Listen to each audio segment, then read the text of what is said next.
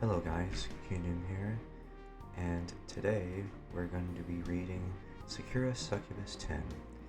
Now, this just came out on Steam just a few days ago, and I asked you lovely people in my community tab if you wanted to see me do commentary of this of this visual novel, and of course most of you said yes, so I will happily oblige. So, without further ado, we're going to start with Sakura Succubus 10. Let's go.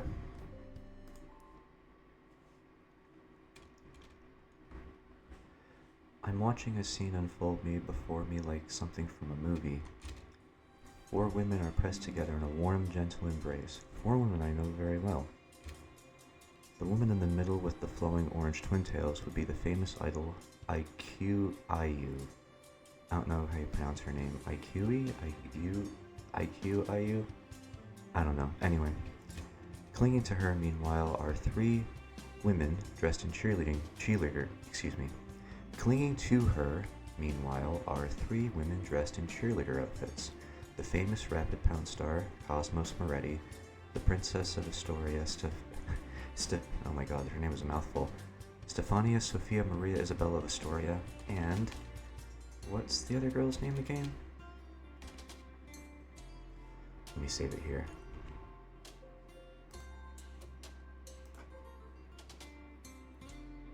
It's Alice, I believe, right? Right, her name is Alice.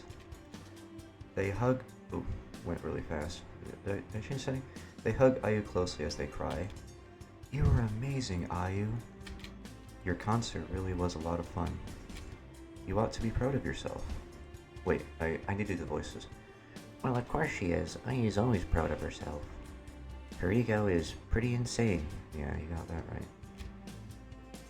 But after all that, she definitely deserves it. Hey, I thought you were meant to be cheering me on, Cosmos. I don't know, I always imagined her with a raspy voice. I am cheering you on. I'll always be your #1 fan. It looks like they're having a lot of fun, even if Ayu is scowling. There's nothing too surprising about that, though. Ayu always scowls no matter what mood she's in. Yeah, it kind of makes me wonder why you want to date her. She's always been bad at expressing how she feels, even when it comes to me, her partner. Yeah, okay. But there's one member of my harem, it's a long story, who's always been pretty good at telling me exactly how she feels. She sidles up to me now, twining her arm through mine. She smiles, her eyes half-lidded, her expression senseless as she says, You know, Hiroki, I'm very happy that Ayu's concert went so well last night, but there's something else I want to discuss with you. There's a door opening in the background. The beloved and widely acclaimed actress of the big screen, Yamamoto Hifumi, nods. She squeezes my arm just a little tighter so I can feel her full bosom. Sorry. My arm then says, ... I am not the shy, retiring wallflower that people think I am. I am a succubus at heart, and I can be rather stubborn myself, which is to say... Hiroki, my dear, would you do me the honor of becoming my lawfully wedded husband? How could I say no to that face? The moment Hifumi says that, my world grinds to a halt. I stare at her wide-eyed, stunned into silence. I don't know what to say. I don't know what to do. My course of action might seem obvious given Hifumi's so attractive, but things aren't that simple. I'd like to accept her proposal, but she isn't the only woman in my life. I love Ayu, Alice, Stefania, and Cosmos just as much as I love Hifumi, and that's before you factor in Marina, Hazel, and Yui into the equation. Then there's also Elizabeth, who isn't really a member of my harem, but she might as well be. I spent enough time with her, I think. And what about Shizuru? Things are getting out of hand. I have attracted way too many women. yeah, that's true, that's true. If the others find out about Hifumi's proposal, they'll be livid, And sure enough... What? You can't marry Hifumi, Hiroki. I know she's very pretty, but what about me? No, what about me?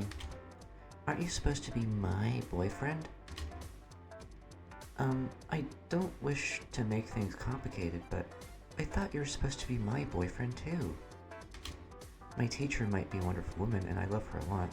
I would like you both to find happiness. But, selfish though this might sound, I don't want to be excluded from your happiness myself. I don't wish... No, wait. What? How can I make her talk? Wait, what if I do Long John Silver for her? I don't think that sounds at all selfish, milady. What you want is very fair. Mr. Ogasawara, you said that you would take good care of milady when you agreed to be your lover. As such, you need to consider her feelings. I don't know, I always imagine her voice being akin to Robert Newton from Long John Silver. Robert Newton. I don't know. What do you guys... Do you guys think that's fitting? Let me know in the comments. I will not let you upset her. Not when she adores you so ardently. How can you even think about accepting this proposal if enough is to make me feel sick? That's right. You've got to think about the rest of us, Hiroki. We're all members of your harem and we all love you. Since Hazel is American, might as well do her voice with like the country accent. American Southern accent. Very stereotypical. It's probably hypocritical for me to say that since I love you and all. But we've got to love each other equally. We got to love one another equally. Indeed we do. Otherwise our relationship will never work. You cannot accept Hifumi's proposal and go behind our backs. It would be unethical. I don't know very much. Since she's like a very timid character, I'm gonna make her sound like Morty from Rick and Morty. I don't know very much about ethics, but I don't want to be left out either. I've not been by your side for as long as some of the others, but you still mean a lot to me, Hiroki. I already kidnapped one girl for your sake, and I did do it again in a heartbeat. I'd do anything to ensure that you keep on loving me. I don't want you to choose Hifumi over me. I concur. Well, I am not one of... Wait, she looks Russian or Ukrainian, so I think I'll do a Russian accent for her. I concur. Well, I am not one of your beloveds. I believe we have quite the connection, Hiroki. I thought that you were a gentleman, a real paragon of virtue, like a knight from the Arthurian legend. But rather than a faithful tradesman who adored his Isolde, I don't know what that word means. It seemed like you are rather more like a philandering Lancelot. Oh, this is really sad. Indeed it is. Where's you supposed to be? Indeed it is. Indeed it is. I feel like she's British for some reason, so I'll do like a sultry British accent. Indeed it is. How can you accept Hifumi's proposal when you have me? I am the one that you first met, Hiroki. I was your girlfriend before you knew these other shameless hussies existed. I won't let you choose them over me. You're my boyfriend. You're my darling. Aren't you supposed to be my knight? I thought you were my #1 fan. I won't give up with out of fight. I'm not gonna let you marry Hifumi and forget about the rest of us. Since I think she's supposed to, Astoria does apparently some, so I'll do German. As much as I respect my teacher, I too would like to be your bride. And I want to see my lady wearing a lovely white gown, while reciting her vows before you. That's her dream, and it's my duty as her head maid to ensure that it comes true. But what about me? And me. Hiroki! Hey, Hiroki. Hiroki, are you listening to me? Hiroki? Mr. Ogasawara. I'm gonna lose track of these accents very soon, trust me. Excuse me, my husband, can you hear me? My husband? My. I hear the sound of soft laughter against my ear, and then the tickle of breath against my skin. There's somebody kneeling beside me, somebody whose voice is light, lilting, and distinctively feminine. I'm still half asleep. I feel so groggy, I'm not sure if this isn't a continuation of a dream, but that voice sounds familiar. Is that... It is. Hifumi? I crack my eyes open, though I'm still so tired I can't do much other than lie there. My vision is all blurry, and it's hard to make out what I'm looking at, but I know that dark hair. I know that demure, elegant kimono, and the luxurious patterns embroidered, That has to be Yamamoto Hifumi. You know what if I do a Japanese accent for Hifumi, since she's, well, wearing a kimono and she looks very Japanese, and this Japanese music is playing in the background. Yamamoto Hifumi. I'm going to offend a lot of my Japanese fans if I have any. If I have any, I'm so sorry. I have to. She looks just like she did in my dream, but I am cognizant enough to know that this is no delusion. This Hifumi kneeling beside me is the real deal. She's a famous actress beloved by thousands, no, hundreds of thousands of all people across Japan, and presumably the world. Yes, that is right. I am glad that you recognize me, my other husband. Even... No, I can't do a Japanese accent. I can try. Yes, that is right. I am glad that you recognize me, my dear husband. No, I'm not gonna do it. I wish I could. I'm sorry, Kairu. It's coming out of my asshole. Okay, yeah, I'm referencing that South Park clip where that Japanese guy does an impression of the scene from Human Centipede. Okay, I'm not doing the Japanese accent. I can't do it. I sound terrible. Or like Chinese, okay, I'm getting off topic. I'm not going to do anything like that for this character. If I could, I would, but I'm not Robin Williams, so I can't do that many impressions. Yes, that's right. I'm glad that you recognize me, my dear husband, even though you're so weary. I feel quite flattered. And she's also in my crummy, tumble-down apartment, kneeling by my bedside. I know it sounds unbelievable, but that really is my reality. I've gotten used to being awoken by beautiful women, so much so it's started to become almost commonplace. I no longer doubt that this is a dream. It's far too probable. Though I know for the majority of people, the idea of Yamamoto Hifumi waking them up in the mornings would be something like from a fantasy. It's the sort of stuff that self-indulgent, self-insert fan fiction is written about. Breaking the third wall. But this really is my reality. Breaking the third wall there, as I just said. I do wonder, though, what is Hifumi doing here? I'm busy trying to figure out things when Hifumi leans in. She presses a palm against my cheek. It feels nice and cool, and brushes a few strands of my flyaway hair to one side.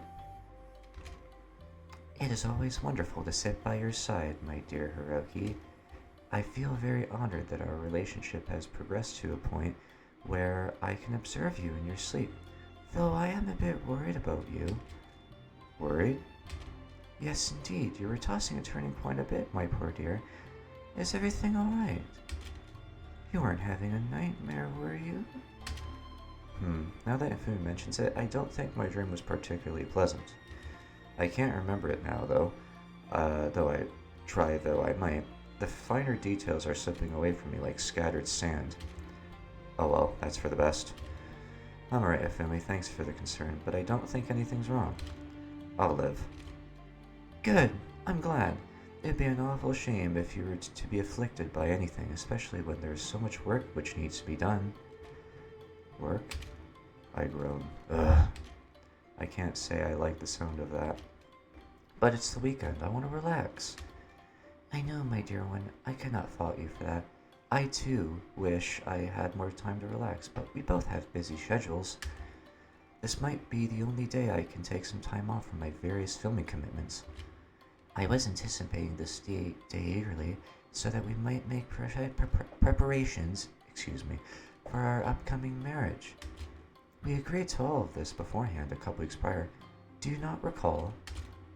I don't know. Hifumi is very sophisticated, so she has a habit of using long words. Typically, I don't mind. I think her speaking habits are pretty charming, but I'm too tired for this morning. Yeah, same here. It's hard to wrap my mind, around what she's talking about. What does she mean, and since when did we decide we were going to get married? Hifumi's... Hold on, just gotta adjust my microphone a bit. There we go. Hifumi's been calling me her husband from day one, but we haven't tied the knot just yet. For those who don't know what tying the knot means, that means getting married. Anyway, the other women in my harem wouldn't like it. I said woman, plural. Well, not plural, single for a second there. Anyway, I don't remember making any progress on this front, but maybe I'm blanking on it because I'm so exhausted? Yeah, probably. I just don't know! Oh dear. That is not the reply I was hoping for.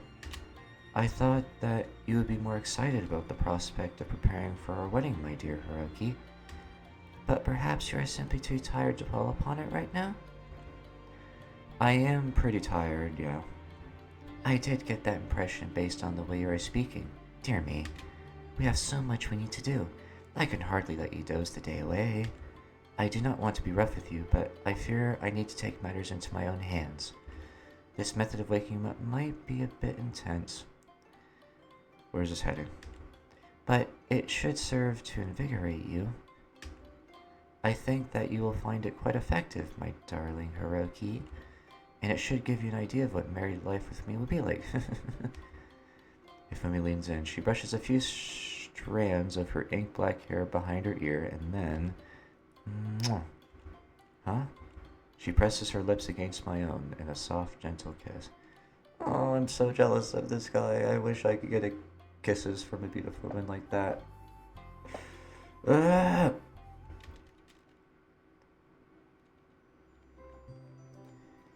Jeez, what a morning.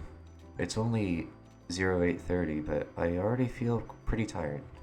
Hifumi's wake-up call might have gotten me out of my futon, but hasn't shaken all the fatigue which clings to me. I think I might be getting a bit burnt out, actually. It's not all that long since I got back from my trip to Astoria. It's been a couple of weeks since Ayu's first concert with Shizuru, and since then I've been rushed off my feet at work. I had to take a few days off of the Astoria trip, which means a whole bunch of work piled up in my absence.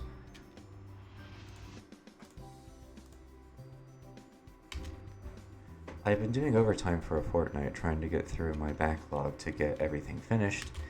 This is starting to seem like a fool's errand, however.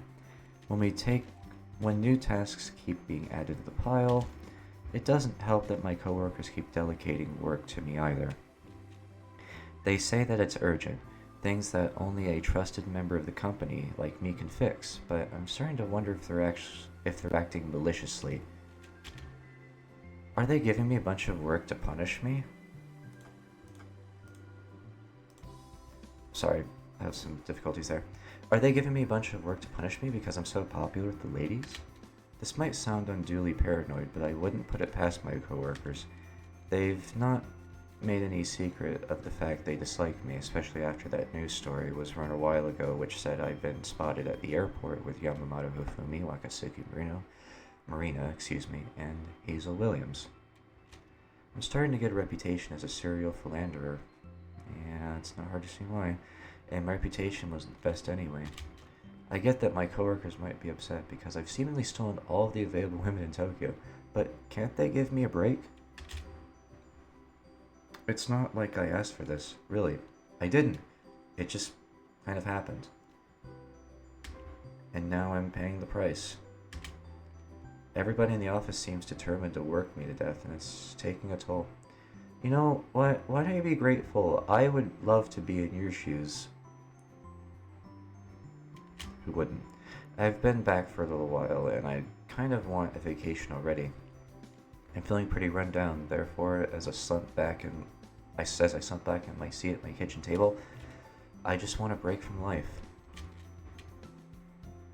Alright, my dear, here you are. I'm sorry to keep you waiting. As your wife, I really should have prepared your breakfast before I roused you, so it would be ready for you upon entering the kitchen. But I was a bit worried that it might go cold whilst I was trying to wake you. I feared that I might get a bit distracted at your bedside, which I suppose is what happened.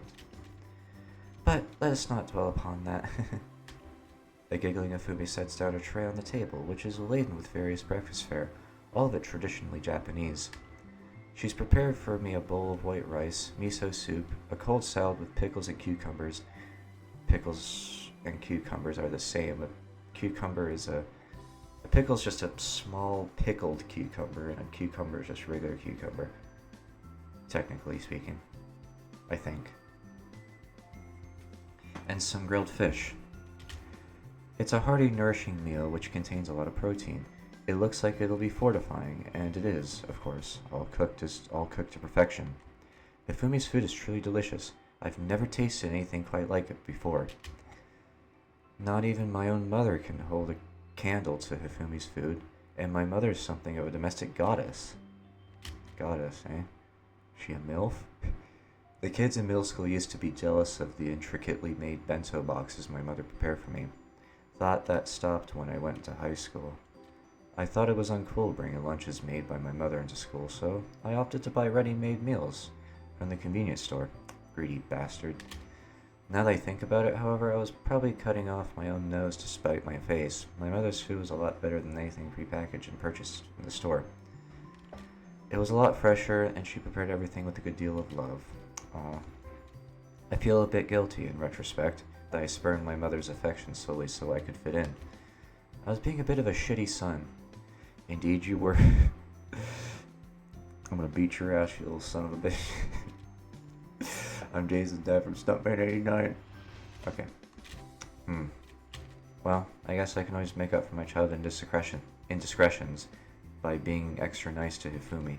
Yeah, you better be, but I'm not gonna call him any more names, I don't want to be a bully. Thanks, Hifumi. I smile at her gratefully after eyeing up the veritable feast she's prepared for me. This all looks delicious and it smells delicious too. Your cooking never disappoints. I'm glad it was all prepared with love after all. I seasoned the miso soup exactly how you like it. I made sure not to use too much salt, and the rice is a little softer than usual because I know you prefer it that way. The salmon, meanwhile, has been glazed in miso paste, and I seared it until the skin is nice and crispy. I hope everything is to your liking. I'm sure it will be. Damn, I'm drooling just thinking about it, like a caveman from a cartoon might salivate over a hunk of meat. I thought it was too tired to care about food when I crawled out of my futon, but I guess not. Hifumi's cooking is guaranteed to stimulate any appetite, no matter how unwilling. She's just that good. I'll just help myself. Thank you for the food, I mean to say, but then I pause. Hifumi might have prepared a feast for me, but something crucial is missing. Hey, Hifumi? Yes, what is it, my darling husband-to-be? I just noticed you didn't include any chopsticks with this. Did you forget? It wouldn't be beyond the realm of possibility. Hifumi isn't exactly scatterbrained, but she has an even busier schedule than I do. What with being a famous actress. I'm sure she has more important things to worry about than feeding me, though she might disagree, but... Oh no, I didn't forget, Hiroki, my dear. I simply did not bring any chopsticks to the table. Not for you, at least. You don't need them. So you expect me to eat with my hands? What do you want me to eat, then, with my hands? That's what I just said. Took the words right out of my mouth. Or, actually, no, I took the words out of his mouth. Is this some sort of sadistic power play? Hifumi isn't going to ask me to eat from a dog bowl, is she? That sounds like the sort of thing Marina might do. She can be kind of scary, as I'm sure Hazel can attest, but it doesn't really suit Hifumi's vibe. I thought she was meant to be gentle, considerate, and compassionate. Where's the unexpected cruelty coming from? I'm wondering this when Hifumi says brightly, No, my silly husband, I simply thought, given you've been working so hard, I would feed you myself. You've been pushing yourself too hard to bother with transporting all of that food to your mouth using your own powers. I wouldn't want you straining yourself.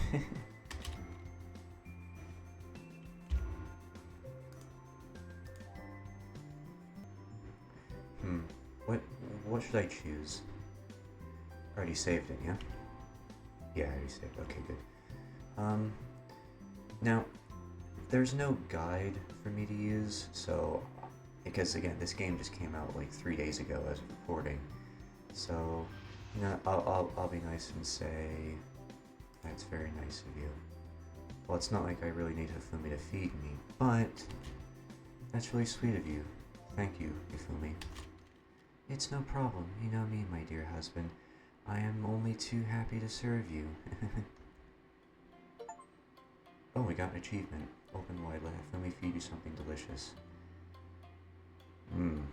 Yeah, she's feeding you something delicious, alright, if you know what I mean. Okay, that sounded great, but I apologize. Moving on. It's with a soft giggle that Hifumi dips her spoon into the miso soup, then proffers it to me. With a smile like a sunshine, her lips curved up delicately, she inclines her head to one side and says, "Here you go, my beloved. Say, so this was her game, was it? I guess cooking for me isn't enough to assuage Hifumi's motherly nature. She also has to ensure that she spoons the food into my mouth as if I'm some sort of baby bird. Oh, I wish I could have a girlfriend like that. That's how I like them. That motherly, gentle personality, you know. It's so endearing. It just makes me blush. I apologize. Moving on. Well, it's not the first time she's done this. Hifumi has always enjoyed doting on people. And that's why we like her, don't we? I'm more than capable of feeding myself, of course, but alright, I don't mind playing along if it'll make you happy. And it might feel nice, too. Good, that's the spirit. I'm glad you're so obedient, my dear husband. That will make our future cohabitation much easier. Now, here. Hifumi slides the spoon into my mouth between my awaiting lips. Then she draws it back, smiling as she does. What do you think, my dear? Is it to your liking? True to Hifumi's words, the miso soup is a little less salty than some of her other efforts. It's not that Hifumi's food is especially salty in general. Her miso soup has always tasted delicious, but I tend to prefer mine on the milder side. I wonder if that's a sign that I'm getting older. I don't have the taste of geriatric, do I? Geriatric.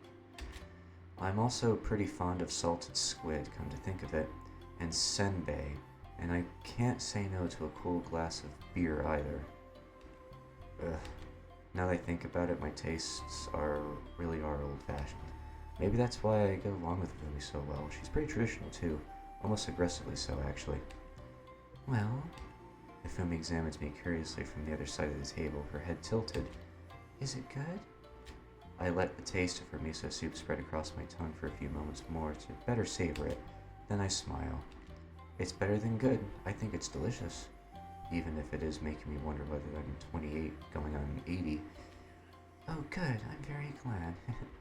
If you don't like the flavor, however, you can always tell me. I have no qualms with tweaking my recipes so that they might better appeal to you. I want to prepare food that you can enjoy without reservations, my dear husband.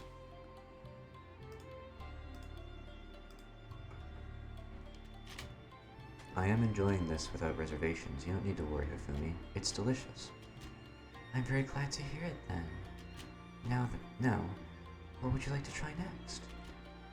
Maybe I'll go with some of that rice. It looks pretty fortifying. Naturally. Your wish is my command, my dear husband.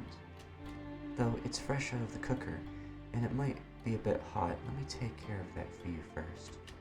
Hifumi dips her spoon into the bowl of rice and scoops up a generous portion of it. She doesn't feed the rice to me immediately, however.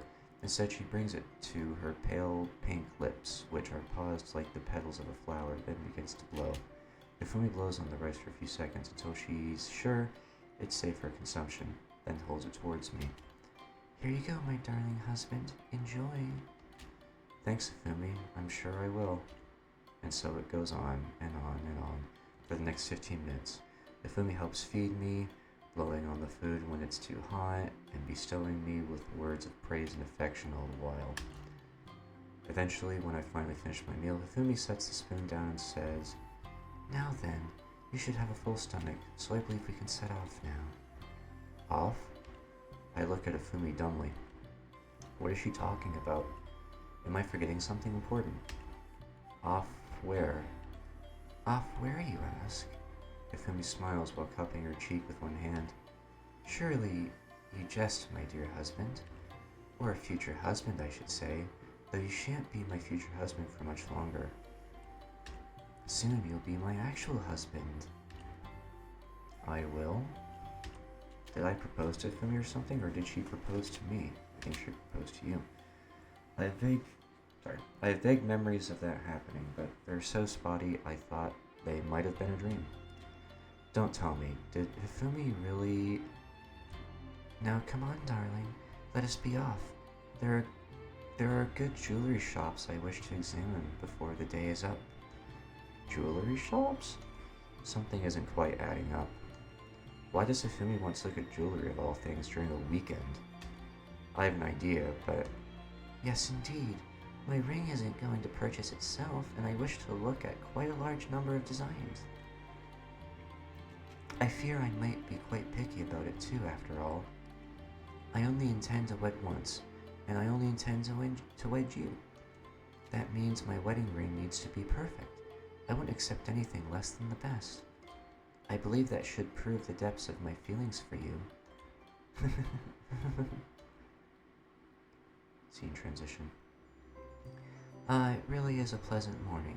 Do you not agree, my dear Hiroki?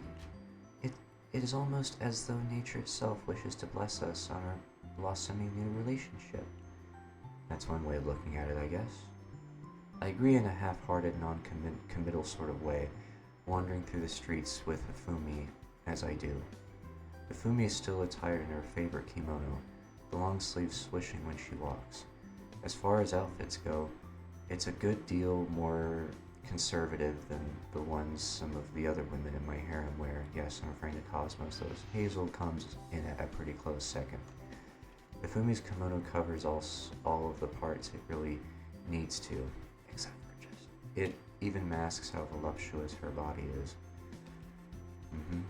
That doesn't stop passers-by from staring at us, however, as we promenade through the Tokyo streets, Hifumi's slender arm linked with mine. Covering though Hifumi's outfit is, it definitely stands out. Her kimono is richly embellished, elaborate to an extent that is apparent. Even at a glance, it must have a cost a pretty penny. She is quite obviously a wealthy woman. Her outfit is detailed enough to draw all sorts of curious glances, and it definitely doesn't hurt that Hifumi's so beautiful, of course. Yes, she's very beautiful. I think she'd draw stares even if she was attired in her casual clothes and she was still wearing her glasses, owing to how peerless her features, how large her eyes, and how smooth her skin is. Hifumi's long dark hair, meanwhile, makes her look like a quintessential Japanese beauty no matter what clothes she might be wearing. Hifumi and I have only been wandering the streets for a little while, but we're getting all sorts of stares. I'll bet the passers-by are looking at the two of us. Me in my plain shirt and denim pants, Hifumi dressed up in her elegant kimono and wondering what the hell we're doing together. We must make for quite the unlikely couple. Well, I mean, you are considered to be an average guy dating a very... You're punching well above your weight, is what I'm trying to say, Hiroki. Hifumi might be style and grace, but I'm not. But I'm the exact opposite. So much so it's enough to make me feel a little out of my element. It doesn't help that people keep staring at us either and glaring at me.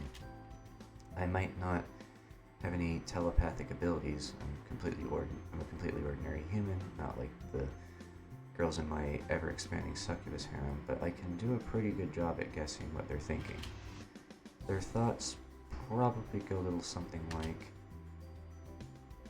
Who in the world is that woman? She's gorgeous. She looks familiar, too. Don't tell me, is that Yamamoto Hifumi? Yamamoto Hifumi, the famous actress? It must be. I would recognize your elegant bearing anywhere. Oh, I love Yamamoto Hifumi. She did a wonderful job in that hospital drama. I prefer her in her movies myself. She makes a wonderful leading lady, especially in period pieces. She's so beautiful. We might both be women, but I really do adore her. I'd give anything for you, Lady Hifumi. Hifumi's a real looker. But who's that sobby-dressed, glasses-wearing guy walking next to her? He looks so average. He's ruining Lady Hifumi's effortless grace. He has no right to stand alongside such a beautiful woman, much less speak to her. This loser needs to be taught a lesson. Let's sick him. Alright, I'm exaggerating. Nobody's actually tried to jump me, but I'm afraid it's only a matter of time. I should be used to being glared at this point, and I am. My coworkers all despise me, but it still gets kind of exhausting. There's no crime against walking down the street with a pretty woman, is there? Why am I being made to feel like a bad guy? It's so unfair. It doesn't really help that Hifumi's arm is linked through my own, too. Our closeness is only attracting even more glares. I wonder what these people will think when we actually start shopping around for a wedding ring. The word already got out a while back that I was in a relationship with Hifumi, but I think the general public would lose their collective minds if they knew we were looking for wedding rings.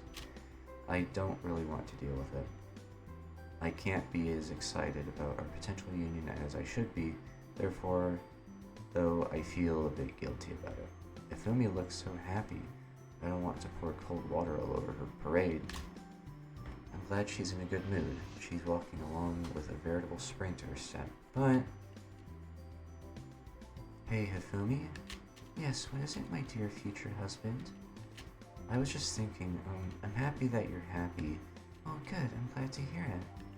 As a future married couple, our happiness should derive from one another. That could only be a positive.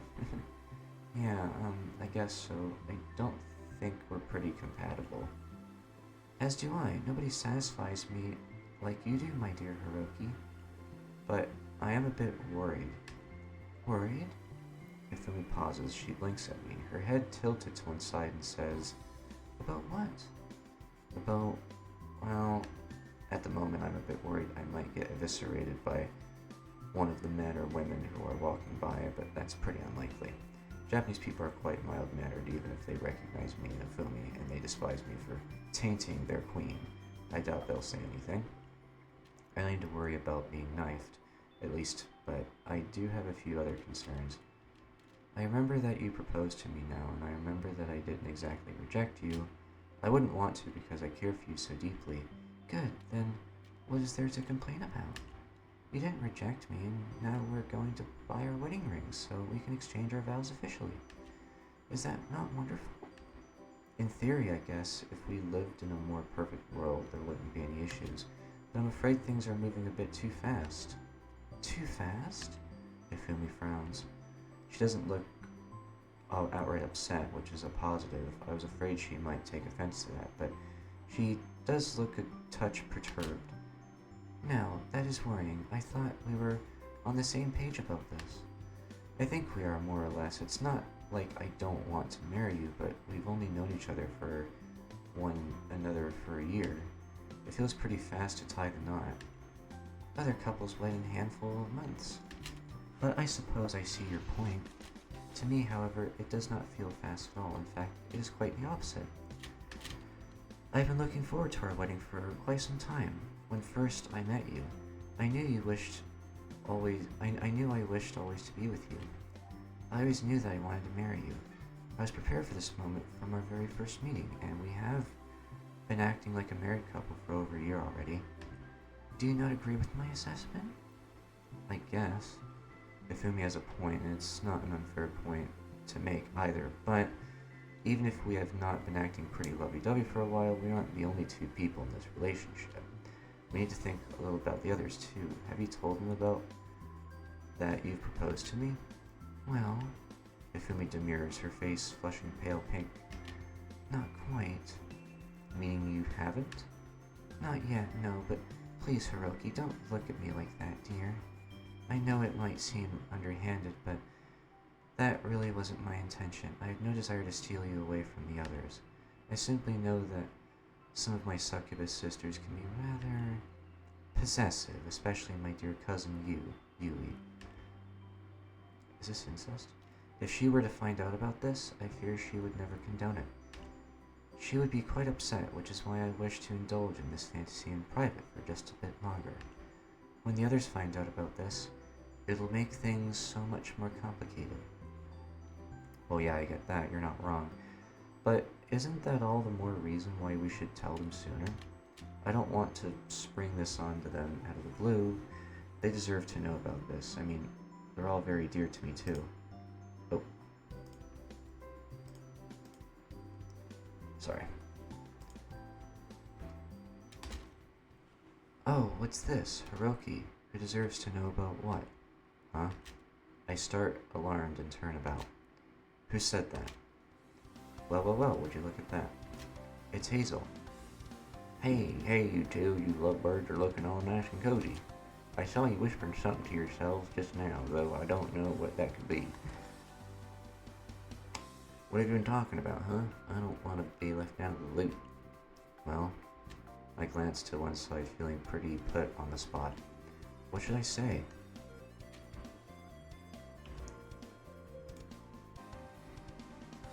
Okay, so what should I saved it, so what if I pick now there's no achievement guide or it doesn't say what route to go down, so I'm just guessing at this point.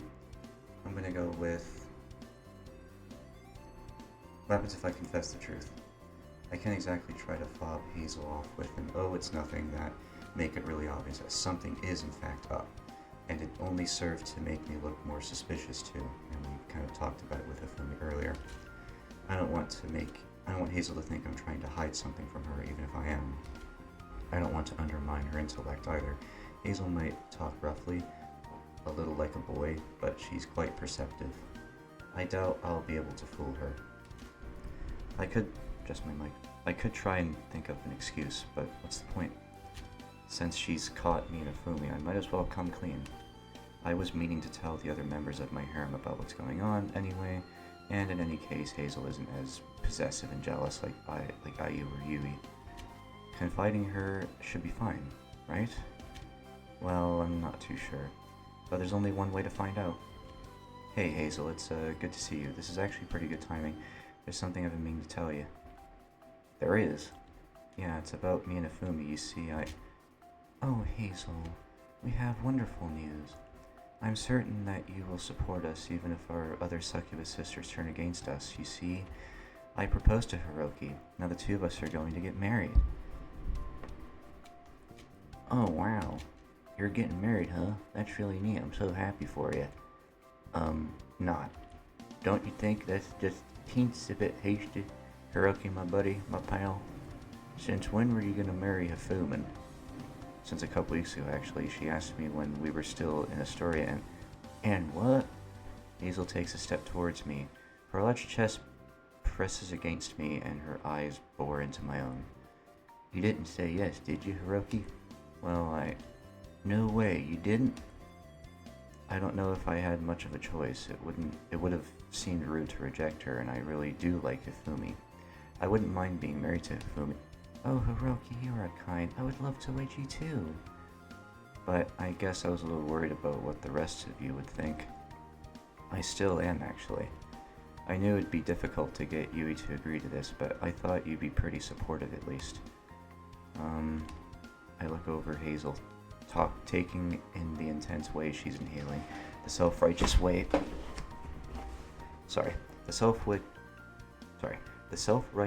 her eyes are narrowed. She's breathing so hard she looks like she's on the verge of some sort of panic attack, and her face is very red. This doesn't look good. Was I mistaken? Of course you're mistaken, Hiro, you dummy, you jerk. Hazel yells loudly, so loudly that several passers-by stop passing by. They pause frozen in their tracks to turn and look at us, confusion written all over their faces. I can even hear a few people whispering curiously amongst themselves. What's going on? They're having a lover's tiff, are they? That's definitely what it looks like. Hey, don't you think that woman looks a little bit like that tennis star? What, Hazel? Williams, was it? Yeah, that's right. She's her spitting image. Goodness, fancy seeing a sporting star here, of all places. She can't really be Hazel, though, can she? Seems unlikely. You say that, but that other woman, she looks so much like Yamamoto Hifumi. Geez, and now we're attracting even more attention.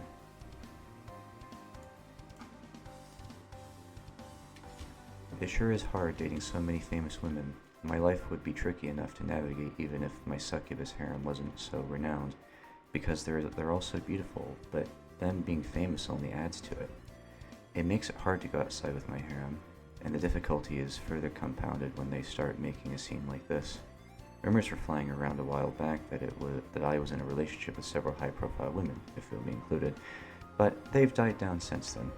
It seems likely these rumors are going to start back up all over again now, though. Thanks, Hazel. Thanks a lot. I really can't believe you, Hiroki. How could you think that I'm alright with this? You're a nice guy and all, but you can be so thoughtless sometimes. Right. Hazel does have a point, I know she does, which is why I can't refute her. It was wrong of me to agree with Hifumi's proposition without telling the rest of my harem. Hazel might act mellow, but I know she has fond feelings for me just like all the others. She's even told me that she loves me before. Of course she'd be upset. I wouldn't be surprised if she's jealous.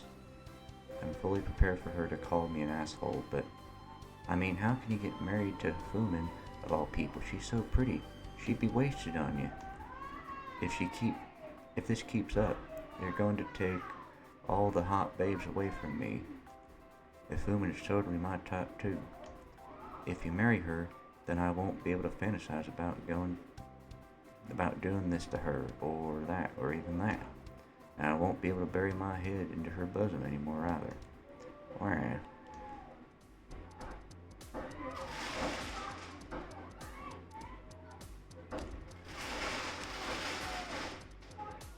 Hazel dives forwards, then wraps her arms around Hifumi's slender waist.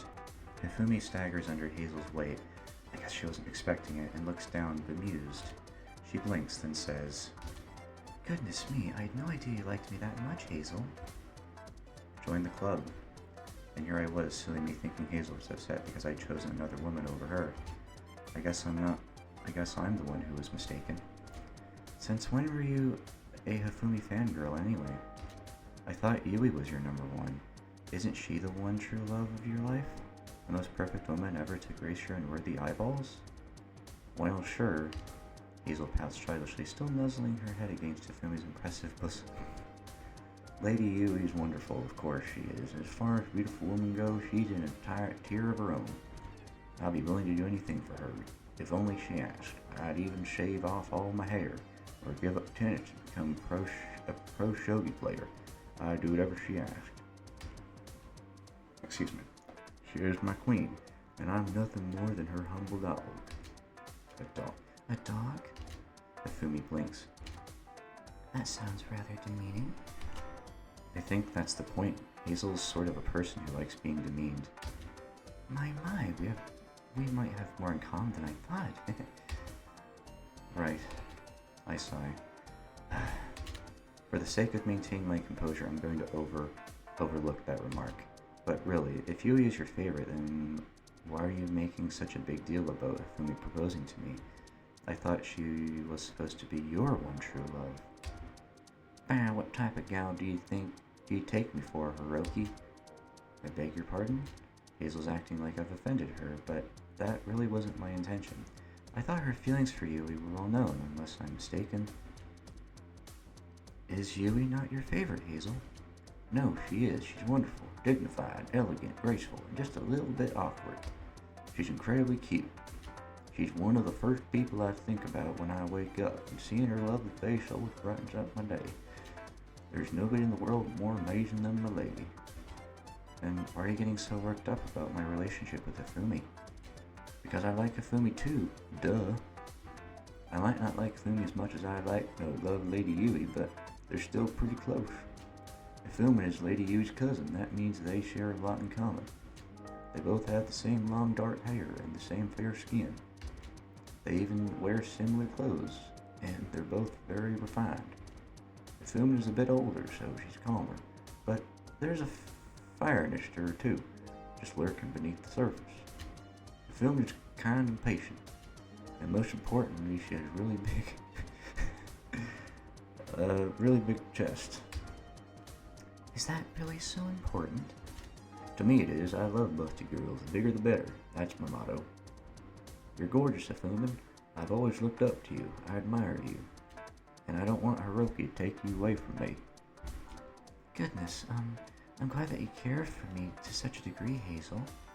Your attention is quite flattering, but surely it is too late to worry about Hiroki taking me away from you, with air quotes. I have been in a relationship with him for quite some time, after all. I made his acquaintance before you did, even. Well, I know that. I'm not a complete dummy. I'm aware that you like Hiroki, and that's fine. I like Hiroki a lot, too. I think it's nice that we're both in this big open relationship, and we're all happy with one another. I really don't mind our current setup, but you're really trying to mess up the giant loving we've got going on. There's a difference between dating somebody and marrying them. The moment Hiroki puts a ring on your finger, that'll be it. It'll change your relationship with Hiroki, and it'll change your relationship with the rest of us too. It'll make everything all unbalanced. Can you see how unfair that is, Hifumi? It's not right that Hiroki should give some, like this accent, I can't take myself seriously, give you special treatment, even if you really are pretty. And especially not right that he wants to take you away from the rest of us, aka me. You're so pretty, I want to keep fantasizing about you without feeling like a homewrecker. So I think it's the only right way that the two of you postpone this. You're being way too hasty. This really is an important life decision, you hear? It's not something that should be taken lightly. And if you want to get married, you can't do it behind our backs. You need to talk to all of us, me, Lady U, and Ayu, Marina, and all the others. It'd be wrong not to. You're both being jerks. Oh, who's being a jerk? What is with this infernal racket? And I hear somebody mention my name? Huh? Oh my. Hazel and Hifumi turn their heads in near perfect unison, Hazel relinquishing her grip from Hifumi's middle as she does. I turn too, perplexed, searching for our interloper. Oh, good morning, Marina. It is rather good to see you. And you too, Cosmos. It's rare to see both of you together. I guess it is. Meowdy, everybody. I hope you're doing well. Oh, Cosmos and Marina, huh? Hazel grins. That's a pretty unusual combination. I was just thinking the same thing myself. I don't know if I've ever seen you together before. Hazel and Hifumi are both raising a good point. It is pretty weird to see Marina and Cosmos together like this. Two members of my OG harem, Akatsuki, Marina, and Cosmos Peretti, are standing only a few paces away. Marina's wearing her business attire, which is commonplace for her, even though it's a weekend. Maybe she had some meeting to attend to, which simply couldn't wait. Cosmos, meanwhile, looks like she always does, which is to say her outfit's pretty revealing. Atop her ombre head, meanwhile, there's a pair of cat ears, which are attached, of course, to a headband. You know, for whatever reason, I thought those were real. I thought that was genuinely her character design, like she's supposed to be some cat girl, but she's missing a tail, which would just add more detail. But anyway, I'm getting aside myself. Cosmos' appearance might be unusual, but she's not really a cat girl. Everybody knows that those don't exist. The idea is simply ludicrous. In any case, what are you two doing together? Is something going on? Curious, are you? Wait, curious, are you? I appreciate the interest, though it's nothing particularly special. I was actually working with Cosmos to promote a new brand of clothing I would like to launch within the next couple of months. Marina, as it happens, is the CEO of a big fashion company. She just isn't wearing that suit for show. I know she's busy in board meetings around the clock discussing the future of her company. Most of the clothes Marina's company makes are on the higher end. They aren't the sort of clothes that your average person could buy in a shopping mall. And shopping malls are dead. And they aren't carried in the majority of stores. They're clothes for the wealthy elites. Her brand is designer, but maybe she's planning to change that? If she wants Cosmos to be the poster girl of her new brand, I figure she's branching into more affordable fashion. I mean, no shade to Cosmos, but she doesn't exactly scream high fashion. She never wears any fancy evening dresses, and most of her clothes are revealing. Oh? Hazel's eyes widen, and then she grins. You say that's not particularly special, but it sounds really neat to me. What will your new line be like? I was a little curious about that too. Are you going to get into more casual clothes? That was the general idea, yes. You really are astute, Hiroki. I knew there was a reason why I liked you so much. Why is she so far to the left of the screen like that? I don't know if that's a glitch, or they made to fix that, or if that's intentional. I have no idea. But then again, there's so many characters in one scene, so maybe that's why. Thanks, you're giving me too much credit though. It's just common sense. And even if I'm not a part of the fashion industry per se, I am a photographer. I've taken snaps of models in the past for fashion magazines, so I know certain brands are associated with certain styles. Indeed, you're right. Making hand-sewn luxury clothes is well and good, but I've wanted to expand my business lately. I've seen a lot of successful shops which make relatively cheap clothes with cute, colorful designs that appeal to the masses, and I thought it would be good to capitalize on that. I'd like to give people more options where I can, and of course, it wouldn't hurt to corner a new area of the market. I think there could be a real demand for more graphic shirts, shorts, and pleated skirts. They might seem plentiful, but there's room enough for innovation, and if we make the materials cheap, we should be able to keep the cost down. That was my general idea, at least. And you asked Cosmos to help promote it because she's popular? Is that right? Naturally, she has a huge following on Rapid Pound, and a lot of people comment on the clothes she wears. Or doesn't wear, as it were. She's becoming something of a style influencer, though I'm unsure whether she did it deliberately. Knowing Cosmos? Okay. Knowing Cosmos' spacey nature, it could very well have been a fluke. But I thought her image would mesh well with the new line of clothes I wish to launch. She's a cheerful, easygoing sort of girl, which is exactly the image I wish to present to my consumers. You're being too nice, Marina. There isn't anything all that special about little old me. But I'm very happy that you want me to help. I feel very blessed. If anything, I am the one who feels blessed. Your cooperation is very much appreciated, especially given how many followers you have. With your reach, I should be able to tap into a brand new market which should have taken no interest in my typical line of clothes. I'm running out of breath. It should be very beneficial for me. And me too. I mean, I get to dress up in a bunch of cute outfits, and you're paying me a bunch for the privilege too. It's a win-win. I'm so glad we're able to talk about things, Marina. It's almost like we're besties. In fact, that gives me an idea. When I got an achievement for that. A grinning Cosmos wins an arm around Marina's waist, then pulls out her phone from the pocket of her shorts. There's pockets in there? Holding her phone up in the air, she directs it to both herself and Marina as she says, Come on, Marina, say cheese. Or since I'm part Italian, maybe you should say mozzarella. I don't really mind what you want to say, but I'd like to see you smile. We need to let everybody know how close we are. What? What? Oh. Marina blinks. She looks a little taken aback, which is a rarity for her. Marina's usually so cool and collected. It's very rare to see her blush or to break character. Yeah, she's more of like the seductive kind of character. It's kind of weird to see her looking kind of submissive. What are you doing, Cosmos? I'm gonna take a photo of us together. I'll take a whole bunch, and I can even upload the best of them to my Rapid Pound account. I think it'll be a blast. We'll let everybody know that we're friends, and it should generate a bit of buzz on social media. It'll be a good way to promote your new fashion line. And you're so cute, Marina, it'd be a shame not to get a few selfies of you. Well, thank you, I think. It is rare that anybody calls me cute, typically. People tell me that I am competent or level-headed, compliments which are very much appreciated, but they are quite different from being told that I'm cute.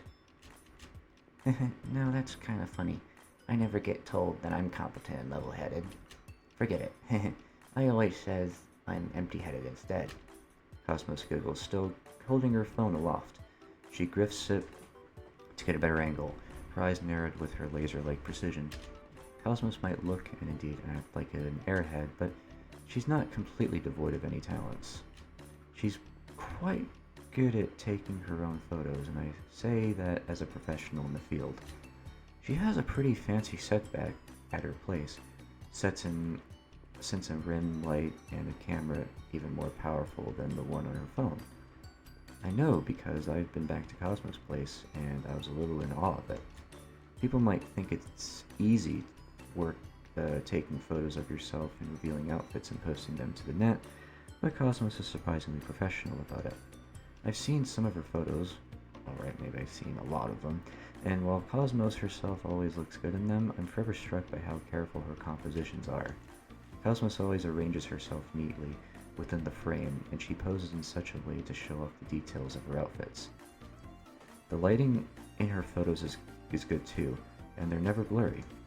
She's a real artiste. I think she could even give me a run-in for my money. Maybe Cosmos asked to take some snaps with Marina on the spur of the moment, but she's taking this seriously. I can see in the way she narrows her eyes, the way she repositions herself to seek out the best angles.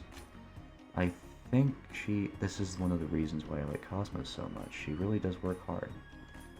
Maybe that's why I say, with a small smile, you know, you shouldn't let the mean things IU says get to you too much. I don't think you're incompetent, Cosmos. You're actually quite smart in your own way. I agree. I'm terrible with technology, much to my chagrin. It's a weird word. I barely use my phone, and social media is so complicated it makes my head spin. I have a social media manager who handles all that for me, and even then, I find it intimidating. It's quite impressive how you're able to manage your own accounts and how you've managed to become so well known. That's right, you have way more followers than I do, and I keep on going. You're a real genius when it comes to self-promotion. Which is why I asked Cosmos if she would partner with me for my new clothing line. She might act the fool, but there is a degree of intelligence rattling around inside her head. Intelligence, I mean, to utilize for myself. Narcissist. Utilize, huh? That sounds kind of mercenary. I am afraid I must be mercenary. I am a businesswoman. Nothing would get done at all if I was not prepared to be cutthroat. Well, I guess that's true. I like how driven you are, Marina. But that's why I'm determined to make your new clothing line a success. Let's take a bunch of cute photos that will get the internet talking.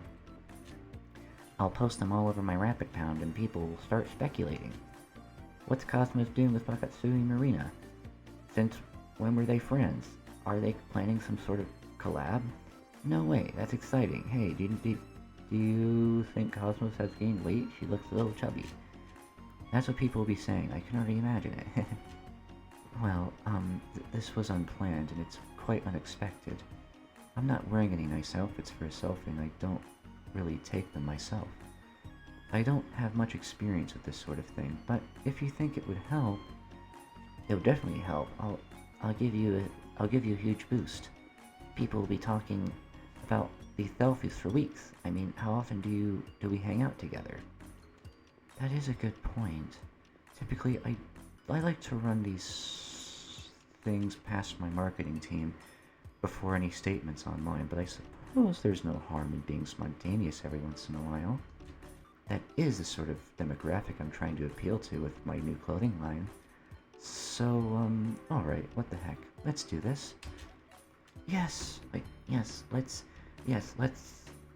I'm so glad you agree with me, Marina. Now look up this way, then that, and then... Yes, just like that. That expression's perfect. You're so cute, and all my fans are going to go nuts over this.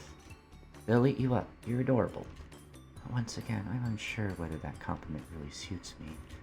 But thank you. I'm glad that you think so. It's weird seeing Marina acting kind of submissive, which she's usually more like the dominatrix type.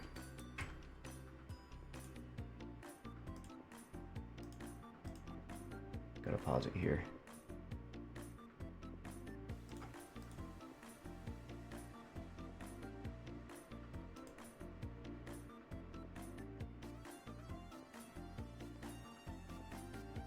Okay, sorry about that. Oh, of course. Oh, of course, I think so. I think we look pretty nice together as it happens. You're wearing a business suit, and I'm in my casual clothes. There's some real contrast there. But that'll only serve to give these photos even when visual interest.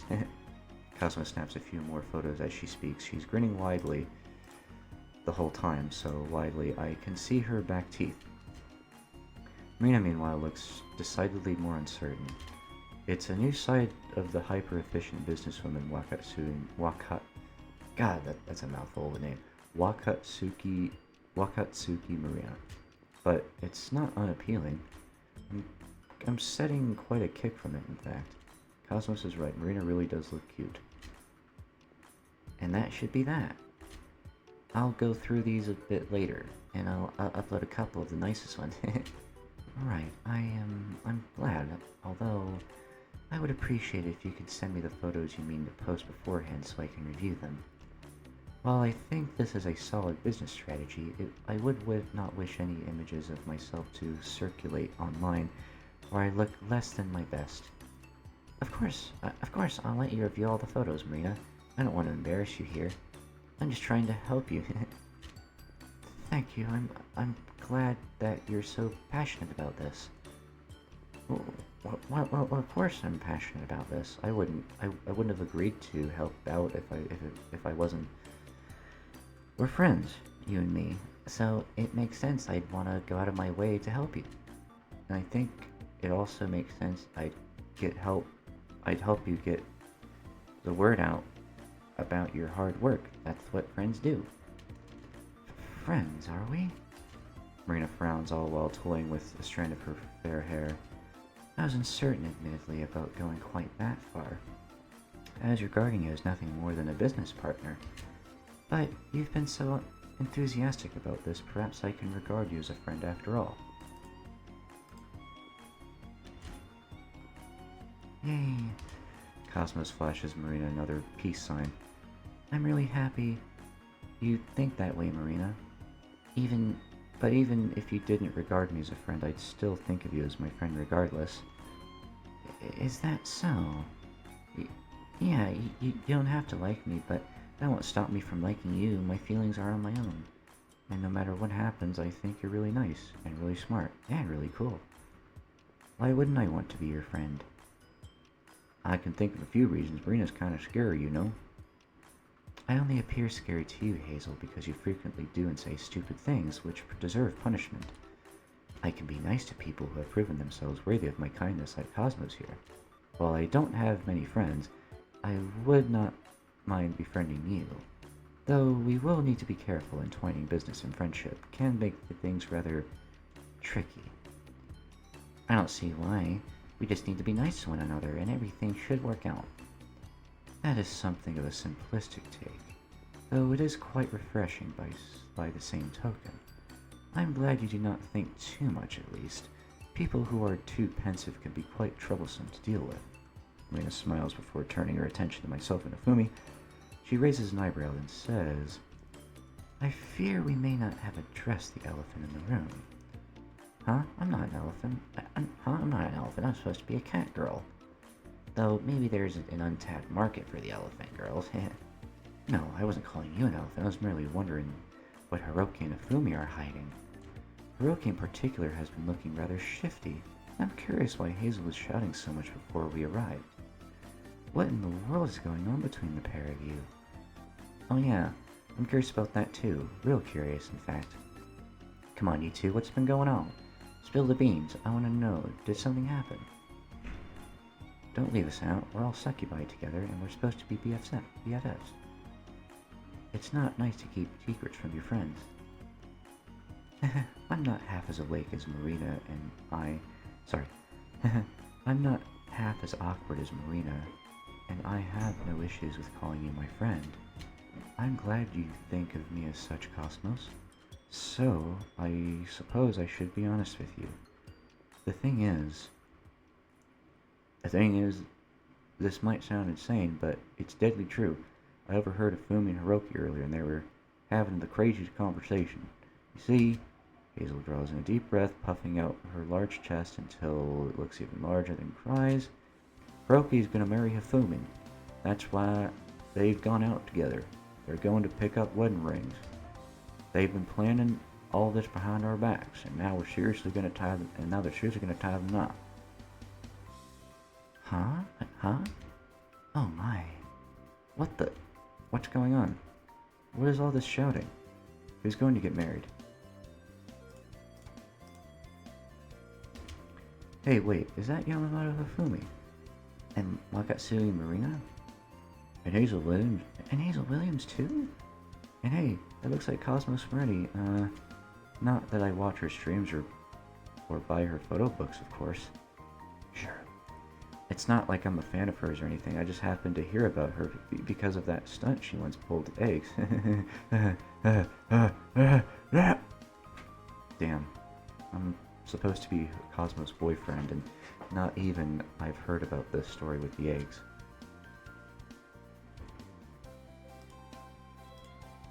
Okay, so I saved it here. I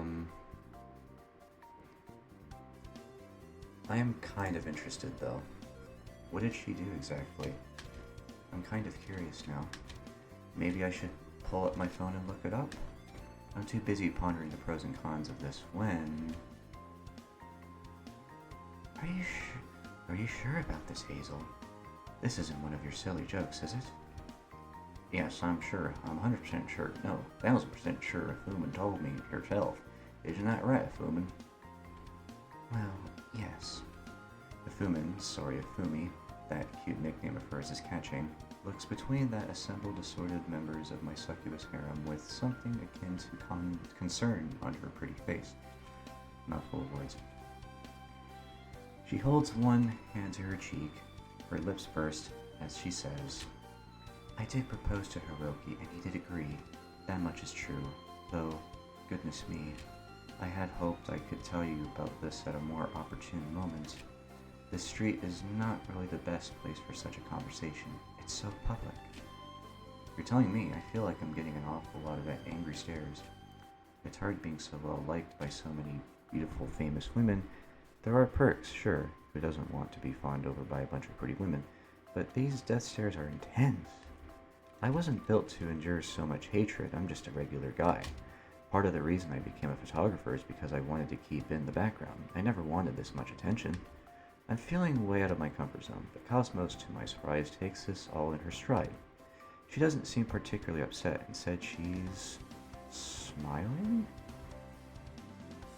Wow, that's really amazing, you two. Congratulations. I wish you'd told me this beforehand. I'm supposed to be your girlfriend, Hiroki, but I guess it's better late than never. I'm glad I found out about it in advance, so that I can figure out what to wear for your wedding. It'll be a huge, important occasion. It has to be since Hifumi is so famous, so I'll dress up super nice. I'm a bit jealous, but I won't let that come between the two of you. Hifumi is the oldest of us, so it makes sense she'd want to get married while she's still fresh-faced. Oh. Cosmos pulls her phone out of her pocket, her tongue poking out of the corner of her mouth. But this is no good. What's no good? I have a sinking feeling about this. I know about your engagement, so do Hazel and Marina, but I is still in the dark. She loves you a lot, Hiroki, so I'm sure she'll want to know everything about your personal life. Leaving her out wouldn't be fair. She was the first succubus you ever met, apart from Lady Yu, I guess. Now, how should I word this? She'll go crazy when she hears. I just know it. Oh, I'm sure she will. I don't have any doubts about that, but I do have a horrible sinking feeling in the pit of my stomach. It feels heavy, like I just swallowed a rock that Sisyphus was cursed to roll eternally up that hill. I'm glad that Cosmos is taking this in her stride. She's just that sort of gal, I guess, but I dread to think what IU will say about all this. In fact, I'm pretty sure I already know what she'll say about this. It'll go something like...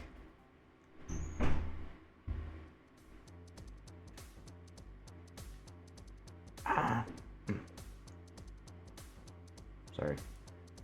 You're getting married to that saggy old witch Hifumi before me? What is wrong with you, Hiroki? I thought you had taste.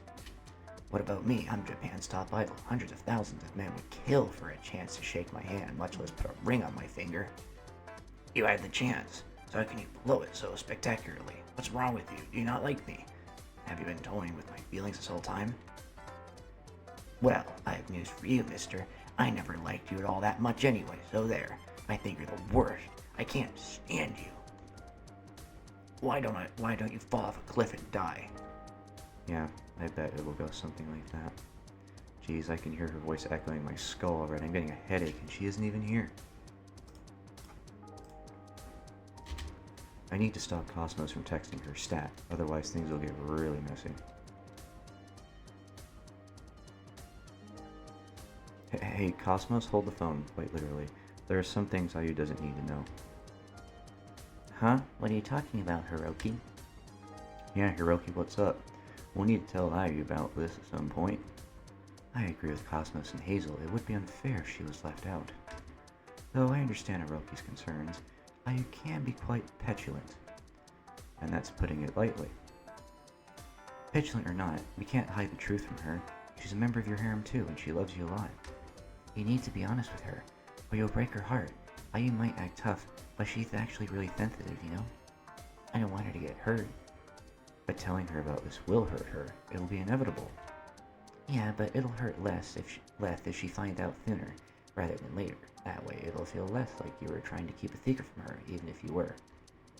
Cosmos pouts. I love you a lot, Hiroki. You are my best boyfriend I ever had.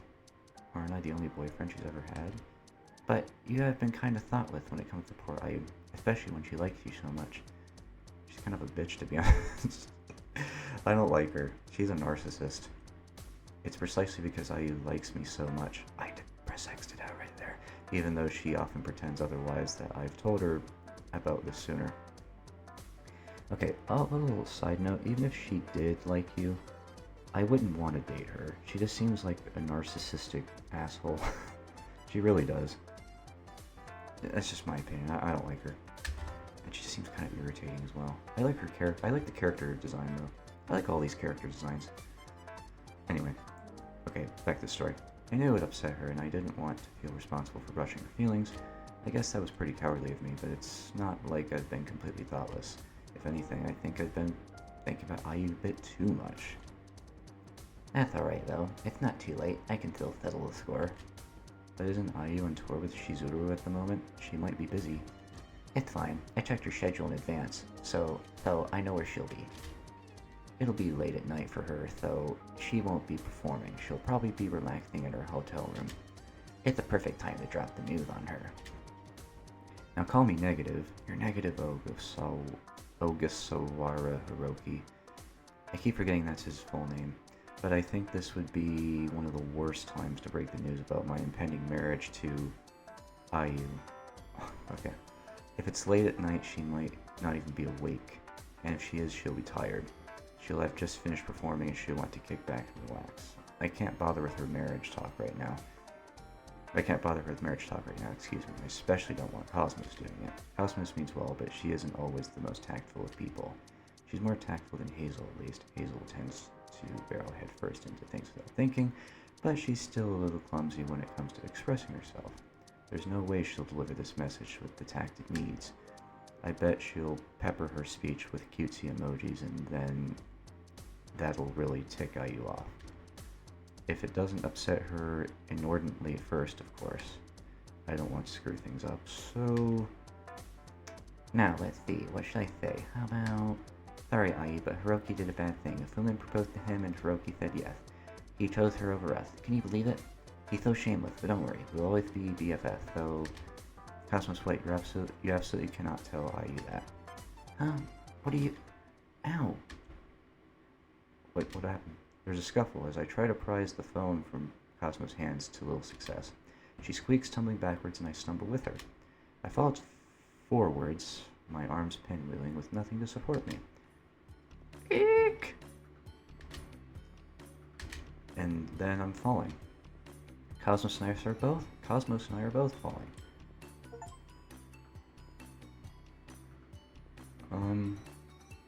Wait, what? This doesn't look like a falling gesture. This looks like this looks like a provocative shot, like a booty selfie. Belfie. She hits the ground with a dull thud, and I make contact not long after her, wincing as I do. Cosmos' phone, meanwhile, goes scattering out of her hand and lands by Hifumi's foot. My. Hifumi frowns and bends to retrieve Cosmos' phone. She brushes it off and says, That looked like quite the nasty fall, Cosmos, Hiroki. Are you two alright? I lie there dazed, the whole world spinning. I think I hit my head, but it doesn't hurt too much. Against the concrete? Mostly I just feel stunned. I think Cosmos fell at a more awkward angle. Her legs are splayed and she's wincing, rubbing her rear with one hand. I'm alright, I think. But my butt really hurt. I think I cracked it open. It doesn't look cracked open. I like how there's little lightning bolts and stars coming out of it, like she just like boink on her head or something. Like something out of a cartoon. Oh wait, I forgot. This is a cartoon. Huh? Ain't your butt supposed to have a crack in it? Oh yes, you raise a good point. That's hardly a ladylike thing to discuss. That's because it ain't ladylike. I've never tried to pretend I am. I'm just Hazel Williams. Oh, I guess that really is Hazel Williams. There's just no way. Then are there other ghost celebrities too? But what about that man? Why are they all arguing? What's going on? I wish I knew. But if that is Hazel Williams, then I've got to snap her a photo. Me too. My friends will never believe I've seen so many celebrities in one day. Cosmos, my beloved, are you alright? The crowd is going wild. They're making so much noise they might as well be in the stands of one of Hazel's tennis matches. The situation is rapidly getting out of control. In the compromising position Cosmos is slumped in. Doesn't really help. I don't want people snapping pictures of that. Dear me. Hifumi seems to share my opinion because she prioritizes Cosmos. She walks over to her and bending says, Do you need any help, dear? Can you stand? I think though, my legs feel a little funny though. And your butt, how is that? I'm not sure, it feels numb. Meh.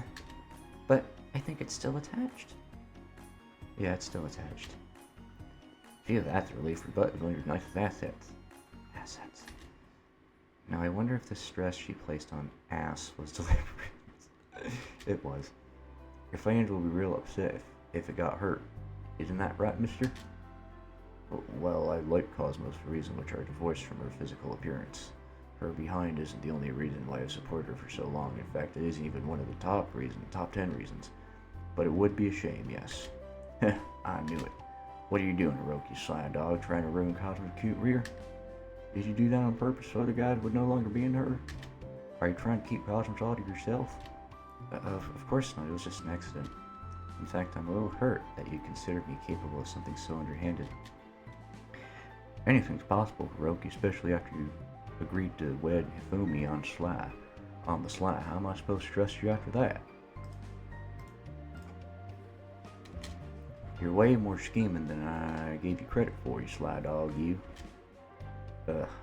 I sigh, but I don't say anything in return. I'm not sure what I could say, really.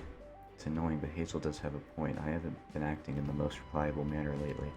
I guess it's no surprise she'd suspect the worst of me, though it does sting.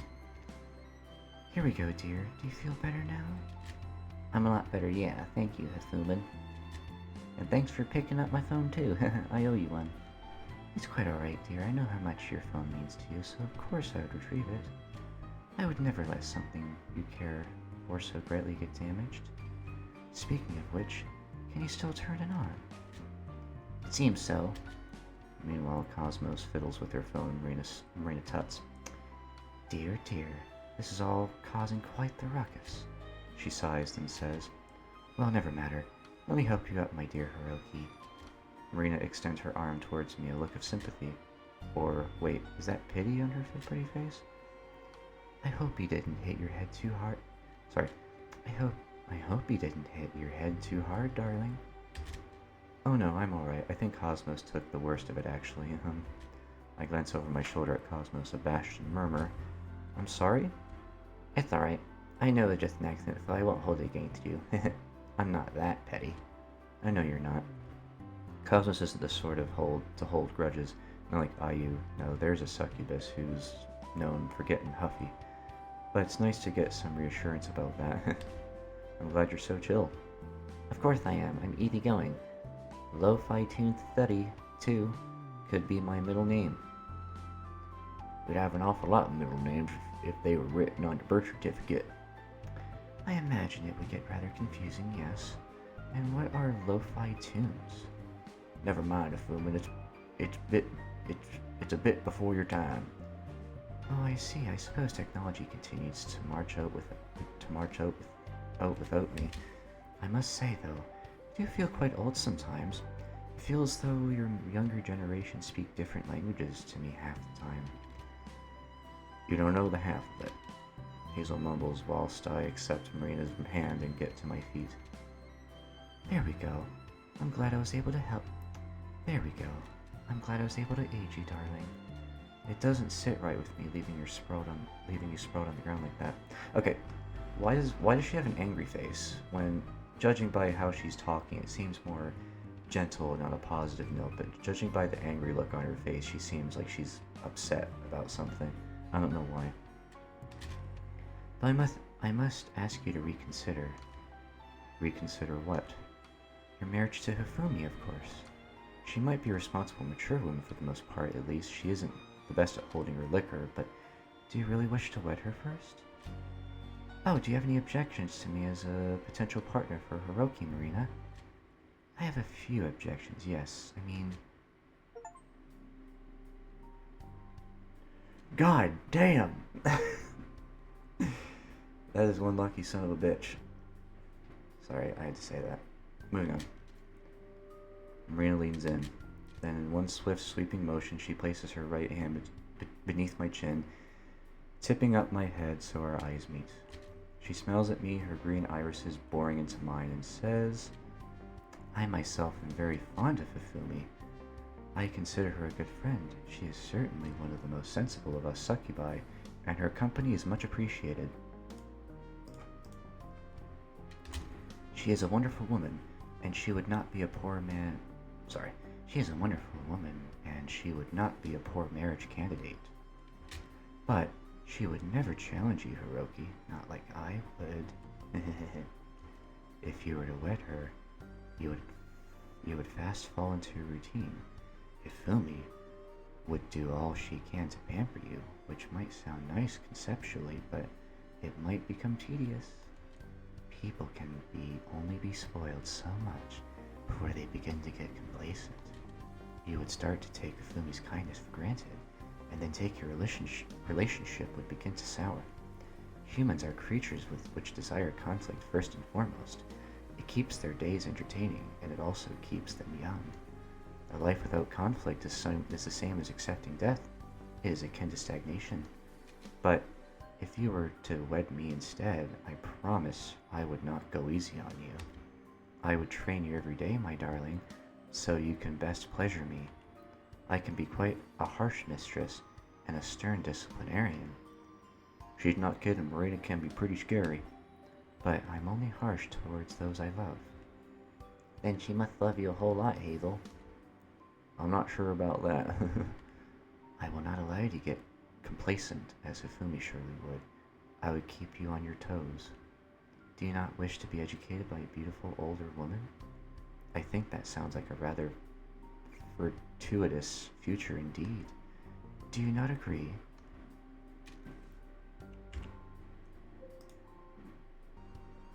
Now. Okay. Now, Again, there isn't exactly a route to this. I'm just guessing because it doesn't really give you a distinct route. So what if I go with... What if I pick the first option? That might not be such a bad idea, actually. I don't think I'd mind being educated by Marina. She really is gorgeous, and I don't stand by my earlier assessment of her. Her thighs are so thick, I'd love to be squeezed by them. I can feel myself falling for her spell when... Hey, I object to everything you just said, Marina. Oh? Marina glances at Hifumi, though she doesn't relinquish her grip on my chin. If anything, I think she's holding me with even more strength than before. Marina's nails are long and they've been neatly manicured. They're scraping against my chin and it's not exactly comfortable. Ow. What objections do you have, pray tell? Well, yeah, I'm kind of curious about that too. What part about Marina said was a lie? I know you, Hifuman, and you really are too nice for your own good. I refute that on a fundamental level. I do not think it is possible to be too nice to another person, especially if you love them. I would argue that the world needs more nice people, not less. Well, I agree with that. I wish people would be nicer too. That's why I stream so much. It's so I can cheer people up who've been having a rough time. And that's why you're the best, Cosmos. I love you. I love you too. Thank you for your support. Now I wonder, is that man going to become a recurring ensemble character? He's had way too many lines of dialogue for him to be a throwaway cast member at this point. But the dude doesn't even have a name. He can't be at all relevant. And I would not spoil Hiroki to the point of indolence. While I might enjoy taking care of people whom I adore, I take great care not to pamper people too much. It would not do if I assumed all of Hiroki's day-to-day chores for him. Then he would become completely dependent upon me.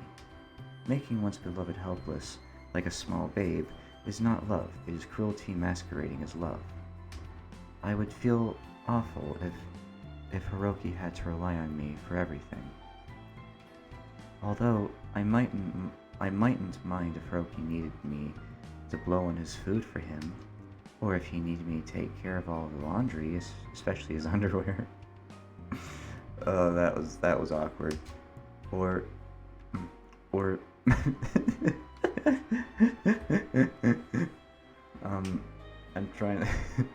I'm seriously trying not to laugh at this line. It's hard for me not to laugh.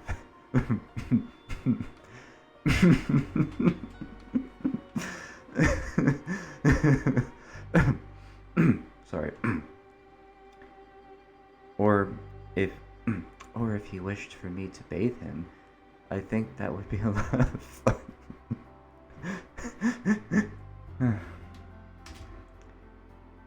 And of course, I would have no issues with giving him a helping hand from time to time too. As his wife, that would be my most important duty by far.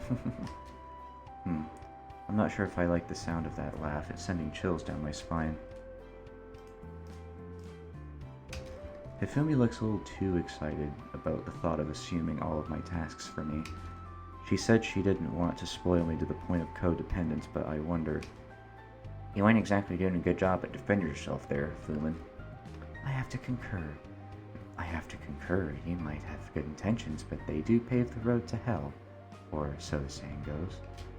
What? I would never send Hiroki to hell. I love him. I know that you do.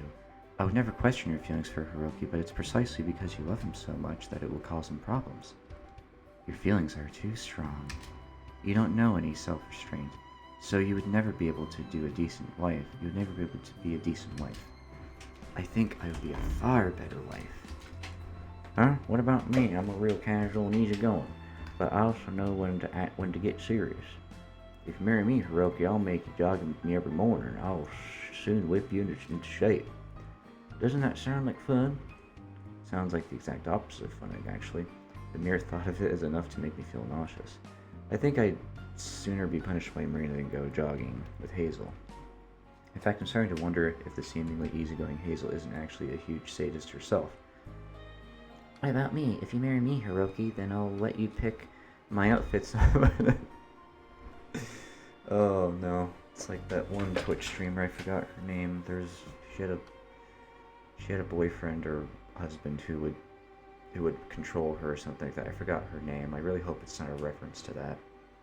Anyway. What about me? If you marry me, Hiroki, then I'll let you pick out my outfits on my streams and in my photo shoots. And you can take a bunch of pictures of me too from all sorts of angles. We can go on cute dates together, and we can go to the theme park again, and we'll have a real blast. Every day will be an adventure. It'll be an adventure with me too. And me. I don't want to send my dear husband on an adventure. I just wish for the two of us to be happy together in marital bliss. He'd be happier with me. No, me. Me. Me. Me. Hey, what in the world is the meaning of this? All of a sudden, a loud yell splits the air, interrupting my harem of bickering succubi. We all jumped and glanced about. I turned my head, seeking out the source of the voice. Sounds pretty familiar. When? Oh, Lady you. To what do we owe the pleasure? The queen of the succubus realm herself and my high school sweetheart, it's a long story, you marches forwards. A ring of curious onlookers has formed around us, like a moat around a European-style castle, but they move to one side when Yui stalks forwards. Her presence is just that commanding, and it's obvious just to look at her that she'd be in a bad mood. She's in such a pike, I don't know how you pronounce that word, of self-righteous indignation. She's positively bristling like a cat whose hackles are up, meaning the back hair is sticking up. I wonder where Yui came from, though.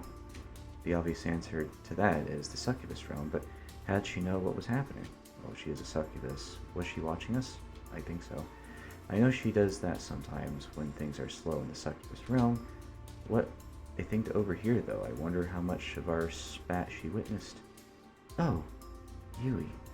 Marina looks at you disappointedly. The pair have never gotten along. Her brow furrowed. Why are you here? Well, I feel like I could ask you the same question, Marina, and you, Hifumi, and the rest of you. Why are you mobbing poor Hiroki in public?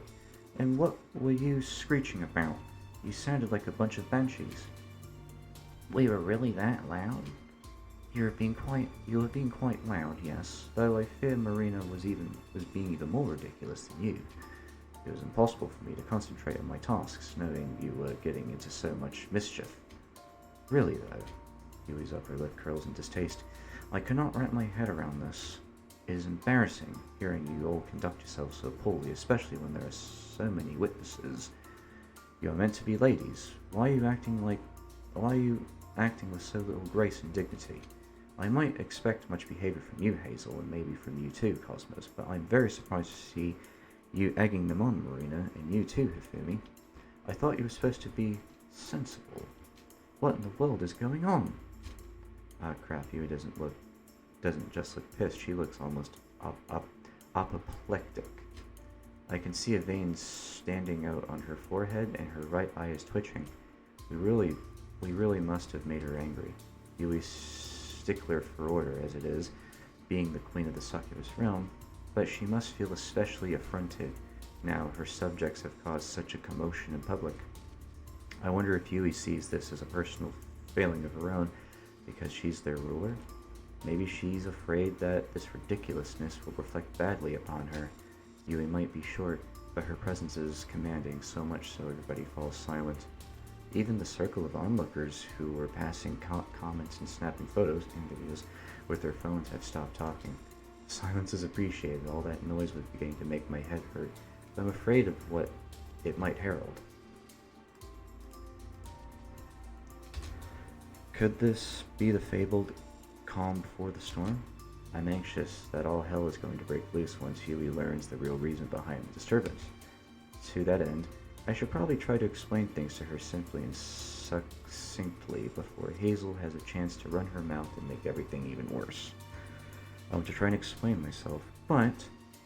Oh, I can explain things for you, Lady You. I can keep things nice and simple to you. You see... No, Hazel, don't just come out and say it. That's right, perhaps you should let Hiroki manage this.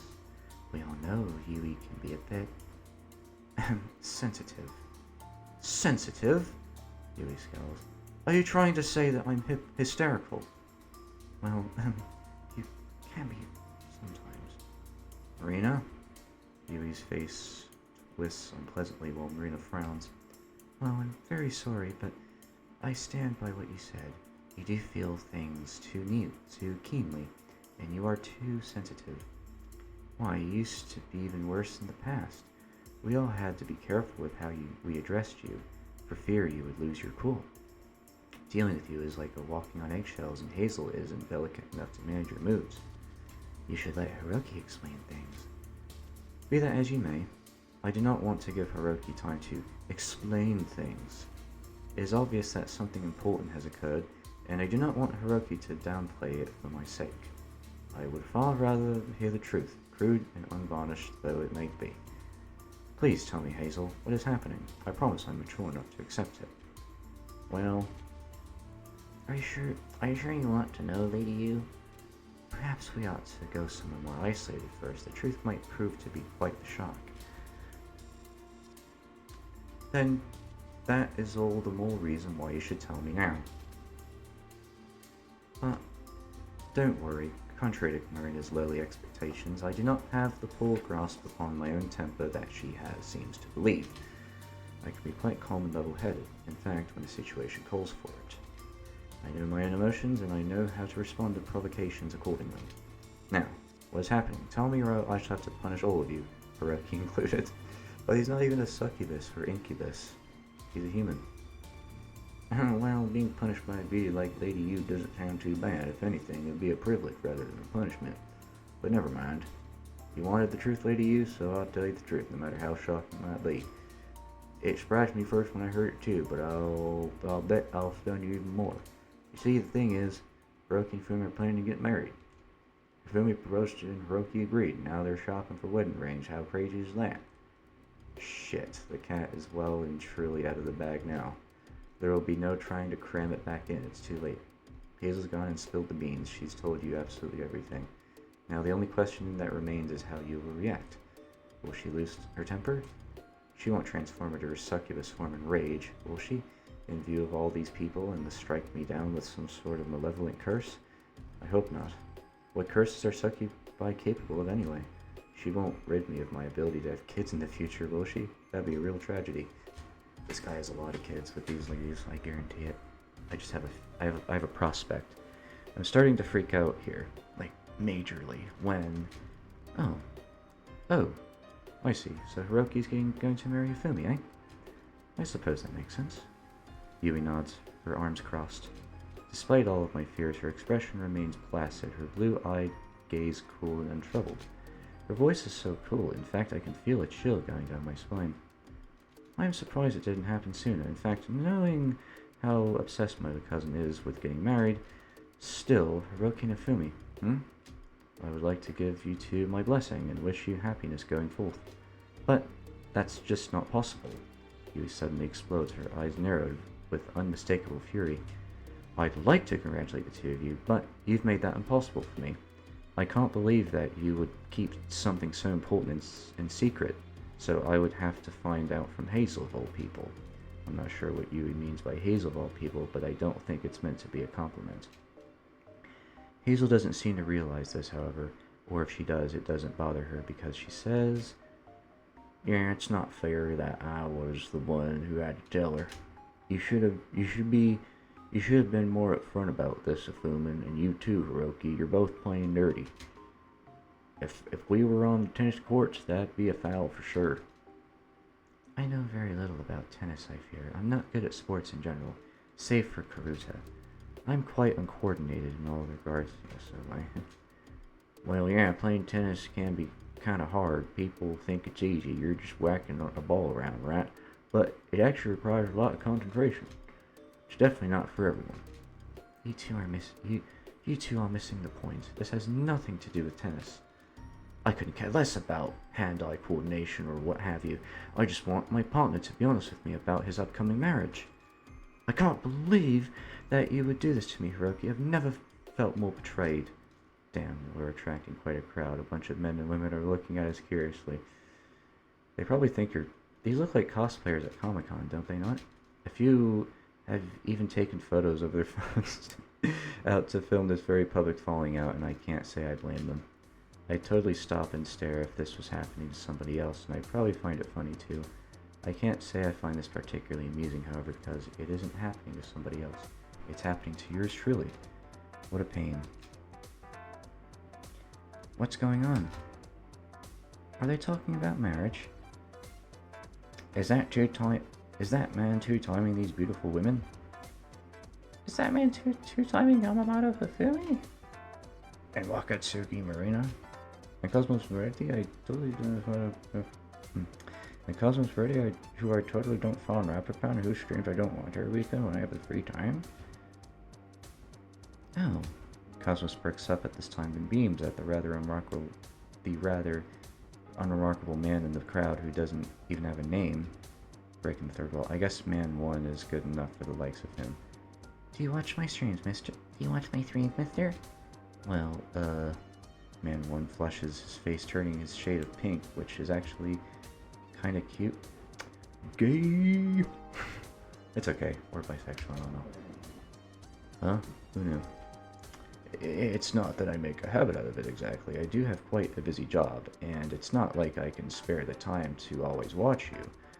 But your energy is quite infectious, yes. I enjoy how cheerful you are and how you always smile no matter what mean things people in chat say about you. It makes me wish I could shake off my boss's insults that easily. Ah, thank you very much. I'm glad that watching me cheers you up. It's what I'm there for. I know how it feels to be shunned. I've never really fit in myself either. That's why I try to stream so much, to give everyone a place they belong. I hope your job lightens up a little bit, but until it does, you can always take refuge in my streams. I'll be there to welcome you with open arms. Oh, Cosmos, you're a real angel. Am I really an angel? I thought I was supposed to be a cat girl and occasionally a bunny girl. I've never cosplayed an angel before, though. You're a cat bunny angel hybrid. You're the best. I was already subbed to your Twitch account, but now... Oh, I'm tired. Twitch account, but now I'll up my sub to the highest tier. You deserve it. I want to give you all the support I can. Aw, thank you. You're too kind. I love you. The man recoils, clutching a hand to his chest. Right in the heart. She's simply too adorable. Isn't she just... Cosmos, Cosmos is very cute. She might be, but what you two have done, Hifumi, is not. Yui stabs a finger in Hifumi's direction, her eyes narrowed. I am very, very displeased with you. In fact, so much so, I will have to have a stern word with you later. First, however, Yui approaches me, then forcefully she grabs a hold of me, her fingers curling around mine so tightly that I yelp.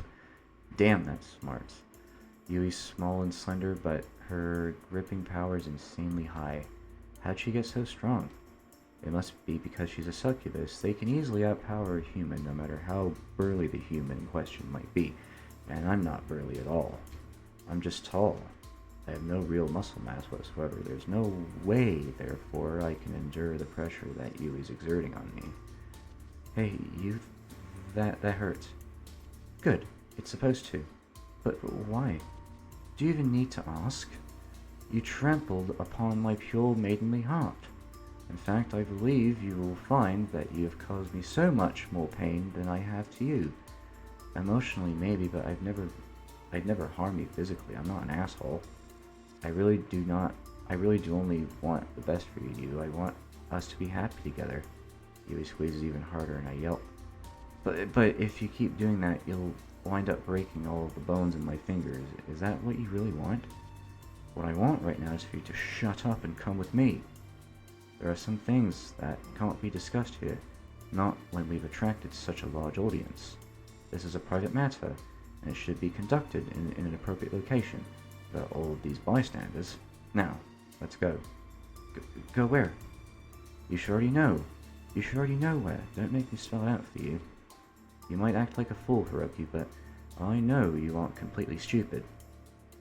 What? Hey, wait, you. I cry out to you, but to little avail. She's already hauling me through the street, as though I'm nothing more than an unwieldy sack of potatoes. I don't have any choice but to go along with her, hurrying to keep up. She's walking pretty fast, even though she's wearing heels. She must be pissed. While Yui carts me off, I can hear a commotion unfolding behind me, both from my succubus companions and from the curious bystanders. Wow, you sure looked mad. Well, duh, of course she was mad. Hiroki was trying to get hitched without her knowing. That's really low. She should be ashamed of himself. I don't know if Hiroki meant anything bad by it, though. He's an upfront, upstanding man. He isn't the sort to go behind people's backs. I wonder if Hifumi pressured him into it. Knowing Hifumi, that would not be beyond the bounds of possibility. My, why are you all looking at me, my dear sisters? Your glances have become rather icy. It makes me feel as though I have done something wrong. That's 'cause you have, you harlot. A harlot, am I? My, I did not expect to be censored quite sternly. Huh? Why'd Yamamoto Hifumi a harlot? Is that really Yamamoto Hifumi? She looks a lot like her, but it's hard to tell. I know that girl at least really is Cosmos Brandy. I'd recognize the cat ears anywhere. You're so cute, Cosmos. Thank you, I'm doing my best. I want to cheer everybody up when they're feeling down. Now let's all strike a pose together on the count of 3. The commotion is beginning to fade away into nothing more than background noise, however, as you grabs my hand and marches me away. It's a struggle for me to keep pace with her. She's walking so quickly with such purposeful strides, I'm getting worn out. Hey, you? I try to entreat her, though she doesn't turn to look to me. She's still marching onwards as purposeful as a soldier, her shoulders squared. She really doesn't intend to give me a chance, does she? I wonder if I've blown things for good. I knew that agreeing to Hifumi's proposal would cause problems, but I didn't realize these problems would bite me in the behind so quickly. Would you mind slowing down a little bit? No, I can't. But you're walking so quickly it's hard to keep up. You'll just have to try then, won't you? But you're a lot faster than I am, and you're a lot stronger too. Feels like you're going to wrench my arms out of their sockets. How terrible for you, still, I'm sure you'll live. How terrible for you, still, I'm sure you'll live. Hey, you, would you just... No, I won't just do anything. You've long since forfeited the right to ask any favors of me, Hiroki. But there'll be no buts either. Now listen. Yui finally comes to a halt at this. Down a crumpled alleyway where there aren't any other people to see or hear us. As far as the scenery goes, this isn't particularly nice. I can definitely think of better places to have a confrontation like this. Not that I want to have a confrontation, really. I prefer it if you could let this slide, but I guess it's not the sort of topic which can be disregarded so easily. I mean, this is my potential marriage we're talking about. That explains why you is taking it so seriously, excuse me. It's a serious topic, which is why her eyes are narrowed, her chest heaving from the weight of her own overwhelming emotions. I know you and I don't get to spend very much time together, owing to my duties as the queen of the succubus realm. Sometimes I wish that wasn't the case, but it is. The sad reality is that I can't afford to spend as much time by your side as some of the others. I know Hifumi and the others are busy, but they're busy with their human affairs in the human realm. I spend as much time managing my succubus subjects, however, I can't spend much time troubling myself with what happens in your day-to-day life. I understand that I might appear distant because of this, and I understand if I'm not very high on your priority list. But just because we don't see one another very often doesn't mean you can get married without asking me about it first.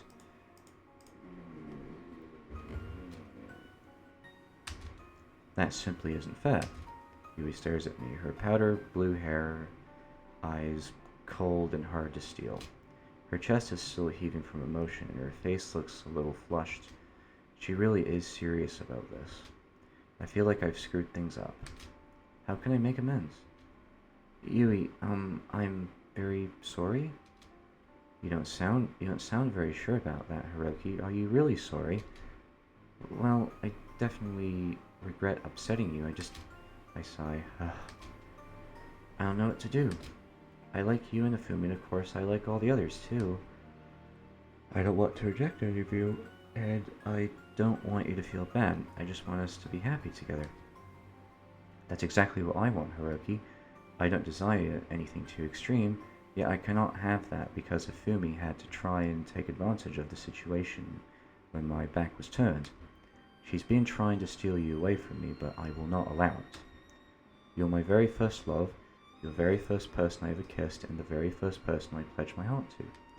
You are, and always will be, the only man that I adore. And marrying my cousin without first informing me of your plans was very callous. Can't you imagine how painful it would all be? It's a little hard for me to imagine personally since it's such an unlikely scenario, but you're right, I wasn't treating you well.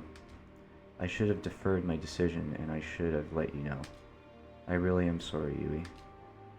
I'd like to say I cannot make you sorrier, but I do understand it must be difficult for you too, trying to appease so many women. I know this is a precarious situation for you, so I'll try not to be too angry. There is one thing, however, I simply refuse to let you forget. What? I won't let you forget just how much I care about you, Hiroki. I love you much, much more than you could ever realize. I'll never stop loving you no matter what happens. You might drive me crazy, but even so, you're still the only man for me. I don't want anybody else. I only want you. So please, don't pull away from me. I refuse to let you pull away from me. I want to make you mine. It's with this bold statement that Yui steps forwards. Yui gives me my hand, a squeeze so hard it makes me wince. I feel her fingers gripping me with so much force I gasp, and the scenery around us begins to warp. It shifts. Scene transition. I'm hit with a sudden, almost overwhelming sense of vertigo. Feels like I'm standing on the edge of a steep cliff.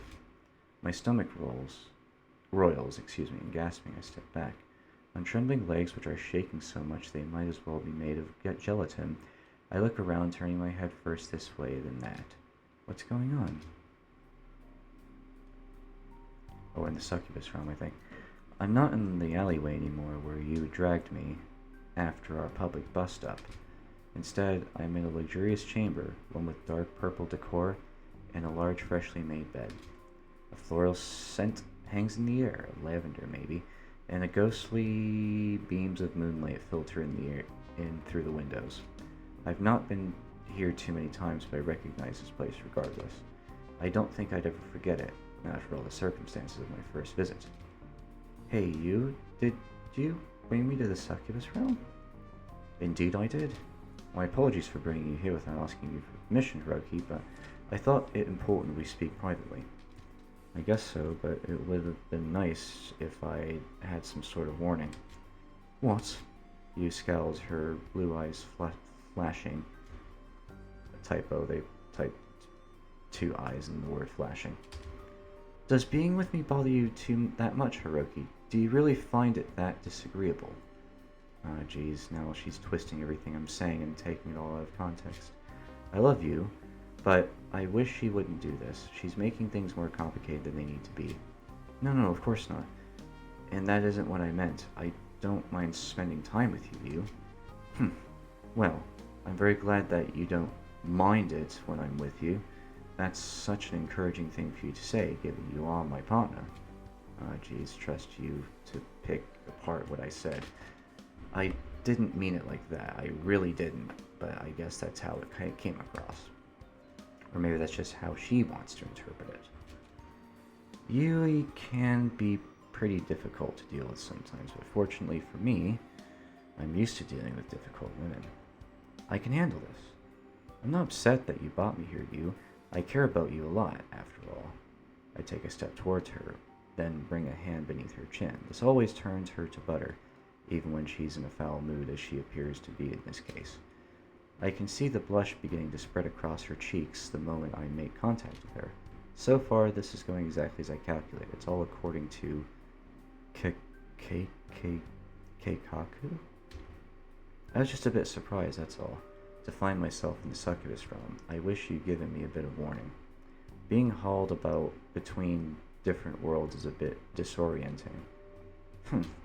Yui harumphs yet again, though without the same amount of vitriol as the last time. Her lips press into a line, and then she says, "Well, I understand that. I don't mean to make you uncomfortable, Hiroki. Truly, I don't. I like to think I've changed my ways since the last time I brought you here. I treated you quite poorly, and I took my anger out upon my subjects. I was unnecessarily cruel to Ayu and Cosmos and Hifumi." I can't help but note she doesn't mention Hazel and Marina. I guess Yui still considers them beneath her.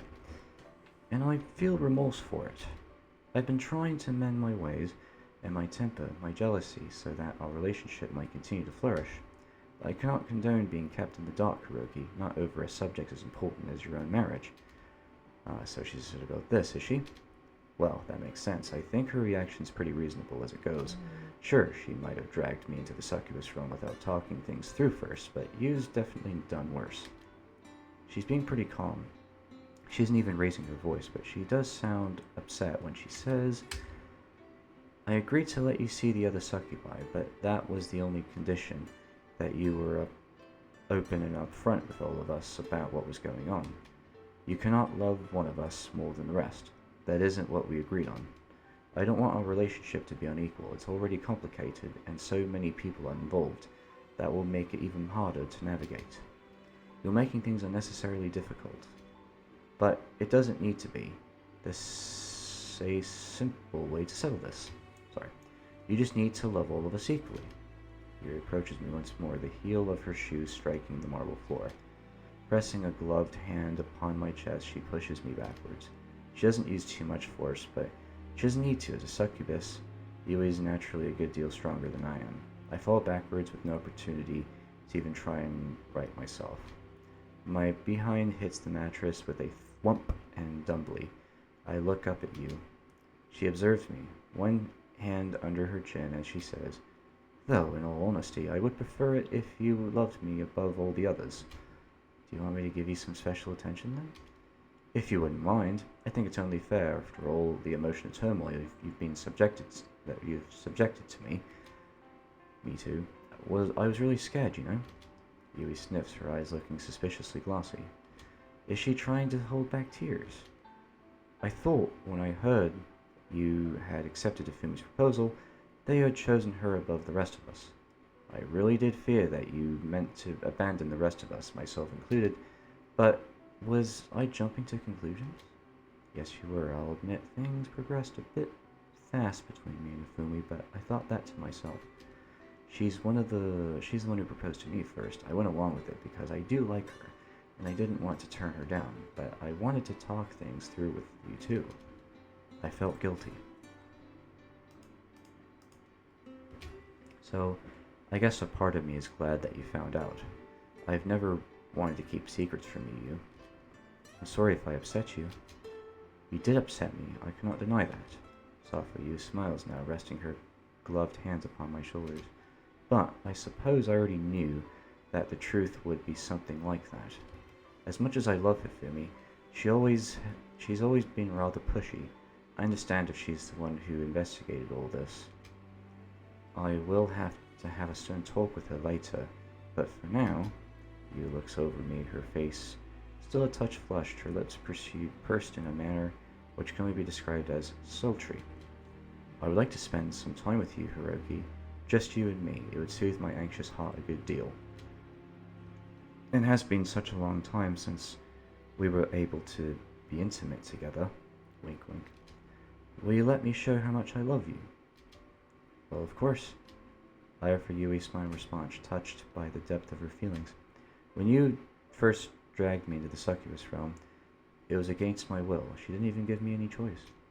She was harsh, stern, and domineering, and she had me do whatever it was that she willed. Though you claimed to love me, she loved me in a selfish, self-serving way. She didn't consider my feelings, and she thought to trap me in a prison of her obsessive, corrosive love. That sounds kind of abusive to me. That sort of love was unhealthy. I could never flourish. It could never flourish, excuse me. Fortunately, the rest of my succubus companions were able to talk some sense into you, and she changed her ways. She's trying to be less possessive and more reasonable, though. I know it. Doesn't always come easily to her. It's difficult to fundamentally change who you are as a person, especially if you're doing it for the sake of somebody else, but Yu is really trying hard. She always does her best, both as the queen of the succubus realm and as my partner. She's doing her best to make me happy and to ensure that our relationship continues to flourish, so I naturally want to do my best to support her in turn. I love you too, Yu. You do? Of course I do. Haven't I told you that enough times? It isn't like you to be bashful or so unsure of yourself.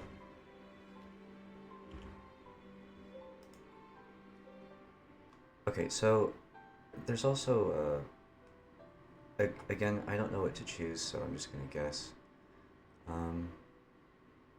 If I do the first one. Isn't that how Alice behaves? Oh, yes. Weakly, Yui laughs. I must have been spending too much time with her. Perhaps she rubbed off on me. Perhaps so. She's always been insecure.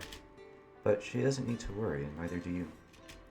I love all my succubus companions exactly the same. You're all precious to me. I smile at Yui gently. But you've been worried lately, all because of me, so I'm going to take extra special care of you. Extra special care of you. It's a weird way of phrasing it. I bring Yui's gloved hands, to my mouth, then press a kiss against her concealed knuckles. Oh, okay. I thought you were going to put it in your mouth. I have a dirty mind, I apologize. Anyway, no matter what might happen, you are the first girlfriend I ever had. Ooh, get a little frisky, huh? Oh, Hiroki. My Hiroki. Yui giggles softly, one slender arm twined through my own. The pair of us are lying on the vast plush bed together, Yui attired in nothing save her undergarments. You're cheating on your spouse-to-be, Hiroki. Her dark hair spills across the pillow and her eyes are half lidded in the purplish light which fills her ornate and elaborate chamber. I've always thought that Yui was pretty ever since I first met her when she was going under the guise of Yuki, but she looks even more so now.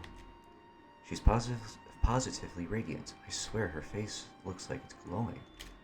With a gentle smile like a blooming flower, Yui says, "Thank you for assuaging my worries and for accepting my selfish desires.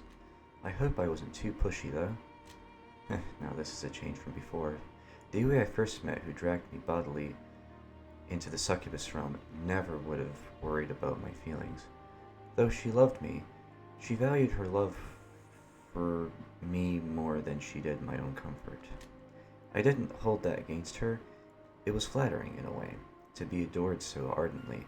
But I like this development. I like how considerate she's become. It makes dealing with her a lot easier. I smile at you in response, running a hand through her hair and say, "Now, you weren't too pushy. I've been enjoying myself, spending time with you." You have." I nod. Being taken to the succubus realm was rather sudden, but I don't regret it. I like being with you. And it has been quite a while since we were able to spend any time together. You're always so busy running the succubus realm, it feels like I hardly ever get a chance to see you. I think I was long overdue a visit here anyway, and I know we have a lot we need to talk about. Yes, indeed, that much is definitely true. I've been trying not to think about it sometimes. It's easier to avoid these things, but we very much do need to have a talk. Not just you and me, but the rest of your harem. We need to discuss what is going to happen with your future wedding. As much as I want you to be happy, Hiroki, I can't let you marry Hifumi. Not if the ceremony is to be conducted between just you and Hifumi. You have a lot of partners, and we all care about you a great deal. As such, we all need to be involved in this. I'm sure I speak for the others when I say that I want to say in your future too. I'm I'm sure you do, and I think that's understandable. My future isn't just my own, not anymore. I can't afford to be selfish, not when I have so many wonderful women who care about me. I don't want any of you to feel like you've been abandoned or ignored. Instead, I want you all to be a part of my new future too. Oh, Hiroki, Yui smiles. She presses a kiss against my cheek, soft and fleeting like the brush of a cherry blossom, then says, I'm very happy to hear you say that, but I think the others would like to hear that too. That being the case, I think I need to summon the other succubi here, so we can have a proper conversation. This heart-to-heart is all well and good, and if I'm being honest, I prefer it. I like being your one and only, but I want the others to be able to weigh in. Cosmos and Hazel and even, Yui pulls a face. I can't believe I'm going to say this, but I suppose Marina deserves to have her opinion weighed too. You really don't get on with Marina, do you? I think the real issue is that she doesn't get on with me. She's very proud and doesn't like taking orders from somebody who's younger than she is. I think she sees it as demeaning, but she'll simply have to get over herself. I am her queen, and that is the way it'll remain. She can complain all she likes, but that's one thing that won't change. I can't help but laugh a little at this. It's funny to see such a severe side of Yui, after she was behaving in such a lovey-dovey manner. She really does have a lot of layers. Layers! Onions have layers. Ogres have layers. Do onions have layers? You get it. We both have layers. Sorry for my terrible Shrek impression. Yui doesn't seem to see this, however, because she frowns. What's so funny, Hiroki? Oh, it's nothing. I was just thinking about how cute you are, that's all. Cute? Instantly, Yui's face turns red, just as I thought it might. She looks away from me, holding a hand to he chest, then says, think again, another typo, meant to say her chest, then says, ... Well, I'm very glad you think that, Hiroki. It makes me very happy. But wait, this is a serious situation. I can't afford to get distracted by all this mushy romantic talk. I've enjoyed my time with you, but I really do need to call the other succubi here sooner rather than later, preferably. Otherwise, we'll never be able to get anything sorted out. You have a good point. I don't want anybody to feel left out there, although... I frown. Save it here. And we're still on, yes. Save it.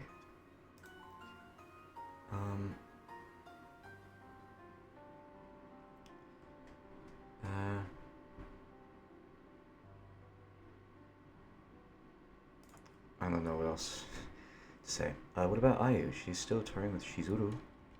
She won't have any idea what's going on. Well, that's fine. It is. Yui nods. Ayu's annoying anyway. She has such a shrill, piercing voice, and she's so forceful, despite being one of the youngest succubi in your harem. She has definite airs and graces. She's always a headache. We don't need to tell her about the wedding straight away. We can always leave her until later. Wow, isn't that kind of cold? Ayu's not here, but I must feel offended on her behalf. Poor Ayu. I don't feel bad for her. I don't like her. She's one of my least favorite characters in this entire franchise. She just has this really cocky, arrogant manner to her that I really just find irritating. Anyway, I wonder what she'd think if she could hear this. Probably not very happy. Ayu seems like the kind of girl that would slash her ex's tire. I just get that. I've always gotten that vibe from her. But anyway, meanwhile... God, this music is loud. Hi everyone, it's your favorite idol, Ayu, come to grace you once again with her good looks and her gorgeous singing voice. Are you ready to be entertained? Yes, we love you, Ayu. You're the best, Ayu. Please... Oh, for fuck's sake. Simp. Please marry me, Ayu. Simp. Ayu. Her name kind of rhymes with Caillou, doesn't it? Alright, that's what I like to hear. Thank you everyone for being so supportive. You're all amazing. My, it seems like you get more and more popular with every performance we put on. It's almost enough to make me feel jealous. Well, of course, I'm popular. I'm the star of the show. Things are just beginning to heat up. I can do even better this time than this. I'm going to aim for the top. I'll do my very, very best until...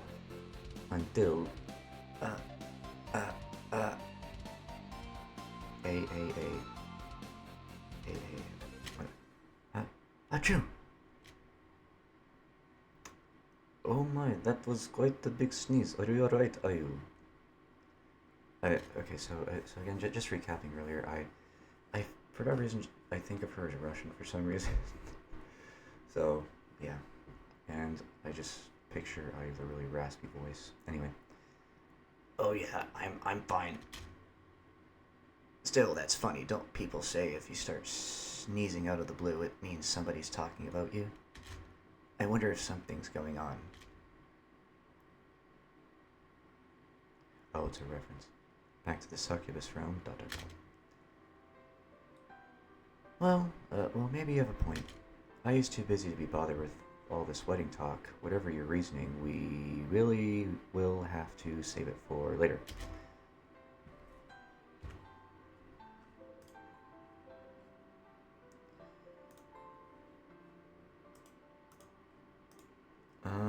We're gonna go with...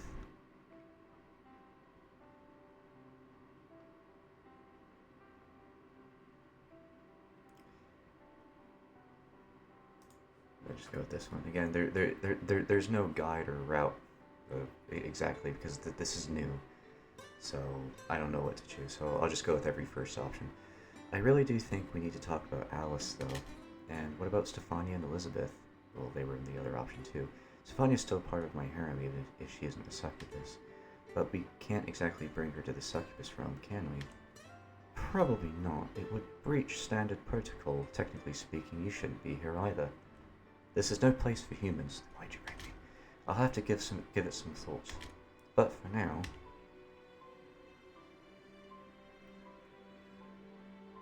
Damn. Yui settles down on the bed beside me. She exhales, one arm raised, her eyelids falling shut. Then, looking peaceful, just like a fair maiden surrounded by a field of flowers, she says, I'm rather tired now, after all of this talking. I know I have a lot of time. I know I have a lot I need to prepare, but for now, I think I'd like to have a nap. I hardly ever get to relax like this, and there's nothing more soothing than lying beside you, my darling Hiroki. I hope you don't mind. No, it's fine. I think I could use a nap too. I don't know how the marriage discussion with the other members of my succubus harem is going to go, but I'm not looking forward to it. Understandably so. Just thinking about it is stressing me out. For now, I think I'd better... for now, I think I'd be better off lying on this lovely, soft bed alongside Yui. And finally, something much needed sleep.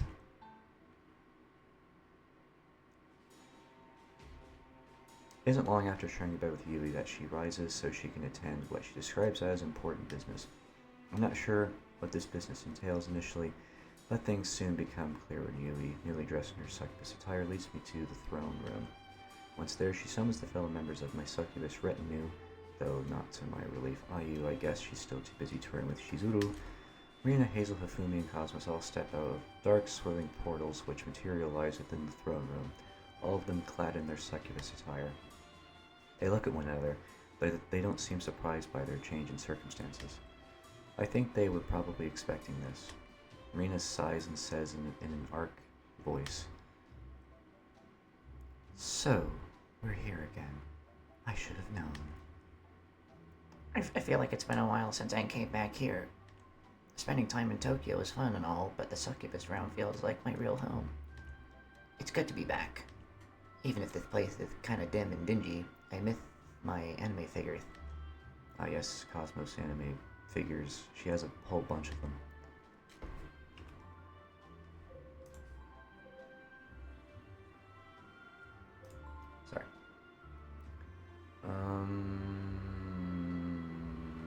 first option. I saw them on display her bedroom when I went there a few months back with Alice. There were an awful lot of anime girls cast out of PVC taking up space in her shelves, staring at me with their large empty eyes. It was a little creepy, actually. Well, I guess we all have our own tastes. Hazel, meanwhile, is the most enthusiastic of the group. She grins and says, Hell yeah, it always feels good to get, hell yeah, it always feels good to get invited here by Lady You. How have you been holding up, my lady? And you too, Hiroki. I hope my lady wasn't too hard on you. "Oh, she was quite agreeable, actually, really. We had a bit of a talk, and things panned out well." I figured. If they hadn't, I don't know if you'd be in the one place right now. Well, that's an ominous thing to say with a straight face. Could Yui really blast me into bloody chunks if she felt like it? She's never done it before. Obviously, if she had, I would be standing here, but I wouldn't put it past her. She is the queen of the succubus realm, after all. Don't be silly. I would never do something like that to Hiroki, no matter how much he might irritate me. I love him too dearly. Kind of a contradiction. I don't want to maim him. Phew, that's a relief. Though perhaps I might give him a bit of a hard time, just so he knows where he stands. Ah, yes, good idea. You're so smart, my lady. Thank you, I do try. Yui looks rather unperturbed, but I'm starting to get chills. What does she mean by hard time? Air quotes. How far would she be willing to go to teach me a lesson if I piss her off, and do I want to find out? Maybe I'd be happier not knowing. Hifumi, meanwhile, is glancing about, looking surprised. She holds one hand to her chin and says, Would I be incorrect in assuming that I am the reason why you ordered us here, Yui? Okay, I gotta take a second. I like these character designs, but I think Hifumi's is my favorite. I love this succubus costume that she has. And Rina's as well. I love their designs. I just had to compliment them on that. No, you're right. You are the primary culprit behind today's mischief, Hifumi. Everything which has gone awry can be blamed on you. This is all your fault. Oh, dear me. It would appear that my actions have caused any number of problems. Well, yeah, no shit. Again, it's weird hearing them curse or swear. I mean, there's the occasional, like, damn or hell, but it's weird hearing them, like, curse. Anyway, well, yeah, no shit. I think that's a bit of an understatement, Hifumi. ... That's what I'd like to say, but I hold my tongue. Maybe that would look rude? I don't want to upset Hifumi, though she's the one who proposed to me. I didn't exactly reject her, but... Well, yeah, no shit. I think that's a bit of an understatement. You're a naughty girl, Hifumi. ... Or maybe I should call you a naughty succubus? You are a bit older than me. You might be a bit too old to be a girl. But that's alright, I still love you. Well, it seems like I don't need to say anything on this matter. The ever-faithful members of my succubus harem are on the same wavelength as me. Why, thank you, Cosmos. I'm glad that you still love me despite the issues I might have caused. I've been a problematic older sister, but I do feel guilt for the pain I might have inflicted upon you. I hope you can forgive me. That's alright. For God's sake.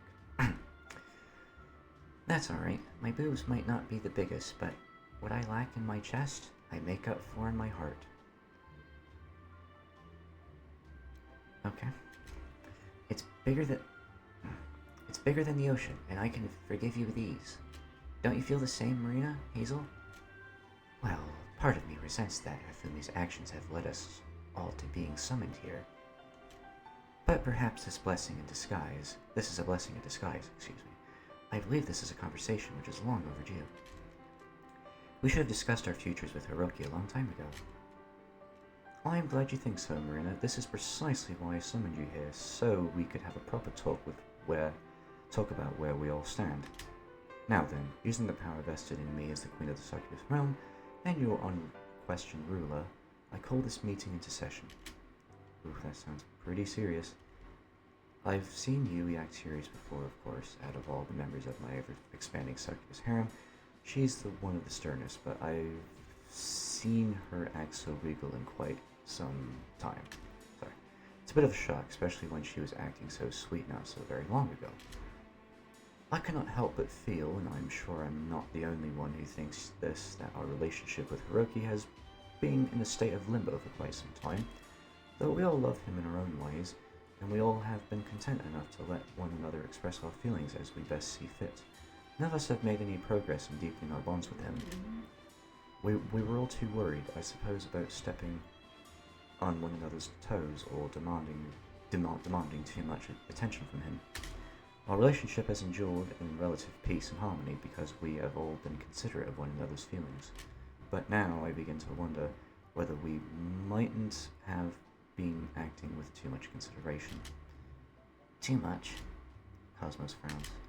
Is there really such thing as caring about other people too much? I think so, yes, when feelings as strong as this are involved. It has been rather difficult to navigate our relationship as we never really took the time to clearly define our boundaries.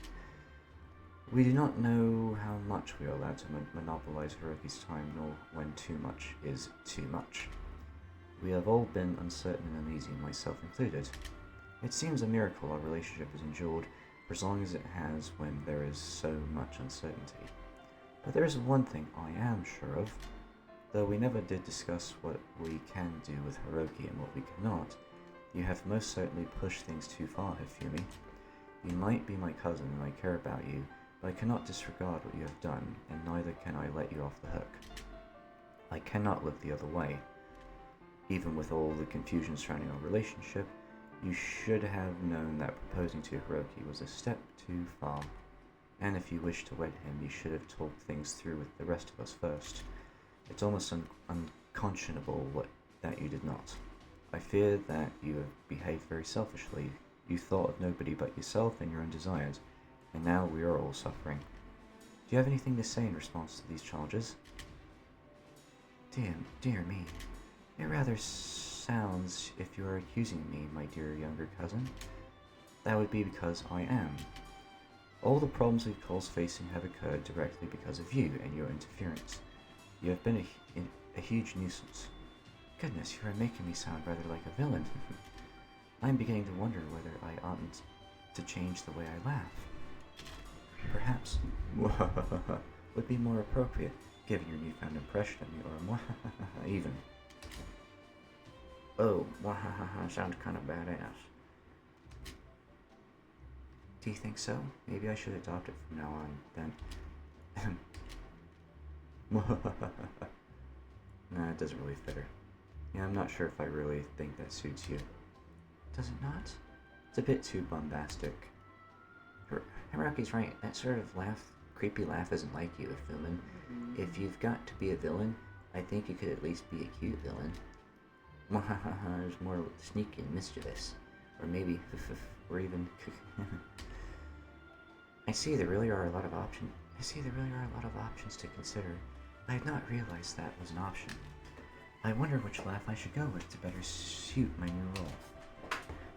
Like it matters. We're trying to just have a serious conversation here. Can you please stop getting sidetracked by stupid things and pay attention? For once, I agree with Yui. I fear you aren't treating the situation with the respect it deserves of you. It is rather delicate, and we are discussing an important matter. Our futures are on the line here. Oh yes, I do apologize if I appear insensitive. I will endeavor to behave myself from now on. And I will practice my evil laugh in my own room on my own. That way I shouldn't bother anybody. So she's experimenting with the coo, is she? I guess it just sounds kind of cute. I don't see why you care about your laugh so much, but that sounds fine. Now, if we can start talking about the things which really matter. Oh? Now what?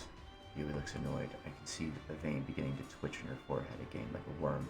But Hifumi seems entirely at ease.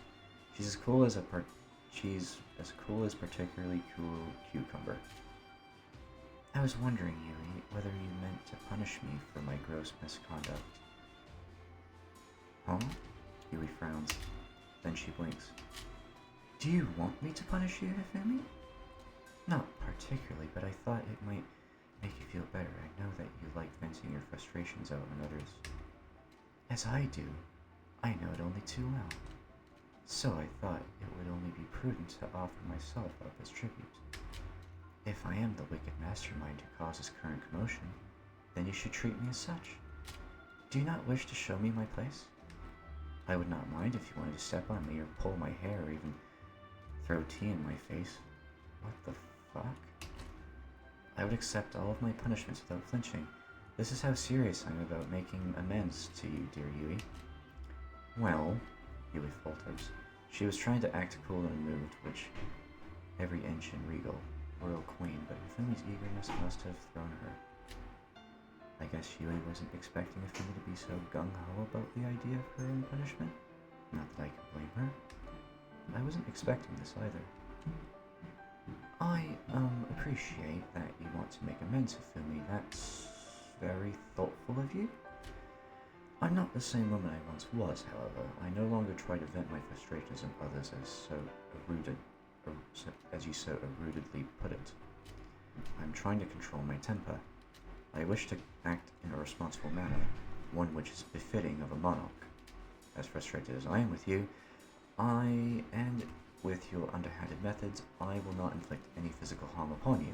That won't solve anything, and it won't make me feel any better either. After all, we are cousins. I wish to treat you with a degree of respect, even if you've not always done the same to me. Though I wouldn't be surprised if the others wish to scold you for all that you have done. You really have made quite the nuisance of yourself. You can hash these finer details out amongst yourselves, however. I want no part to play in your ritual humiliation. I certainly don't want to harm you. At the end of the day, we are family. That isn't going to change no matter what might happen. Goodness me, you really have come a long way, Yui. You're being awfully benevolent.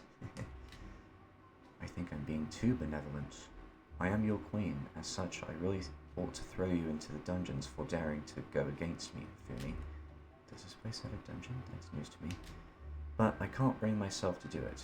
I don't want to sow any further seeds of discord between us, not when our relations are already strained. I wish for all of us to reach a mutual understanding in regard to this situation, which will make us all happy. I want us to be free to love Hiroki as we always have been, without a single one of us being more important than the other. We need to approach things fairly, which means I can't exercise too much of a queenly power over you. In those circumstances, I might be your superior, but when it comes to courting Hiroki, I wish for us to be equals. I'm not going to take advantage of my position to declare that Hiroki must break off this engagement with you. But if he does wish to go ahead with this, then I think it only fair that he weds the rest of us too. We all love Hiroki equally, therefore he should all of us equally in return. He cannot simply marry one of us, he must marry all of us in one grand ceremony where we are all present. That way, nobody needs to feel left out. Our relationship shall flourish, and we shall all be happy. Does this sound agreeable? Well, I think... Sound more agreeable? It sounds more than agreeable. That's the best possible solution to this problem. But I should have expected nothing less from you, lady. You're really clever. I cower and all beneath your judgment. You're amazing. A joint wedding? Cosmo smiles, her cheeks flushed with happiness. She approaches me, twinning an arm through my own, and says, "Isn't that exciting, Hiroki? That, means you won't, just be my boyfriend. You'll be my husband, too. We'll get married. And I'll finally... Why am I doing contracts? And I'll finally be, able to wear that wedding lingerie I've been saving for a special occasion." What if I give Cosmos, a Valley Girl accent? You have wedding lingerie? Yes, but it's not like I've worn it. I bought it for a photo shoot. I was going to release some nice images to my fans as a thank you for getting me over 1 million subscribers on my new MyTube channel, but I decided not to in the end. Oh, and why is that? Because, silly Hiroki. Cosmos gives my arm a squeeze, pressing her bust against it even more firmly. You're the only person I want to marry. It would seem wrong to dress up in white lace and a veil for anybody else. And besides, I don't want. I don't want to give my fans the wrong idea. It seems mean to make them think like that they can really marry me, like I'm stringing them along. I'd never want to do that to them. I love them too much. But my love is completely platonic. I can't marry all of my fans. Well, yeah, I'd imagine not. She does have many... How many is it again? 4 million Rapid Pound followers? Am I getting my numbers right? That'd be the biggest wedding in history. Cosmos's fans would never be able to fit into the venue. But I can marry you. That's what I want to do. I want to be your wife, and you can be my husband. When I say that, it makes me feel kind of like Hifumi. She does call me my husband a lot, doesn't she? She does. Yeah, I never did it myself, even though, like, I wanted to. I didn't want to presume. I'm kind of weird, though. I wasn't able to, like, see sure if anybody would ever, like, want to marry me. Not even you. But I would love to be your bride. I want to walk down the aisle with you, and I want to wear my wedding lingerie, too. It's really, really cute, I promise. I'm sure it is. I think you should wear a little more at our wedding than lingerie, though. Huh? Cosmos pouts. But why? Well, it's not exactly standard. Speaking of which, I don't know if I'd want to wear a wedding dress, not the traditional sort at least. I'd rather it have a short skirt so I can move around more easily. Or maybe I could wear a tux instead, that'd be pretty cool. Then I can imagine that I'm marrying Lady You. I bet you'd look gorgeous in a bridal dress, my lady. Do you think so? Oh yes, I can just imagine it. Your hair is very dark, so lovely. A white dress would offset it well. If we give you a bouquet and veil and some lovely sheer stockings, then you would look just like a princess from a fairy tale. Wouldn't she just? Lady You's so cute, everything looks good on her, that she'd be extra adorable in a wedding dress. Yeah, just thinking about it's making my heart race. It's starting to pound. I'm getting all flustered here. Now, is it just my imagination, or are you more excited at the thought of seeing you in a fancy dress than you are getting married to me? Well, of course I'm excited about the thought of getting married to you, Hiroki. I love you a lot, my buddy, my pal. Ugh. I wince as Hazel slaps a hand against my back. She used quite a lot of force, actually, so I feel winded. Yeesh, this girl has zero self-restraint. The Lady You's different. I've always respected her. She's like my ideal. She's the most beautiful woman there is, and the most beautiful woman that there ever will be. I want to dedicate myself to her fully. And of course, I'd love to see her in a wedding dress. I bet she... Oh god, I cringe hearing myself talk. I bet you... Someone in the background. Okay. I bet she'll be so happy getting married to you, Hiroki. I mean, she loves you a whole bunch. I wonder if she'll blush. Maybe she'll even cry. Ooh, I'd love to see that. Imagine you in tears is just too good. That mental image is just... Hazel sighs joyously, her tail twitching in excitement. Thank you for the food, Hifumi. You really are feeding me well. Oh, thank you. I'm glad you think that. But I haven't fed you anything.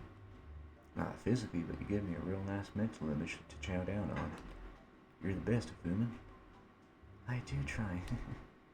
If you wish you wouldn't talk about me like that, as though I'm not here. It shouldn't matter whether I blush or cry during my wedding day. That's my personal business. Or so I'd like to say, but maybe not. If we're all going to get married together... No, your business is going to become my business soon enough, Lady Yui. I'm real sorry, but you can't help that. I'm gonna get all up in your business. You do already. I fail to see how that would change things in a material way. But there is an important issue we are overlooking. There is. There's no way a smart person like you would ever overlook anything, Lady Yui. And yet, there is a matter we have yet to discuss. It's a very serious one. It is all very well and good to suggest that we should all marry Hiroki, but there are a few logistical issues. Logistics? Yes, indeed. It'd be hard to find. Yes, indeed. It would be hard to find a venue for all of us, but more importantly, polygamy is not legal in Japan. We would not be able to wed there. our marriage would not be formally recognized. I cannot really see what we would stand to gain from it. Oh, alright. Hazel frowns. I guess you have a point, Marina. I didn't even consider that. I know you didn't. You were so caught up in the thoughts of your precious lady you. Marina makes quotation marks with her fingers, looking perturbed all the while. Wearing a wedding dress, that all common sense, if indeed you ever possessed any, quite vacated that depressingly empty head of yours. Ooh, now that's a pretty harsh string of insults. I'm half expecting Hazel to take offense, but... well, instead she giggles. Guilty as charged. Believe me, I know you're very obvious. Now, what do you propose we do? Should we call off the wedding? What? No, I don't want to call things off. That's like talking about the wedding's gotten me all like excited. I never thought that I'd ever be able to get married until I like met Hiroki. I didn't mean to like think that anybody liked me enough, but he does. Hiroki has been really kind and sweet to me, and I want to like spend the rest of my life with him. I want to get married to him. And I want to show him how I look in my wedding lingerie too. It is like really cute. I'm sorry, I sound so stupid when I do these accents, probably. Oh wait, I forgot to read that line. No! God damn it, I can't go back. I can't say I understand why the wedding lingerie, with quotation marks, is something to make such a fuss about. When I've already seen her in many skimpy outfits, but maybe there's something sentiment attached? It's not like I don't want to see Cosmos in her wedding lingerie either, if she's making such a big deal out of it. It probably will be cute. Everything looks cute on Cosmos. I wonder if it'll have a lot of frills and lace. Me too. I am sure this comes as no surprise given I was the one who proposed to Hiroki, but I have no desire to call off the wedding either. I knew I wanted Hiroki to be my husband from the moment I first met him.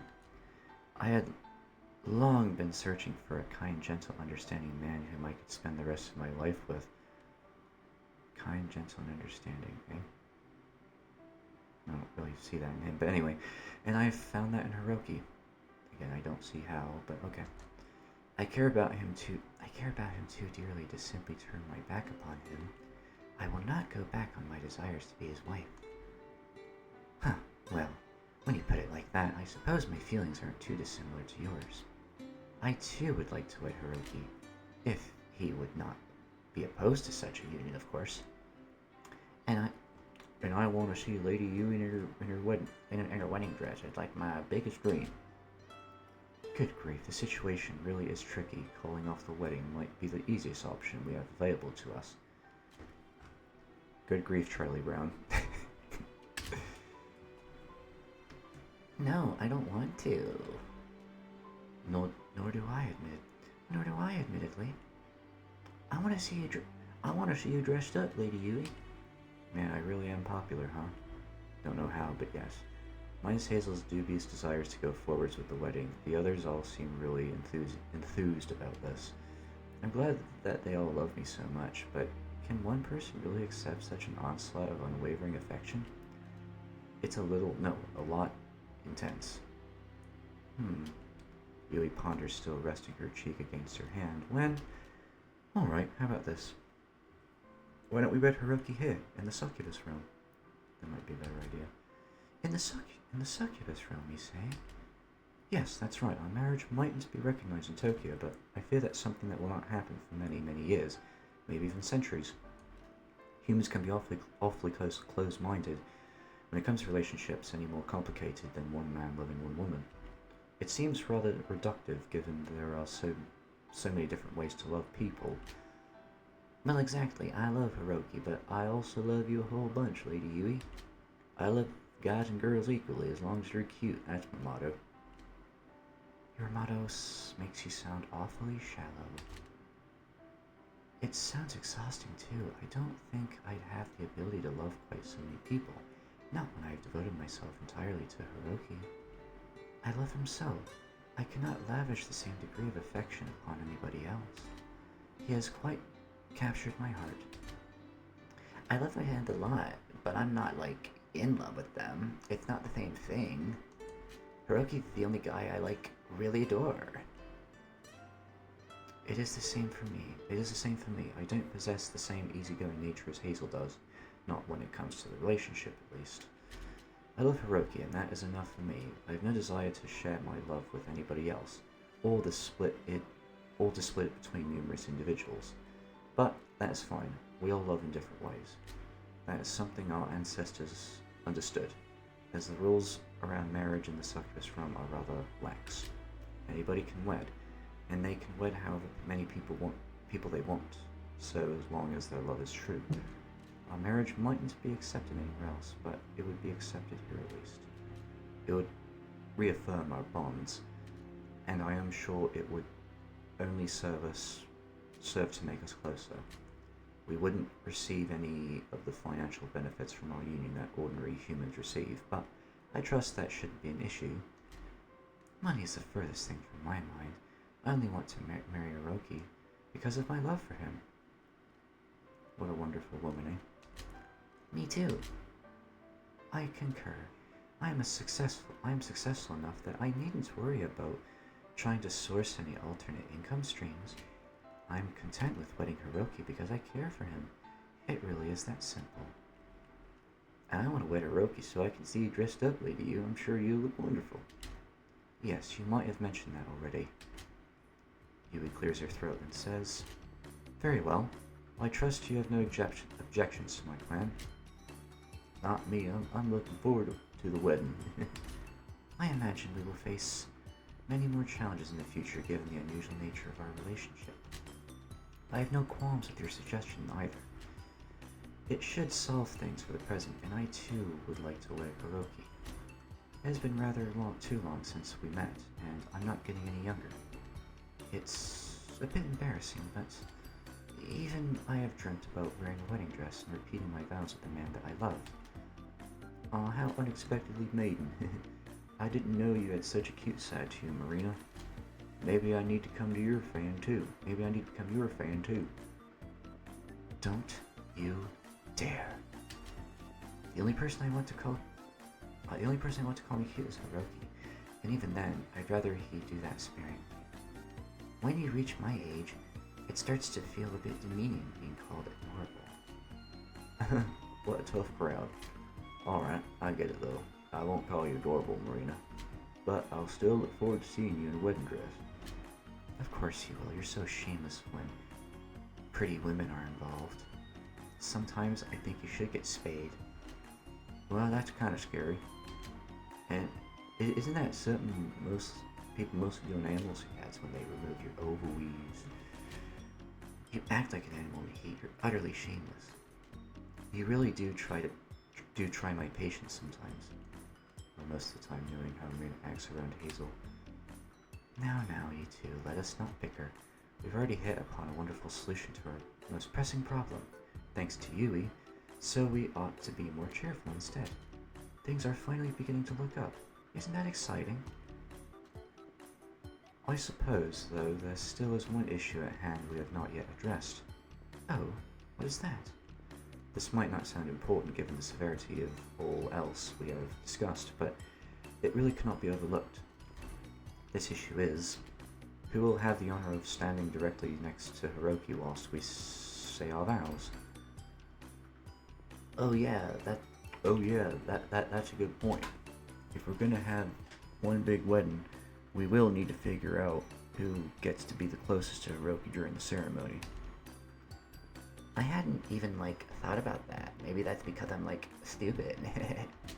I didn't, think it'd be an issue, but I guess, Hiroki had, 2 arms, so he can, only accommodate the 2 of us. Indeed, it is a conundrum in a democratic world. We should all be able to stand next to Hiroki, but that simply isn't possible. There isn't going to be enough room for all of us. Even if we all try and squish him up around him as tight as we can. Please. That would never work. There are far too many of us. I fear we would crush Hiroki, and it still doesn't resolve our main problem. Hiroki still only has 2 arms. He does right now, yeah, but there are ways around that. There are. I don't know if I like the sound of that. Oh, don't be a big baby, Hiroki, it'll be fine. Since we're succubi, we can do a lot of amazing things ordinary humans can't. We can have a whole bunch of powers, though you probably don't know half of what we're capable of since we try and keep it under wraps. We don't want to draw any unnecessary attention to ourselves when we're in the human world. That'd make our lives miserable. And yet Hazel has no qualms about making my life miserable. These worries about privacy didn't stop her from clinging to my arm when we were in the airport on our way to Astoria that one time and making a huge scene. She can be so unfair sometimes. We can do some pretty cool things with our magic, though. It has more use than slipping locks or summoning portals. I reckon if we worked really hard, we could come up with handy dandy spells to give even more arms. Then you could have enough arms for all of us. Don't you think that's an amazing plan? You mean you want to turn me into an octopus? Sorry. You mean you want to turn me into an octopus? That's the idea, yeah. I think I could solve this problem pretty easy. Wow, that sounds like something from a manga I read once. Alright. So I want to know what sort of manga Cosmos reads? Look, Hazel, I appreciate that you're trying to find creative ways around this issue, but denied. What? What? But why? I thought it was an amazing idea. It's amazingly stupid, that's what it was. I am in agreement with Marina for a change. While it is rather inventive, it will never work. I want to wed Hiroki whilst he's looking his best, which is to say I want him to have all of his limbs in the right place without any duplicates. The man I fell in love with has 2 arms like most human beings, not 8. And tailoring a suit for an 8-armed man would be rather difficult. I fear it would add even more complications to the proceedings. Personally, I love Hiroki no matter what he looks like. It wouldn't matter to me if he had 2 arms or like 8 or like not at all. He'd still be like my wonderful boyfriend. But I don't know if Hiroki would feel comfortable with like some extra limb. Again, she's going off screen a little bit. I can't say it's something I've ever really desired, and I'm happy with 2 arms I was born with. Oh, phooey. You're so boring, Hiroki. Why don't you try to living a little? I have a giant harem filled with famous, beautiful women who are all rather wealthy. I think I'm living just plenty by most people's standards, thank you very much. Alright, nobody likes to show off. Well, you're one to talk. Apart from you, seemingly, because you want to marry me. Well, I can't argue with that. You have a response for everything, don't you, Hiroki, my pal? I don't like Hazel. The laughing Hazel nudges me in the side, and none too gently. I don't think she realizes it, but she's using quite a lot of force and it hurts. Tell her to stop! Ow. I guess I appreciate Hazel's enthusiasm, but she's not really helping. If anything, I think she's making things worse. What are we gonna do then? Hiroki only has 2 arms, so he can't give all of us an equal amount of attention at the wedding. Is that really alright? I don't want to cause any like problems, but I wouldn't want to stand on the outside of myself. And speaking of which, who will get to kiss Hiroki first? Can we all try to kiss him together? What? And risk my lips brushing against yours in the fray? No thank you, I'd rather die. Huh? What's so bad about kissing me, huh? I'd rather kiss a frog, or at least that has a chance of turning, I'd rather kiss a frog, at least that has a chance of turning into a prince. You, however, will always remain the same loudmouth, graceless simpleton you've always been. Simpleton, huh? That's so mean. Do you hate me that much, Marina? I didn't until you started spouting all these idiotic ideas. Next time you want to give me a silly suggestion, you should type it up in an email to my secretary. I'd rather she deal with this than me. It's below my pay grade. Wow, you're so harsh. I thought we were friends, Marina. Me too. Is our beautiful friendship going to crumble over this wedding? If that's the case, I must wish Hifumi had never proposed at all. Well, it would save us a lot of hassle. You got that right. Alright, girls, settle down. We'll get, sorry. Alright, girls, settle down. We'll not get anywhere if we start hurling accusations at one another. We need to try and tackle this calmly. Now, about the issue with Hiroki's critical lack of limbs. And on it goes over and over and over. Succubi start rehashing the same topics of conversation while I stand there, my eyes glazing over. Though this talk does involve me, and pretty intimately at that, this conversation's devolved into any one big argument. I don't think the members of my succubus harem, lovely though they are, really need me to hang around listening to them bickering. It feels like a waste of time. I excuse myself with a brief, hey, I think I need some fresh air, which isn't exactly untrue. I don't know how long I've been in the throne room. It's hard to keep track on the time here since the sky is always dark, but it feels like it's been at least an hour, maybe more. It feels like it's been more than an hour. It feels like it's been fucking like 10 hours for me. And I only have, and we're only like 2 hours in. Sorry, I'm getting a little off topic there. Okay, anyway, I really could go for some nice refreshing air right about now. Air. Most of the succubi are so engaged in their talk, they don't notice me leave. Not even Yui, who set this meeting up to begin with. Cosmos is the only one who glances back, then gives me a little wave as I retreat. It's nice to know that she cares at least. Man, Cosmos sure is cute, and she's laid back too. If all of the succubi in my harem were like her, then my life would be a heck of a lot easier. I'm thinking this is a slink through the hallways, then into the courtyard. I've not been back here for a while, but it's exactly as I remember it. The courtyard is fenced in by the tall, imposing walls of the palace, and the sky overhead is dark black, all scattered with stars.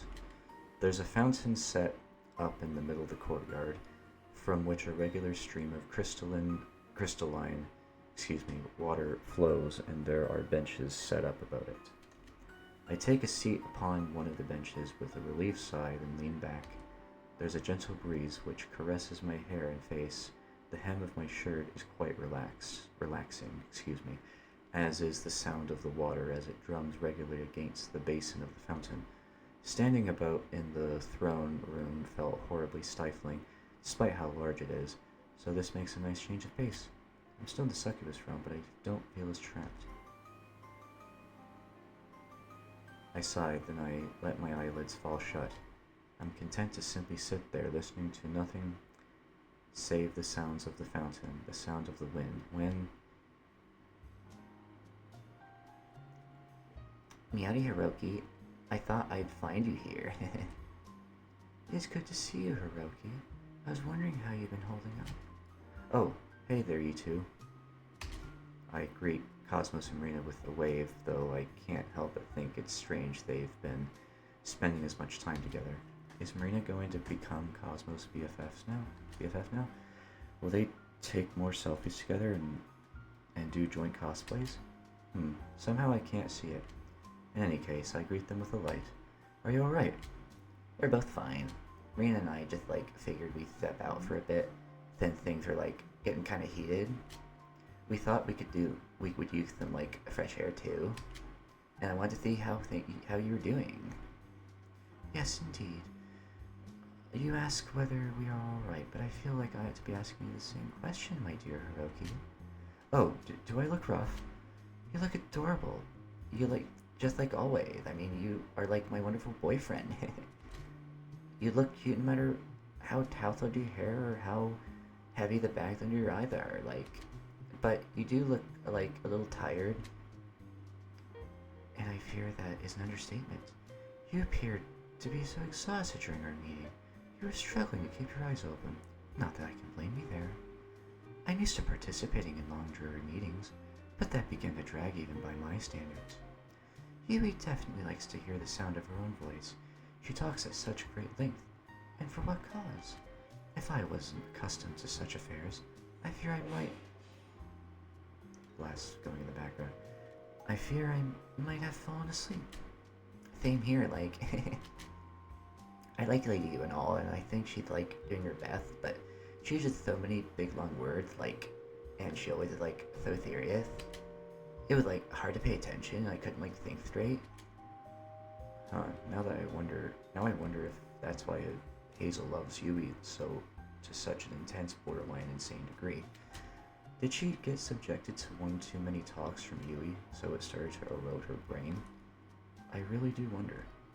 I was worried I was going to doze off, which would look pretty bad. I think that with like such an important meeting, so I decided to think off while I still could. I feel a lot better now that I've like gone for a walk. But you don't look much better, Hiroki. You still look like really, really tired. You do indeed. It is enough to make me worry about you. My poor darling Hiroki, you've been through quite a lot, haven't you? I'm not sure about that. It's true enough that I do have a lot of demands on my time and my life is pretty hectic. But I think most guys would kill to be in my position. My work isn't all that exciting, even if my boss has taken a shine to me now. I've made all these connections with the wealthy elite. But outside of work, I mostly split my time between attractive women. Sounds like a pretty enviable lifestyle, especially when these women are so rich and well-to-do. I've been invited to fancy hotels, private beach houses, and straight-up palaces over the last year. I'm a privileged person, there's no doubt about that. But Marina does have a point. Being shunted around by all these women across all these far-flung locations has been taking it out of me. I think today's meeting was the last straw. I've been trying to hold it in, but I can't any longer. I really am exhausted. Yeah, I guess. I try to keep up a cheery front around my succubus harem so as not to worry them. I don't mind letting my guard down around Marina and Cosmos that much, but... Okay, I don't want to make Hifumi anxious. I'll choose that one. Hifumi is so doting, I'm afraid I really might worry her if I acted all mopey. I can't deny how I feel, though. I have my limits, too. My poor darling, I knew it. Your life has gone through a great upheaval in the last year, and Yui isn't making it easier on you. She's made great progress in tempering her sour attitude, but she still has a long way to go, I fear. She's even more officious than some of the boring business people I have to deal with on a daily basis. But never you fear, Hiroki. Oh. Marina approaches me, then pulls me into an embrace. I'm with you, and I understand how you feel. I know that you've been trying your best, and I know you only want to make us happy. That's why I'll try to make you happy in return. You deserve it. Marina, I exhale, resting my head against Marina's chest. Being held like this does feel nice, but I'm starting to wonder, is this really alright? Why wouldn't it be? I know that Yui's not particularly fond of me, and I think she considers me a threat because I'm even more organized than she is, but she has been trying to be more accepting of your other relationships. Even if she were to see right now, which I doubt she would, she's too busy. She would have no room to complain. There's nothing wrong with me consoling you, my darling Hiroki. I know, and that's not what I'm worried about. I'm more afraid that, well, I thought you'd be angry with me if I'm being honest, and Cosmos too. Oh, and why would you think that? Yeah, why would you think that, Hiroki? Like, when have I ever been mad at you? I guess you haven't. Cosmos really is easygoing. But I thought you'd be a bit more upset about the whole engagement thing. Aren't you upset that I went behind your back? I know that Yui was rather upset, and Hazel made a pretty big deal about it too. I didn't think you'd be so quick to try and reassume after I caused so many problems. Well, I suppose you raise a good point. You have caused quite a lot of issues. I suppose I could call you the architect of your own ruin in this case, but that wouldn't be fair.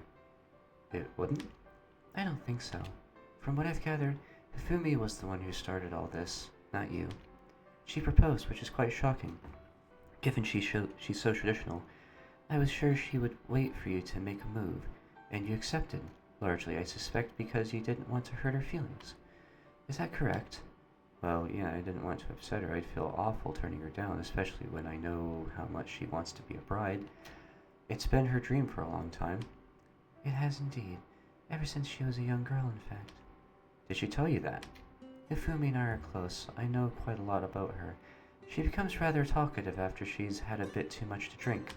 She has wanted to be a bride for many years. Yes, it was her childhood dream. I heard that too. You know, like in school, Hiroki, when teachers would like ask you to fill out a form about your future career. Yes. Well, we do that in the Succubus realm too, and I like heard when Hifumi was younger, she just wrote like bride 3 times. That's how serious she is about trying to like, tie the knot. Huh. Maybe that should come as a revelation, but it's not particularly surprising. Hifumi's talked about being my wife enough times that I guess I've come to expect it. That sounds like Hifumi, alright. Doesn't it? Her desire for companionship is great. Much more than your average succubus. I have no doubts that she is the one who started all of this. She has always been quite pushy right from the very beginning, though you've done your best to treat us all equally despite that. I know you would never go behind our backs on purpose. You're just trying to muddle through a complicated situation as best you can without hurting anybody. How could I ever blame you for that?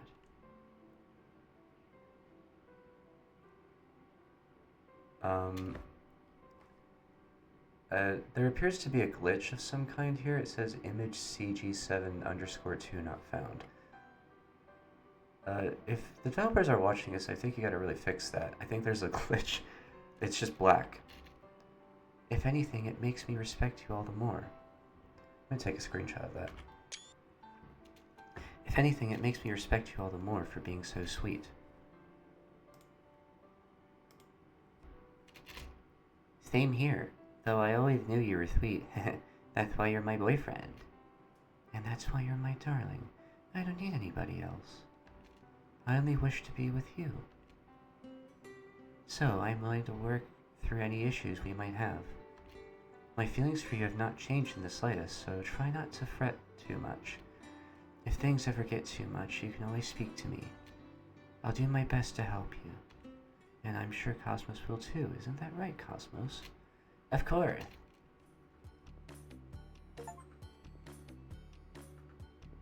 Okay. Cosmos grins, her eyes sparkling. Then she strikes a cute pose, flashing a pair of peace signs at me. We both love you a lot, Hiroki. Which, might be part of the problem. You wound up here after all, because we all love you a bit too much. Our feelings are so strong, I'm afraid it might have inconvenienced you. But I believe that our love is strong enough, so we can get through anything.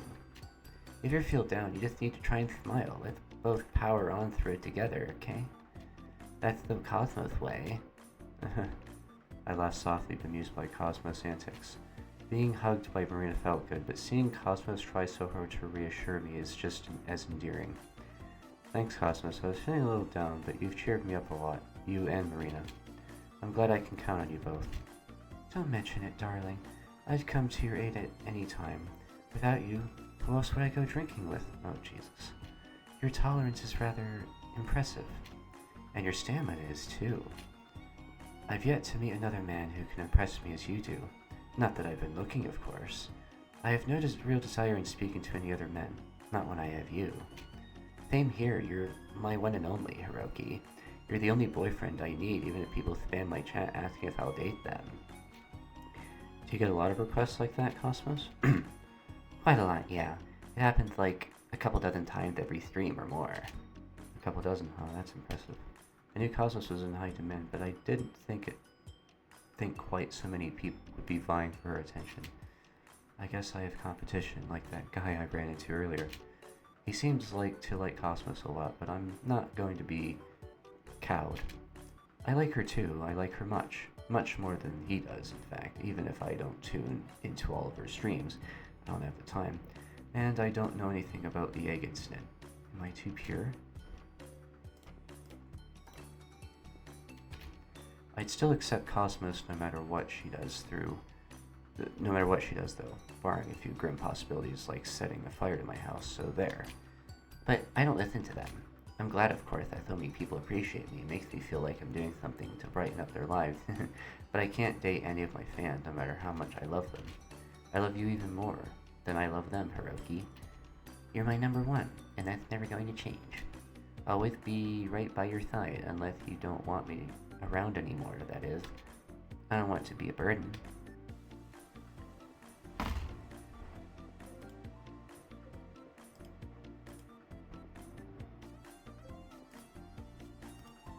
just saved it there real quick. You aren't a burden. Now, why wouldn't I want you around? I smile at Cosmos, gently amused by her antics. She might have a lot of energy, but Cosmos never tires me out, not like Hazel and Ayu sometimes do. Cosmos has never asked me to go jogging with her early in the morning, for one thing, so she has that over Hazel, and her moods aren't mercurial like Ayu's. Cosmos is bright and bouncy, but her moods stay about the same. She's almost always cheerful, and she's very direct and upfront with her feelings. That makes it easy for me to relax around her. She doesn't keep me guessing. You could say she's simple, I suppose, but I don't mean that as an insult. I love being with you, Cosmos, and you too, Marina. Your company is a lot easier to endure than certain other people's, whose names I won't mention. Cough, Ayu, Hazel. Occasionally you. You never ask too much from me, and you're both attentive to my needs. You both noticed when I was feeling out of sorts, and you came to check up on me. I appreciate your kindness a lot. It hasn't gone unnoticed. Oh, what's this now? Why are you thanking us for our kindness? That sounds so corporate. I beg your pardon? Did I say something wrong? I was trying to be sincere, but I'm pretty tired, and maybe it didn't come out right. I hope I haven't offended her. Oh, don't look so worried, Hiroki, darling. I'm not trying to insult you, and neither am I upset. I just think you're being a bit too formal, that's all. I'm used to people addressing me politely given my status as a businesswoman, but we're not in the boardroom right now. This isn't a professional matter, it's a private one. So you don't need to be so ingratiating, and you don't need to watch your language so carefully either. You can just be yourself. Oh, right. Sorry about that. I didn't mean to cause any offense, I was just trying to be polite, but maybe I was worrying a bit too much. You definitely were. We're BFF here, you and me and Marina too, so we can all hang out and have fun. You don't need to thank us for caring about you, Hiroki, of course, we care about you. We both love you. Indeed we do. Marina smiles coyly. She takes a step towards me, her jade eyes bright in the moon's light, then winds an arm around mine. Cosmos, meanwhile, runs an arm about my other side, pressing her bust against me. Cosmos' chest isn't the largest out of all my succubus commands. She might even be the smallest, but it's still ample enough that I can feel it against me. It's pretty appealing, actually. I should be used to this sensation since it's happened so many times, but it still gets my heart racing. We love you, Hiroki. We want to be there for you when you need it, if anything's bothering you. And we want to try and soothe you, too, if you've been having a difficult day. Hifumi might fancy herself as your wife, but she isn't the only one who wishes to look after you. That's right. Marina and I might not have proposed to you, but not just yet, at least, but you're still my boyfriend. And you're my darling. And we want to love you lots and lots. You might be tired since you've had such a busy day, but Cosmos looks at me beguilingly. Her eyes half-lidded and her pursed lips pale pink, like the petals of a flower. Do you mind if Marie and I show you how much we love you? Oh God. And how do you tend to show me that, huh? Well, wouldn't you like to know? Marina chuckles. It'll be a surprise, dear Hiroki. And we don't want to spoil it. Now just leave everything to us. Where is this going? The following morning. Oh, my love. My love, can you hear me? Wait. Oh dear, it seems like you really are weary this morning. I wonder if it's because I hauled you into the succubus realm so suddenly. Your body hasn't really had any time to adjust. I know crossing the two worlds can be difficult if one isn't used to it. Maybe I should have been more considerate? Though you're surprisingly strong for a human, you're still just a human. Even your stamina has limits. Huh? I can hear somebody calling to me. Their voice is very soft and sweet, even gentler than a dream. Is that Hifumi? If so, this would be a very familiar wake-up call. She roused me like this only yesterday, at least. I think it was yesterday. I'm so tired that I've lost my conception on time's passing.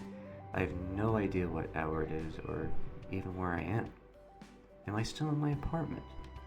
It doesn't feel like it. I sleep on my futon in my apartment, but it feels like I'm lying on a soft, springy mattress.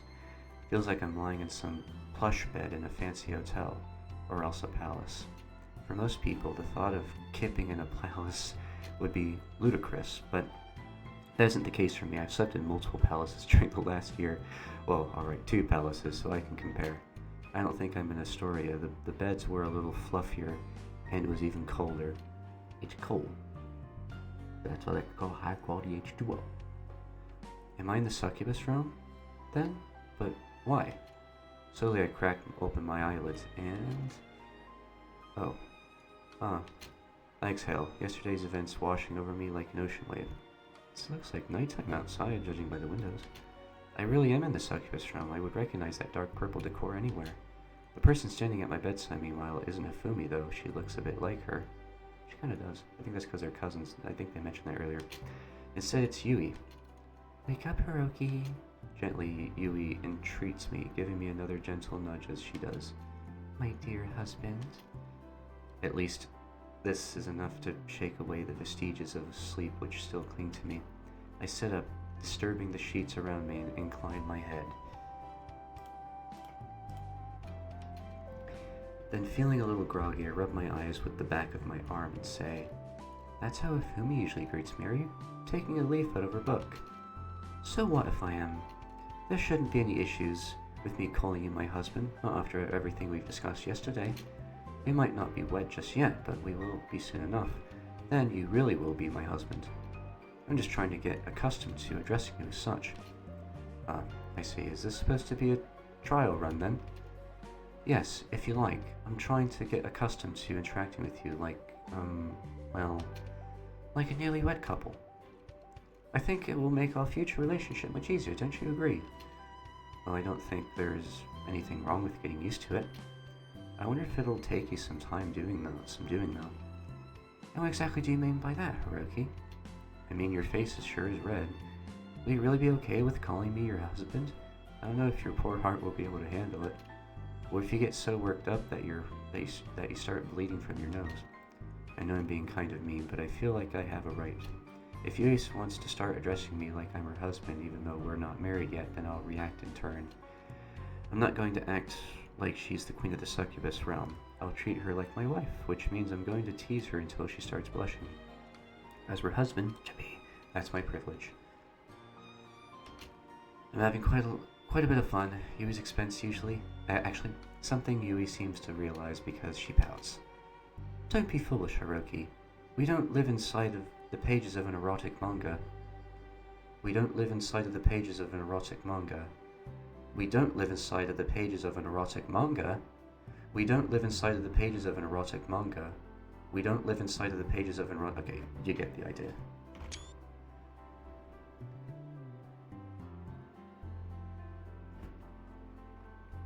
Breaking the third wall there, I see. Okay, moving on. I'm not that sort of person to break out into spontaneous nosebleeds.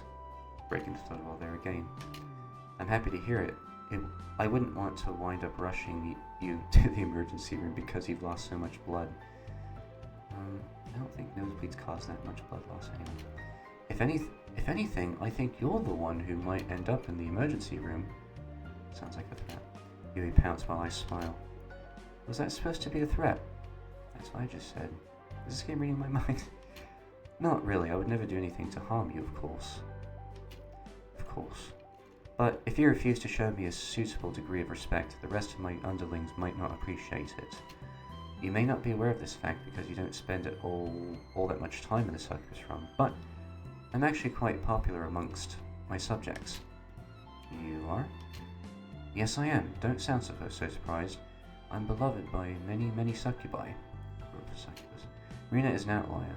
She's never treated me with the respect that I'm owed. Sounds a bit narcissistic. The others are much more deferential. Like Hazel? Well, maybe not quite like Hazel. She has a tendency of taking things to extremes, doesn't she?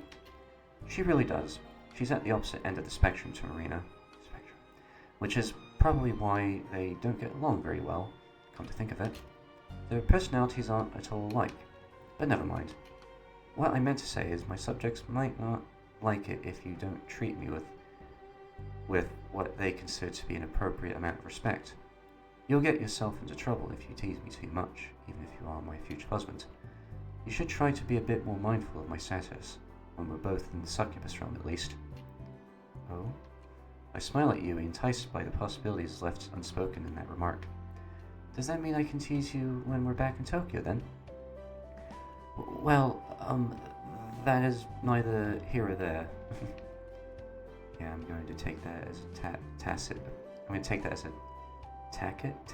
approval? I've heard of that word before. Seems like Yui really does want me to bully her after all. How cute.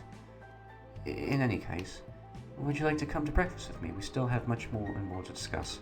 We haven't yet hashed out all the finer details of our future marriage, and I'm anxious to get everything sorted out. Sounds like you're pretty eager about this.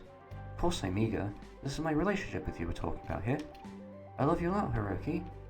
Gently, Yui smiles at me. And I can't wait to be with you. No matter what happens, and no matter how you might choose to address me, my feelings for you will never waver. My wonderful future husband.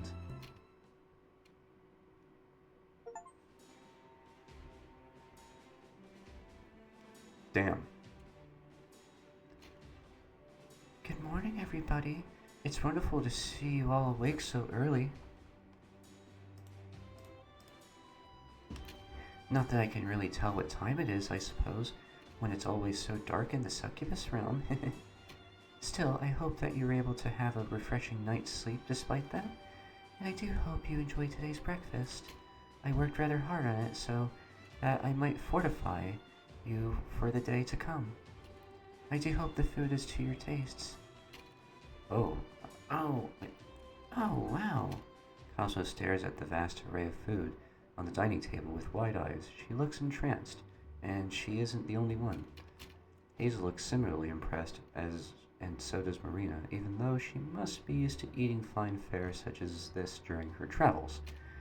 All of them are captivated by the food that Hifumi has prepared, and the same can be said for me too.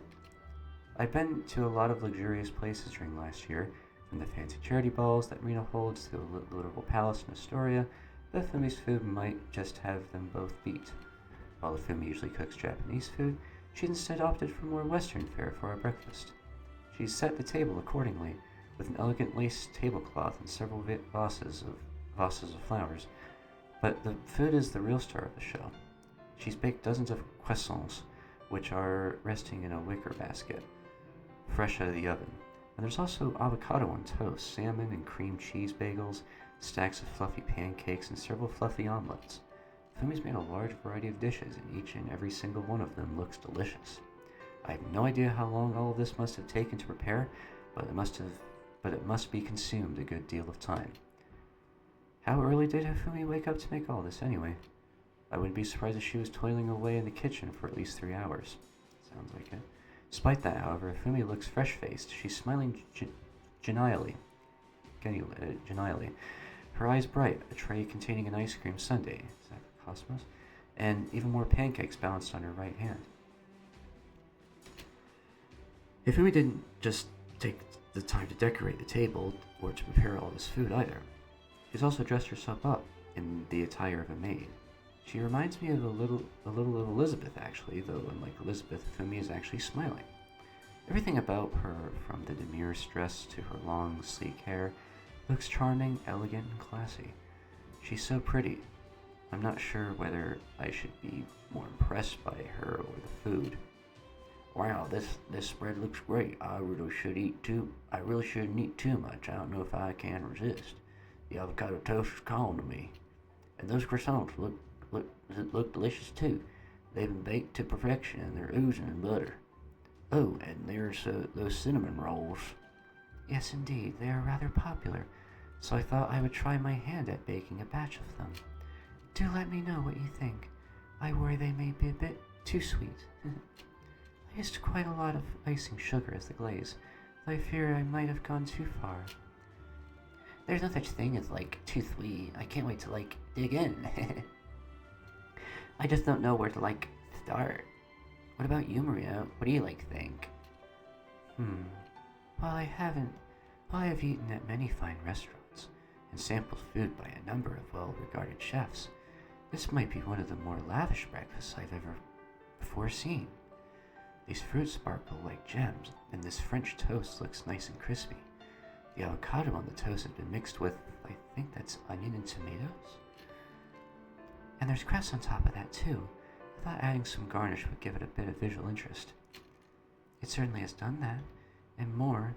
I've eaten a lot of avocado toast, but this is mouth-watering. There are so many different options to choose from and so many different meals. You've done a fantastic job. It all looks so good. It would almost be a shame to eat it. I get what you mean. And I don't want to spoil the presentation. It'd feel like a crime. At first I thought it said it'd feel like a crime. Setting up all this food must have, like, taken so long. But cooking, it must have taken even longer. That's a good point. How'd you find the time to prepare all this, Hifumi? Oh, it was not so very difficult. I simply needed to awake 4 hours before the rest of you so I could dedicate myself to my craft. 4 hours? Cosmo's face blanches. That's crazy. I could never do that. I need my beauty sleep, like, too much. I see you're a girl after my own heart. It's funny that you say that, Hiroki. I thought I already owned your heart. Oh, well, she's got me there. We all own Hiroki's heart. He all belongs to us. But after seeing this food, it's making me want to marry Hifumi. Oh, that's funny. I thought she'd already want to marry Hifumi, and she said it multiple times. You should forget the huge production she made the other day when she clung to Hifumi on the street. Would you consider being my waifu, Hifumi? Then you could make omelets and poached eggs for me every morning. My, you would propose to another woman in front of your beloved Lady Yui? How brazen. I'm glad that you feel so strongly about my cooking, Hazel, but I'm afraid I must decline. While I've dedicated to act as your maid during your stay, my heart still belongs to Hiroki and Hiroki alone. He is the only husband for me, and it's to him I pledge my heart. Well, I figured you'd say that. Still, it's worth a try. Yes, you can be very trying. Mina sighs while Hazel pouts. Yui, meanwhile, looks at Hifumi curiously and says, "This food does indeed look splendid. I can't wait to sample it myself, but why go to all this effort? I fear you must have been pushing yourself a lot." It did require a fair bit of hard work, but I suppose I felt it was the least I could do after I have caused you so many problems. It's because of the hasty proposal which I made to Hiroki that we have all been brought here. I have disrupted our schedules, and I've caused a good deal of discord. I fear I might have made things rather difficult for all of us, so I decided to become your humble maid during my stay in the Succubus realm, so that I might apologize for my crimes. I hope only that I can meet your expectations. I know that food cannot correct all of the wrongs which I have carried out, but I will do my very best. I do feel guilt for my actions, and this is my attempt, clumsy though it might be, to demonstrate sincerely how very sorry I am." Wow, Hifumi. Hazel sobs after Hifumi's little speech, her eyes beating with tears. You really are too pure. Is she really pure? You don't know what she's been like. You don't know what she's like when she's drunk. What's she like when she's drunk? I confess I mightn't be the best at handling my liquor. And that's an understatement. I too have witnessed my dear cousin while she was drunk, and she becomes far less refined than she might appear. But we are not discussing that now. We are discussing Hifumi's attempts to apologize to all of us. It is true, of course, that she has caused many problems, but this should go a long way to making up for it. Do you really mean that, Yui? Of course. I can see that you've been working hard, and I doubt you would do that if you didn't feel guilty. You're trying very hard for all of us, and I appreciate it, even if, as always, you're making a bit too much work onto your shoulders. I worry if you continue to push yourself like this, you will tire yourself out. I suppose it must run in the family. You have a tendency to overburden yourself too, as it happens. Yes, I'm aware of that. We both have our own bad habits. I feel like I shouldn't encourage you to work your fingers to bone as you have been, but I will gladly indulge in the food that you have prepared. It would be a real shame not to, especially when it looks so good. You really have outdone yourself. Oh, Yui. Hifumi beams, pleased at being complimented so highly by her younger cousin. Thank you, everybody, for your praise. As your humble maid, nothing could make me happier than to see you enjoying the fruits of my labor. Now please do begin. I've made more than enough food for everybody, and food is very important. It will give you all the fuel you need to endure the next few days. I'm sure that a lot of long, complicated conversations will begin to unfold in the succubus realm, but I will be here to support you. As your maid, I'll do my very best to relieve all of our exhaustion, so please worry not. You can always rely on me.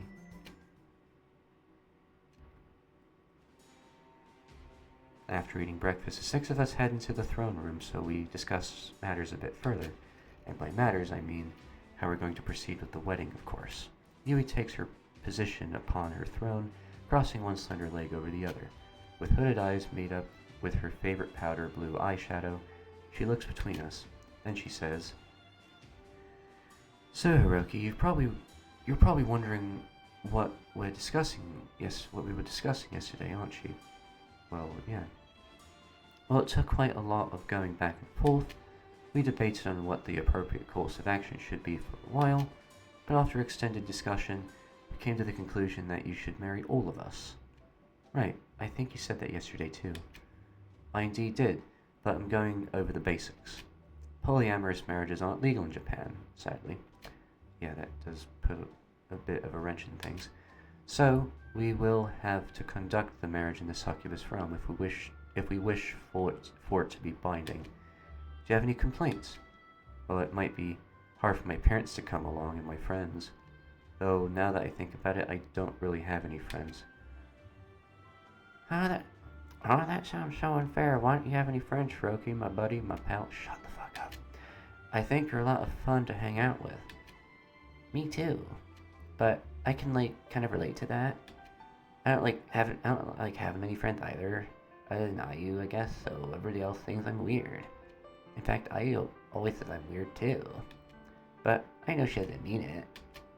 I don't want to pour cold water on Cosmo's parade, but are you sure about that?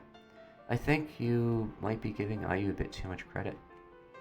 Well, maybe she does mean it, but I don't think she's trying to be nasty. She might act grouchy, but she's real sweet deep down. She's a good friend, but I don't have many others. I thought you had a lot of fans though.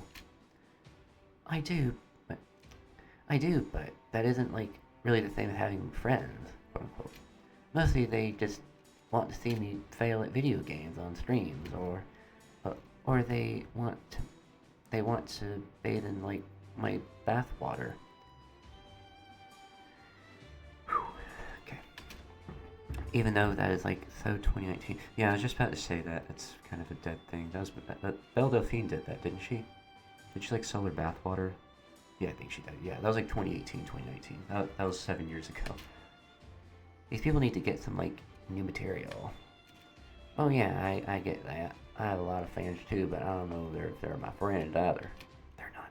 They show up to my matches and they support me, and a lot of them watch my interviews, but I don't really know any of these people.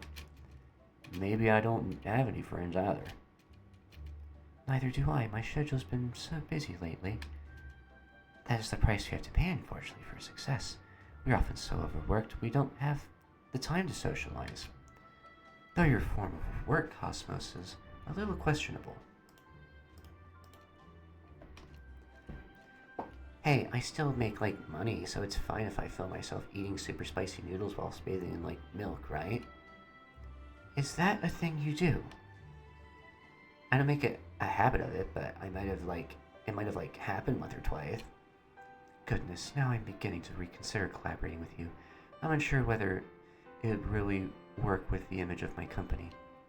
In any case, I look between my succubus harem, smiling a little at how badly we've gone off topic. Since we don't have many friends, in fact, I think I have more enemies than I do friends. Most of my work colleagues despise me, thanks to my string of high-profile celebrity relationships. I guess we need to stick together. That sounds like a good idea to me. That's why I love you so much, Hiroki. You understand me so well. You're the best boyfriend a girl could hope for, even if that girl is a succubus. A giggling Cosmos pulls me into a hug, then nuzzles her cheek against my arm. Yui, meanwhile, frowns. She's been trying to keep us all on topic, but we keep getting distracted. She must feel like I imagine a teacher does, trying to discipline a class of naughty children. Though the children in this case are comprised of famous businesswomen, a renowned actress, a sporting star, and a girl who films herself eating super spicy noodles whilst bathing in milk, apparently. Bellovian reference. The nature of Cosmos' job never does cease to amaze me. This is all very sweet, but we are getting distracted. We're supposed to be discussing our future now. Would the rest of you quiet down? Oh, right. Cosmos draws away from me, her face flushed. Sorry, Lady Yui. I got a little carried away. Me too. I'm sorry, Lady Yui, if I'm being a pain. I'll try to behave myself from now on. You can try, but I doubt you'll succeed. You've always been so impetuous, Hazel. Yui sighs and shakes her head. But I suppose I don't dislike that about you. Now, are you alright with being married in the succubus realm, Hiroki? I'm not sure whether it matters if I'm alright or not. I don't have much of a choice here. Yui said she wanted to talk things through, but it feels like a pretty one-sided discussion. In any case, I wind up nodding, a gesture which prompts Yui to smile. Good. Now as for when the wedding will take place, I was thinking it might be good if we scheduled it in a fortnight from now, using your time in Japan, of course, as opposed to the time in the succubus realm. Time here passes so slowly, I fear I would be waiting a small eternity until the arrival of our wedding, and I'm not prepared to be that patient. What do you say to that, Hiroki? Will 2 weeks give you enough time to inform everybody of your decision and to procure a nice suit for the occasion? Well, I look at Yui curiously. Is she being serious right now? She's acting like she's being oh so generous by giving me all this time, but 2 weeks' time just isn't much time at all. It's soon in fact. It's really freaking soon. Not like I'm desperately unhappy about the prospect of marrying several attractive succubi, of course, but it is quite a lot to get my head around. I'm busy thinking about all the logistics of this frankly impossible situation, biting my thumbnail all the while when,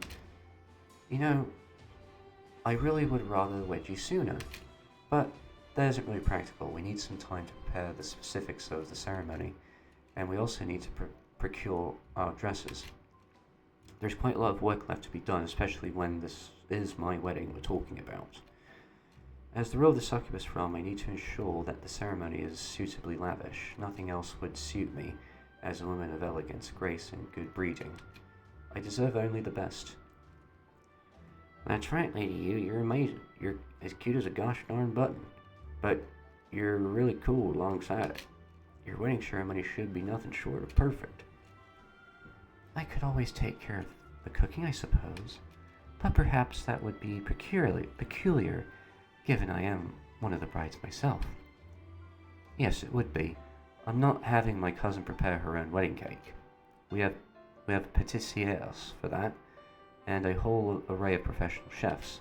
The ceremony will be well catered for, of course. I'll spare no expense. I mean, no No, I mean to use every last bit of my wealth, power, and influence to make my wedding the ceremony of a lifetime. Well, I suppose I can rely on you for that much at least. You might be a little more than a slip of a girl, especially in comparison to myself, but you are rather good at taking charge. I suppose I can leave the finer details to you, if you would prefer that. It isn't a matter of what I would prefer. This is simply how it should be, as the ruler of the succubus realm. Making most important decisions ought to fall upon my slender shoulders. You really do have lovely shoulders, Yui. Why, thank you, it's appreciated. As the queen of this realm, I will ensure that the wedding goes smoothly without a hitch. The rest of you needn't worry. You can leave all of the preparation to me, so you can be free to pick out your dresses. What an elegant solution, as expected of Yui, Lady Yui. You, Lady Yui, excuse me. Yes, that's all well and good, but how will we conduct the ceremony itself? I beg your pardon. You know what I mean. We can hardly all walk down the aisle with Hiroki at the same time. Oh my god. This is so... I mean, I'm liking it, but this is just so absurd. Like imagine you're at a wedding, right? And this guy has like 10 women. Just marries 10 women at once. Like, this very average, nerdy-looking guy, and this really nice, this very average, nerdy-looking guy with, like, bushy hair and glasses, who wears, like, graphic t-shirts and, like, baggy jeans and sneakers, or trainers and all that. And he's marrying these 10 very beautiful anime waifus. Yeah, imagine being just... yeah, it would be really, I mean, this would be every simp's dream come true. I mean, myself included. If I were this guy, I would die a very happy man when my time comes. Even if it didn't work out, I'd say, hey, I gave it a go. I married 10 very attractive succubus women, girls, who fell in love with me first. Don't know why, but even though I'm way out of their league, which kind of makes it even hotter, dare I say.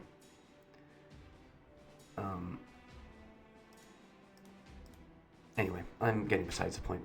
Anyway, you know what I mean. We can hardly all walk down the aisle with Hiroki at the same time.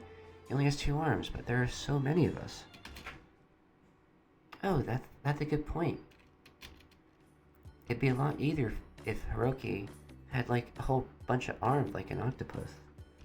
Didn't you discuss this earlier? Didn't we have this conversation yesterday? Yeah. Do we really need to revisit this idea? But he doesn't. He's an ordinary guy. Even if he was able to ensnare all of our hearts, there's no limits to like what he can practically do. How will we get all down the aisle? Maybe we could draw lots to see who gets to go first. Draw lots? Nah, that's no fun. I think it'd be more fun if we did the same sort of tournament. A tournament?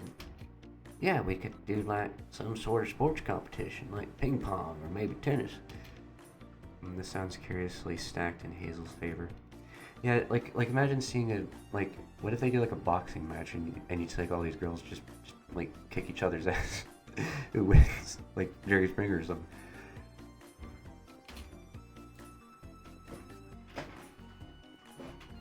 How unexpected. Not. And the winner gets to wed to Hiroki. Sorry. And the winner gets to wed to Hiroki first. What do you think? It's not a bad idea, is it? No, it's not a bad idea. I knew it. I'm a genius. It's a terrible idea. Yeah, I know. I gave it some real thought and then...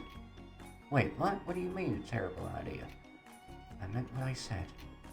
We are hardly going to decide who gets to walk down the aisle with Hiroki based on something as inelegant as a ping pong tournament. The idea is ridiculous. Well, what should we do then? It is quite the quandary, but I think it would be for the best if Hiroki wed us in the order that he met us. Do you not think that sounds fair? Does that mean I would be first then? No, no, didn't Hiroki meet you first? Actually, he met me first. I was his girlfriend. We both attended school, don't forget. Oh yeah, that's right. Sometimes I forget about that. That's like you, Lady Yui, of course. You're the one who know Hiroki for the longest. You're always number one when it comes to everything. What was I thinking with my silly tournament idea? You're the one who deserves to wed Hiroki first. You're the best. Indeed I am. Yui nods. She doesn't look all flustered by Hazel's compliments, even though they are pretty effusive. I guess that's Yui for you? She's unflappable. I can't help but think she's kinda cool myself. Stefania might be a princess, but I think Yui's even more regal. Speaking of Stefania, I should probably inform her of these developments too, and Elizabeth. I don't want to do anything to go behind her back. I'm busy turning the specifics over in my head and getting anxious into the bargain when, all of that being said, I'm not necessarily happy about this situation. Is something the matter? Yes, of course something is the matter. I feel that should go without saying. I'm trying very hard to be diplomatic about this. I don't want to be a dictator. I know that many other succubi love you, and I wish to respect their feelings. I don't want to force myself upon you like I did last time, but it's very hard for me to share you, especially when I love you so much. I want to make you mine, Hiroki, so nobody else can have you. When I think about our future together, I would like it if I was your one and only bride, the only one that you adore. But I can't do that. I might be Queen of the Succubus realm, but I'm not completely unreasonable, not like I used to be. In fact, it's precisely because I'm the Queen of the Succubus realm that I can't be unreasonable. I want to be happy with you as a woman, Hiroki, but as a ruler who cares about my subjects, I want them to be happy too. I want all of us to be happy, but my desires as a woman are at odds with my desires as a ruler. I'm doing my best to put my discontent to one side so I can manage this thorny issue with the thought of and the consideration that it deserves, but it's hard. Being this considerate doesn't come easily to me. I've done my best to change my ways, but nobody can alter who they are entirely. At my core, I suppose I'm still rather selfish. But I'm doing my best, even if it does hurt. I'm trying to put these pangs out of jealousy I feel in my heart to one side, but I do worry. Yu looks at me, her eyes wide. Rising from her throne, she descends the steps which lead up to the dais and stands before me. Then, holding one hand to her chest, her cheeks a little flushed, she says, "Do you think I'm doing a good enough job, Hiroki? You don't think that this is selfish because I possess these conflicting feelings, do you? Am I a bad ruler?" Lady Yui, Hazel observes her queen, her eyes wide. I don't know if she's ever seen Yui like this before, so unsure of herself because her lower lip trembles. She sniffles and says, "Why are you trying so hard, my lady? I knew things would be tough on you, but I didn't think they'd be this difficult. You've been put between a rock and a hard place, but you really are doing your best. That's just so admirable." I'm trying, yes, but part of me fears doing my best isn't good enough. Doing one's best is irrelevant unless one can get results, and I'm unsure whether I've accomplished that. Can I really make everybody happy? You're making me plenty happy, Lady Yui, because you're working so gosh darn hard. I think that's really adorable. I wasn't trying to appear adorable, though. I was going for industrious. You can be adorable and industrious. In fact, I think you're being extra adorable because you work so hard. It's a real charm point. I think so too. You might be our queen, Lady Yu, but you've never taken your position for granted. You're always doing your best. You're so earnest. I think that makes you even more approachable.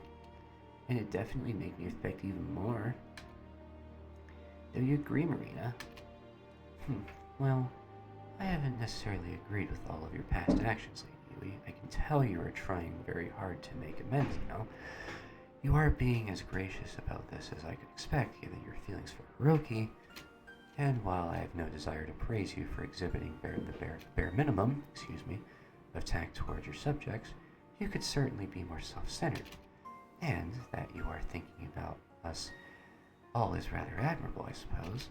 I had no idea you could be so selfless. It makes me wonder whether I was not being too harsh towards you after all. I see. Yui exhales. She's standing so close to me, I can feel her breath on my cheek, and says, I suppose that's the highest praise I expect from you, Marina. I'm glad you all feel that way about me. But what about you, Hiroki? Do you think that I'm working hard enough? Yu looks back at me, her eyes upturned. She looks unusually insecure, so self-conscious that blush had returned to her cheeks in full force. Yui's quite pale. When she blushes, it stands out. Her cheeks look like two camellia flowers. Her blush is bright enough that it borders upon the lurid. But that remark only makes her look cuter. I smile at Yui, touched by the concern she has both for me and her fellow succubi.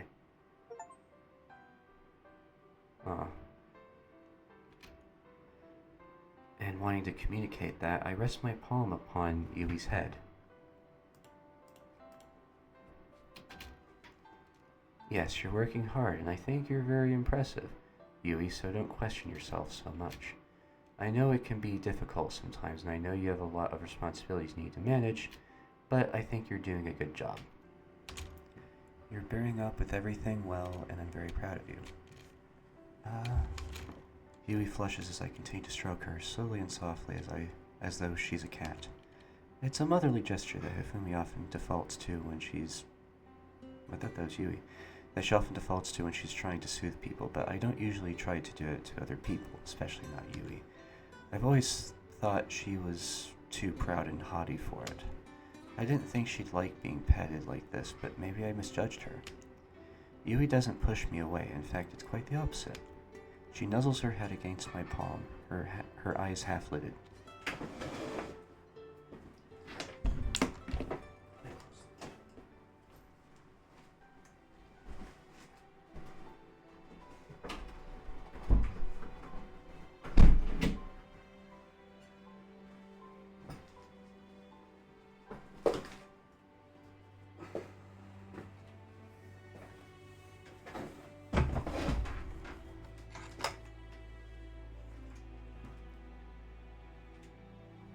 Okay, I'm back. I'm gonna edit that part out.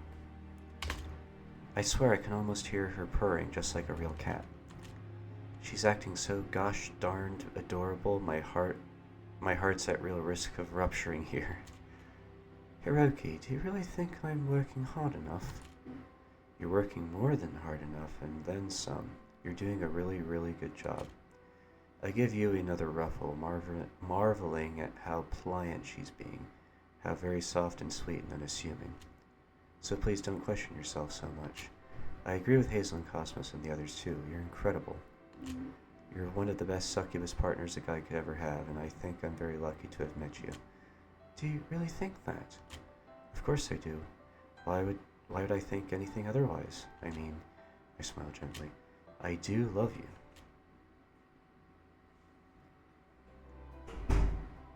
In the end, I decided to spend the next few days in the succubus room so you and the others can figure out how to organize my massive wedding.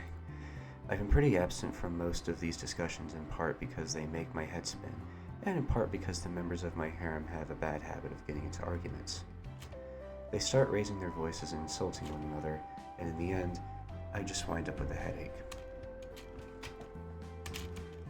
It's easier... Sorry. Let me adjust my microphone. Sorry. Anyway, it's easier to let them sort things out on their own. If I disengage from this fierce debate, I can treat my stay in the Succubus Palace as a sort of holiday, unlike the first time I came here, where I was more or less held a prisoner. This visit has been much more relaxing, putting aside all of this talk about my future marriage, of course. I'll have a lot of work waiting for me when I get back, but for the present I can enjoy a few days of doing very little. I've been sleeping in late, taking walks through the courtyard, and chatting with the other succubi when they are involved in discussion, mostly Marina and Cosmos. It's pretty soothing, and it's made all the better by the food that Hifumi's been serving me. She's been managing all the cooking, perhaps to apologize for causing such a fuss, and it's more than enough to make me forgive her. Her food really is delicious. It makes a real change from the convenience store lunches and cellophane-wrapped rice balls I usually eat. says his cell phone. I'm living just like a king. It really isn't bad. Having this many women fawn over me. Since time passes differently in the succubus realm than it does in the human world, I can enjoy myself without having to worry about missing work on Monday. My boss would probably be pissed off if I didn't show up without any warning, but I didn't need to give a warning. I should be able to get back in time. For the present, however, I don't want to think about work. I don't want to think about my future. I just want to chill. I've been working hard enough. I think I deserve it. I've been wondering, however, about the non-succubus member harem, namely Stefania. It feels only fair to let Stefania know what's been happening during the last few days, but I've not had a chance to speak to her.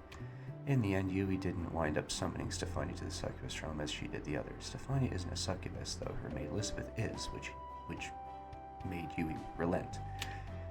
If I'm going to get married in the succubus realm, however, Stefania would need to be present for that. I don't want to leave her out. I am very fond of her, after all.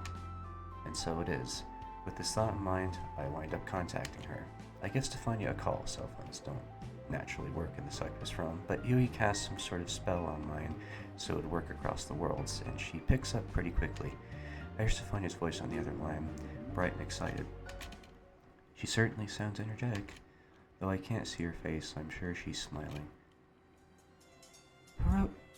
Hiroki, it's so good to hear from you. It feels like it's been a while since we last spoke. How have you been? Is anything wrong? Oh no, nothing's wrong, per se, but, well, I glance around my surroundings at the sumptuous bedchamber in the succubus realm, which is varying shades of purple and frown. Things had become a bit complicated, I guess. Complicated? That does not sound good. In what sense? Well, there's no easy way to put this, so I'll just get it over with. I don't know if you've heard, in fact you probably haven't, but Hifumi, she proposed to me. Huh? Stefania bleats in surprise like a startled sheep. A second passes and then... Oh my gosh, that is amazing, Hiroki. I am so happy for you. You are? Of course. You know that I love my teacher. I mean, Hifumi. Stefania corrects herself with a bashful giggle. She's gotten so used to calling Hifumi her teacher, I guess it's hard to let the habit go. A lot. She has helped me a good deal with my karuta skills, and I can't thank her enough. She's been incredibly kind to me. She's so sweet and gentle and generous. And of course, I know she thinks the world of you. Hifumi loves you a lot. She's wanted to wed you for a very, very long time. Naturally, ich bin glücklich, that sie ist... Okay, why am I speaking German? I'm happy that she's been able to fulfill this dream of hers. I wish you both nothing but the best. You both deserve it. Wow, this isn't what I expected. I thought Stefania would be upset about this news. It would make sense if she was. It must be hard for her being essentially trapped in the palace at Astoria whilst I'm free to spend time with the other members of my harem in Tokyo. I've always worried that she'll feel left out because of the distance between us. I do my best to try and make Stefania feel loved, but there's only so much you can do over the phone. Kind-hearted though Stefania is, I thought she'd feel at least a little jealous, but it doesn't seem like that at all. Either she's an incredible actress, better even than Hifumi, or she's being 100% honest. I'm glad that you're so happy, Steffi. But that isn't the same for Yui and the others. Oh, were they upset about this news? A little. Yui felt like I'd done this behind her back, and I guess that is what happened. It was inadvertent, though. I didn't want anybody to feel left out, but, well, that might be inevitable when you're dating so many women. I can only imagine. It must be hard for you, Hiroki. Things have been a bit rough, yeah, but I feel like I can't complain, or maybe I feel like I shouldn't. It's a pretty nice problem to have, being loved by so many wonderful women, but I digress. Yui took me to the succubus room so we could hash things out, and she brought Hazel, Marina, Hifumi, and Cosmos along with her. Didn't I want to come? She doesn't know about this yet. She's still on tour with Shizuru, so... Oh yes, that is right. It makes sense that you wouldn't want to bother her, I suppose. And what have you been discussing? We're talking about my upcoming marriage. The succubi all want to hold it in the succubus realm where polygamy is accepted. I'm pretty sure I'll get hitched to all of them at once. But I wanted to tell you about it in advance. I don't want you to feel like you're being left out. Oh, I see. That is very considerate of you. I'm glad that you're thinking of me, Hiroki, but it is alright. I don't mind if you wish to wed the succubi in the succubus realm. I doubt it would be welcome there, as an ordinary human woman myself. I don't want to get in the way of any succubus traditions. As a princess myself, I know how important it is to protect one's culture. If I am not wanted at the ceremony, I can most certainly keep away. But I do have a couple of selfish requests to make. Oh, what are those? Firstly, I'd like it if you can take a lot of photographs of your wedding. I want to see the other succubi in their dresses, especially Hifumi. I want to see how cute they all look. Would you mind doing that? I'm sure I can get something sorted out. I am a photographer after all. Is that everything? Not quite. This might sound audacious, but I was hoping, if it is not too much trouble, would you mind conducting a ceremony with me in Astoria after you have been wed to the other succubi? If I can't take part in the joint ceremony with everybody else, then I would at least like to legitimize our relationship in some way. Und I really do love you, Hiroki. Ich liebe dich, Hiroki. It might cause a bit of stir, given I am a prince. Ich bin eine Princess, aber ich don't want to keep our relationship hidden. Und ich don't want to remain your girlfriend, whilst the others are your wives. Ich want to be everybody's equal, so would that be alright? Oh, Steffi. I exhale, moved by Stefania's hesitancy. I can't see her face, but I bet she's blushing. She is. Plucking up the courage to ask that question was probably difficult for her, but she still managed it.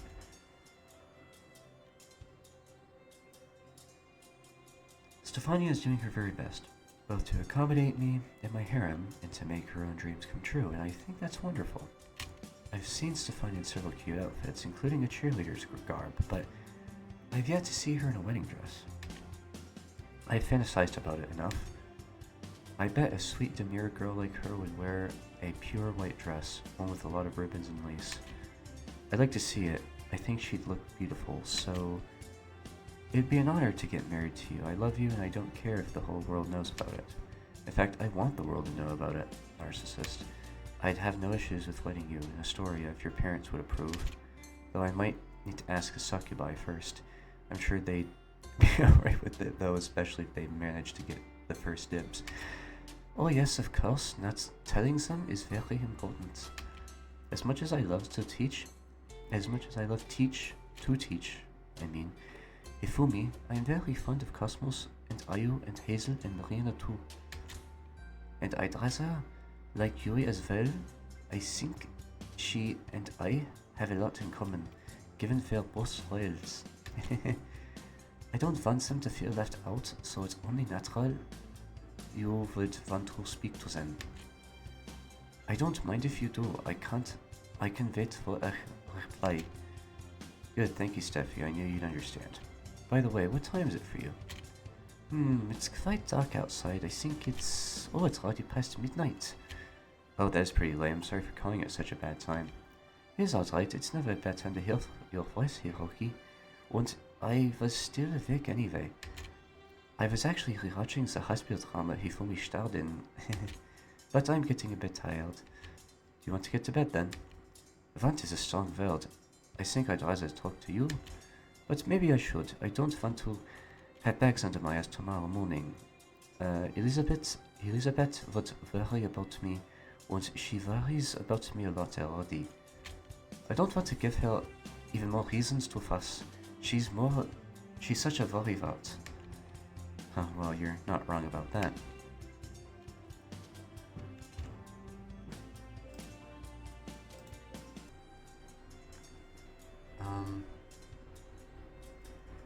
Elizabeth was pretty. I'll choose this one. I allow myself a smile as I recall the desperate lengths Elizabeth went to back when Alice kidnapped Stefania. It's a long story. I think I remember that from the fifth one? One of those. Elizabeth was beside herself when Stefania disappeared. She usually acts cool and composed, so it was a real 180. I've never seen her so worried, and with some luck, I'll never see her so worried again. It was a bit unnerving. Alright, I'll let you go now. Shall I talk to you later? Yes, later. That sounds good to me. I will look forward to any future messages from you, Hiroki, and I hope that you are having a good time in the Succubus harem. Of course I'm having a good time. It's not hard to when I'm with so many wonderful women. Though I'd have a better time, of course, if I was with you. Oh, come on, Hiroki. I know you're fucking lying. Oh, you were just saying that. I know that my teacher, I mean Hifumi, is much more elegant, graceful woman than I could ever hope to be. And I know that Yui is incredible too. You're surrounded by beautiful women, but I'm doing my best to improve my appeal too.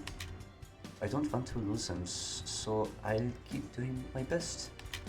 Good night, Hiroki. Farewell. Good night, Steffi. It's been a pleasure as always. Fare thee well. Oh, now that's a pretty old-fashioned saying. Stefania doesn't act like you'd expect a royal. She's very sweet and unassuming, but she does use some pretty fancy turns of phrase sometimes. If I keep talking to her, I'm worried I'll wind up speaking like I've attended a fancy all-girls school myself. I can just imagine myself greeting people by saying, "Good day to you," and calling people "Big Sister?" Huh. Now that's a bit of an unsettling thought.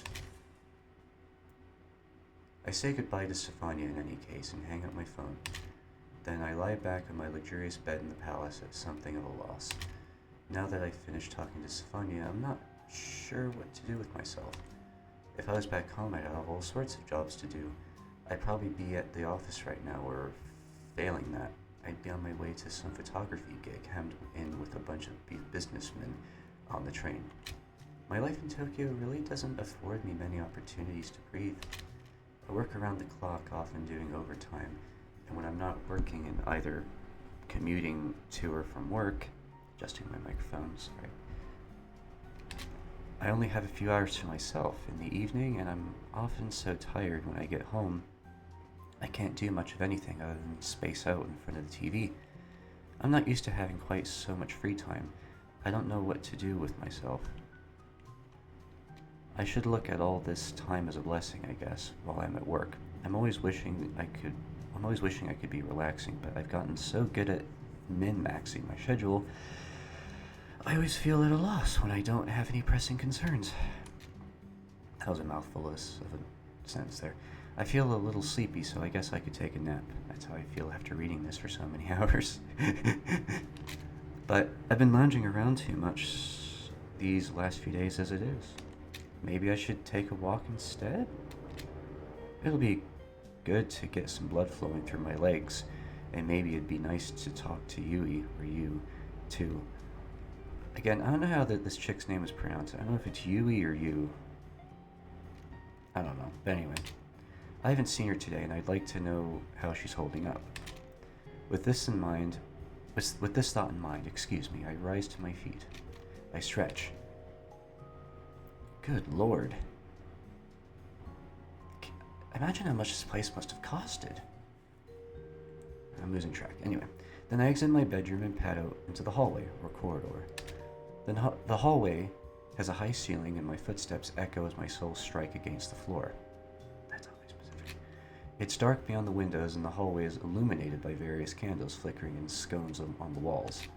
There's something a little eerie about it, and the sumptuous purple furnishings don't make things any less oppressive. I make my way over to the throne room, feeling a little out of sorts. I have nothing to do here except relax, but I still find myself wondering about the furniture. What will happen when I wed Yui? What will happen when I wed the others? Well, I guess I can worry about that when it actually happens. I approach the throne room, then pause by the door, to step inside to greet Yui, but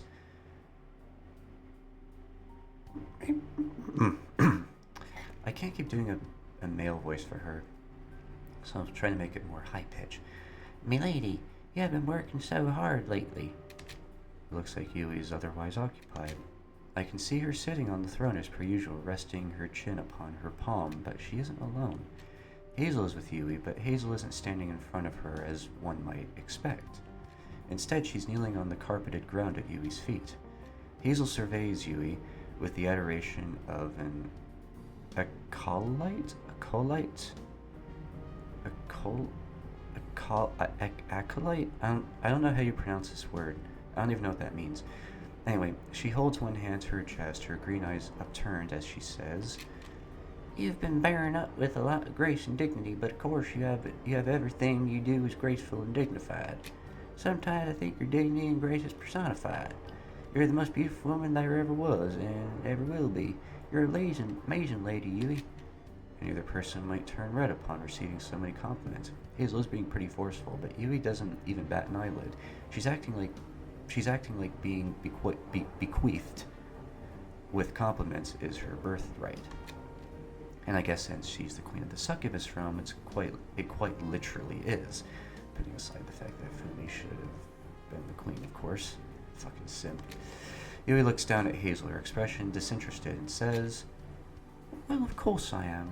I am very well aware of the fact. You hardly need to tell me these things. I already know. Of course, my lady, please forgive me for my insolence. I should have known full well that you would already be aware of how wonderful you are. As your humble servant, I feel ashamed at how I've been acting. So I can make it up to you. And how do you intend to do that exactly? I was thinking about giving you a foot massage. Jones barbecue foot massage. Jones barbecue foot massage. A massage? Yeah, since I'm an athlete and all, and I'm on my feet a lot, I tend to get muscle cramps. I've gotten pretty good at giving myself massages to work at all the kinks. But it feels even better when somebody else gives me a massage, especially when it comes to my feet. I'm not a huge foot liker myself. Well, that's good to know. But having my aching soles and arcs massage feels really nice, and it helps relieve my tension. Do you want me to give it a go, Lady Yui? I'm no professional, but I'm sure I'll be able to do a decent job, and I think you deserve it. You work so hard, you deserve a bit of a break. If you don't get a bit of R&R every once in a while, you'll build up too much stress, and then you'll feel even worse. As your humble subject, will you let me serve you? Yui frowns as she ponders this, her lips pressed together. Well, it's not like my feet are in any particular pain. I don't walk around very much. Most of the time, I remain seated upon this throne. I'm unsure whether it would be necessary. I'm unsure whether it be. Fuck! I'm unsure whether it would be a necessary intervention. But I suppose it might feel nice if you promise to be careful. Of course I will. I'm always careful, especially when it comes to you, milady. Having my massages ever laid you wrong before? Well, no, I suppose not. You have done quite a good job working out my stress before. You've never once pressed too hard, and you've not hurt me either. I suppose I can trust you on this. If you promise you won't touch anywhere you shouldn't. I can kind of see this taking a little bit dark. I guess you could say things are getting pretty serious. I won't, my lady, I promise. I'll treat you nice and gentle. Hazel grins and shuffles forwards. Do you mind if I start? No, I already gave you permission. Please go right ahead. I will offer myself up to your capable hands. Alright, this'll be a blast. Thanks for the food. Food? That's what I just said. Yu raises an eyebrow. I was unaware of that there was any food involved in this, unless you mean to lick my soles or bite my toes. Well, that doesn't sound exactly unappealing. I beg your pardon? But I'll be careful, I promise. Now let me see. Taking your load off. Damn. Hazel slides Yui's golden heels off her feet, watching with an impish smile as Yui sighs. Then she introduces her digits to Yui's right foot. I watch concealed in the shadows by the entrance as Hazel starts to work on Yui's foot, and somehow they don't notice you. Her fingers dig into her arc, then she starts to rub. She presses down, using just enough pressure so that Yui can feel it. And Yui moans accordingly, her eyelids falling shut. Hazel hasn't been at this for very long, but Yui is already turning to putty in her hands. It looks like Yui's enjoying the attention, and it sounds like she's enjoying it too. If she wasn't, I doubt she'd be moaning like that. How's that, my lady? Are you enjoying it? Oh, it is. Quite good, I suppose. Quite good, eh? Hazel's smile widens. That must mean I'm doing a good job. I'll take it. I'm glad my hard work's paying off, but I've only gotten started. I'm not applying nearly enough pressure. How about this? Hazel shifts her hands up Yui's foot and presses both her thumbs against the flat of Yui's foot. She works her fingers like a child might play with clay, as if she means to reshape Yui's soul, and Yui sighs. Oh, yes. Oh, that does feel rather nice. I'm glad to hear it. Just let me know if I'm pressing too hard, though. I don't want to hurt you. I have been feeling so keyed up lately. I might not have mind too much if you did. A bit of pain would at least take my mind off everything else, which has been weighing upon me. Oh, Lady Yui, have you been that stressed out? I have been somewhat overworked as of late, I suppose. My duties as the Queen of the Succubus realm are numerous, even if I do have several dedicated aides to help me. There's only so much work I can delegate to others, however. It takes a lot of time and effort to ensure that things in the Succubus realm are running smoothly. And now I have this situation with Hiroki to worry about too. It really is quite the pickle. I fear that I've been pushed rather hard. But I will not relent. I will continue to do my best, as per usual. Well, of course you will. You're really impressive, Lady Yui. That's why I love you so much. You always have a lot to do, but you never let it get the better of you. You keep doing as best you can with as straight a face as possible. I think that's wonderful. Do you really? Yeah, you're amazing. My precious Lady Yui. Hazel giggles as she continues to work. She kneads Yui's foot between her fingers and thumbs while Yui sighs, practically seeming to melt before my eyes. Her face is rather red, and her eyes are looking at a touch misty. It seems like she's enjoying this foot massage a bit too much. I'm glad Yui's enjoying herself, but maybe I shouldn't be watching this. I've hung around for her long enough already. I feel like I should leave. Just a second. Save it there real quick. What if I stick around a little longer? How's this, my lady? Is it good? Oh, if you touch me there, then I... Yes? What will you do exactly?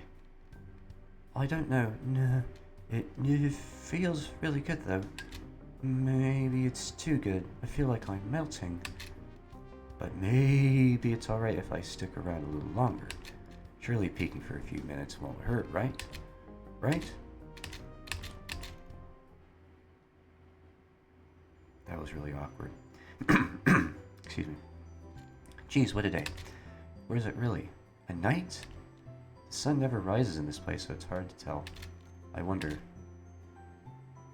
I've been feeling tired ever since I came to the Succubus realm.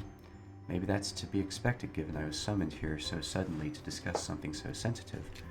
I guess any guy would feel tired if he was dragged from this average apartment on the outskirts of Tokyo to an entirely different plane of existence populated entirely by scantily clad succubi. It's all a lot to take in. Succubi have been an important part of my life for well over a year, but sometimes it feels so blatantly ridiculous I have to wonder whether I've gone insane. I mean, me? Have a harem? Why? I'm not anything all that special, or at least I don't think I am. I'm quite an average guy as it happens. But I guess Yui doesn't think that way? Neither does Marina, Cosmos, or Hifumi. Hazel, speaking of which. Oh, hello. I came into the courtyard to get a breath of fresh air, but I'm not alone. Hifumi is out here already, examining the flowers, though she turns to look at me when I address her. I smile, then say, "Fancy seeing you here. Are you taking a stroll too?" That was the idea, yes. Hello, stranger. So good to see you. It feels as though we haven't had much of an opportunity to talk during these last few days. I know I've been pretty occupied. My presence has been wanted. By Yui, I take it? How did you know? I smile wryly, well aware of that, as Yui's cousin. Hifumi probably knows more about Yui and her foibles than any of the other succubi.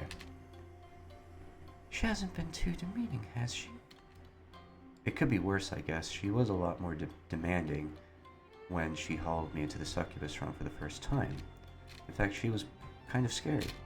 Things should be alright now, though. I'm sure she'll let me leave when she's worked out the particulars of my relationship and how our wedding will go. She just needs a bit of time first, though. I imagined that was the case, yes. I'm glad to know she's not making too many demands, though I do feel somewhat guilty about all of this. If I had never proposed to you, Yui never would have caused to be... If I had never proposed to you, Yui never would have had to cause to... If I had never proposed to you, Yui never would have had cause... would never have had cause to be jealous, and she never would have brought you to the succubus realm against your will. Or the rest of us fellow succubi, for that matter. I apologize if I've made things difficult for you. Hifumi presses her hands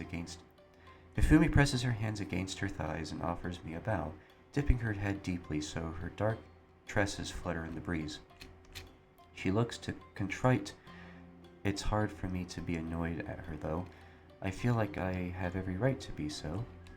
She is right, after all. She has caused a lot of problems for me. She's the catalyst behind the wild events of the last few days. If only she hadn't proposed, none of this would be happening. But, by the same token, it was probably my fault for accepting her proposal in the first place. If I really had an issue, I should have shot her down. I'm also to blame here, so I can't pin all of this wrongdoing on Hifumi. That wouldn't be fair. It's alright. You have caused a few issues, but I'm sure you had your reasons for it. I doubt you did it solely for the sake of sowing chaos. You aren't that sort of person. Well, thank you for trusting me, my dear. I'm glad that you realize that. I would understand full well if you were upset with me or angry for my actions have caused many problems. But you are indeed right. I only did what I did because I felt I had no choice. No choice?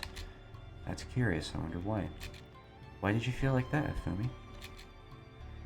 It is rather complicated, but, well, to describe it in terms in which I hope are easy to parse, I felt like things had become stale. Stale? Yes, indeed. I felt that we were all too worried about trying to deepen our relationship with you, Hiroki, for fear of stepping on one another's toes. None of us wished to push things too far, so we began to tread water instead. Everything remained the same. There was no progress at all beyond your charms earning you the affections of a few women, more women, I suppose. Lightly, Hifumi laughs. I could not take any issue with that, of course, and neither am I jealous. You're an attractive man, and I'm glad that so many women have realized that. You deserve to be adored by as many women as possible, and I consider myself privileged to be amongst them. I was happy too with this arrangement for quite some time. I love you so much, Hiroki. I was content simply to be with you and to spend time with you, though I couldn't spend as much time with you as I desired given my work. Still, I was pleased enough. The time has passed and I enjoyed every moment of it. I was able to spend by your side. But lately, I've begun to feel like this is not enough. I want to love you in a new exciting way, a way in which a wife can only love her husband. And if I'm being honest, I'm not getting any younger, and I'm the oldest member of your harem, and I've dreamed of being married ever since I was a young girl.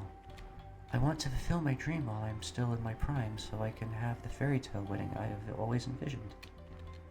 I do not think, of course, that waiting would dampen our bond, and neither would it make our wedding any less special.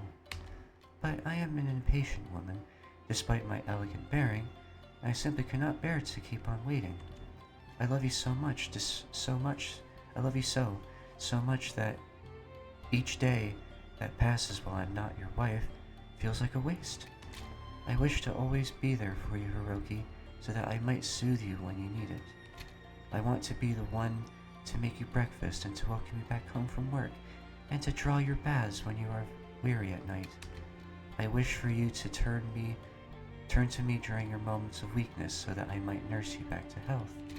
I wish to be your rock, your staunchest, most steadfast ally, and to do that, I wish to be your wife.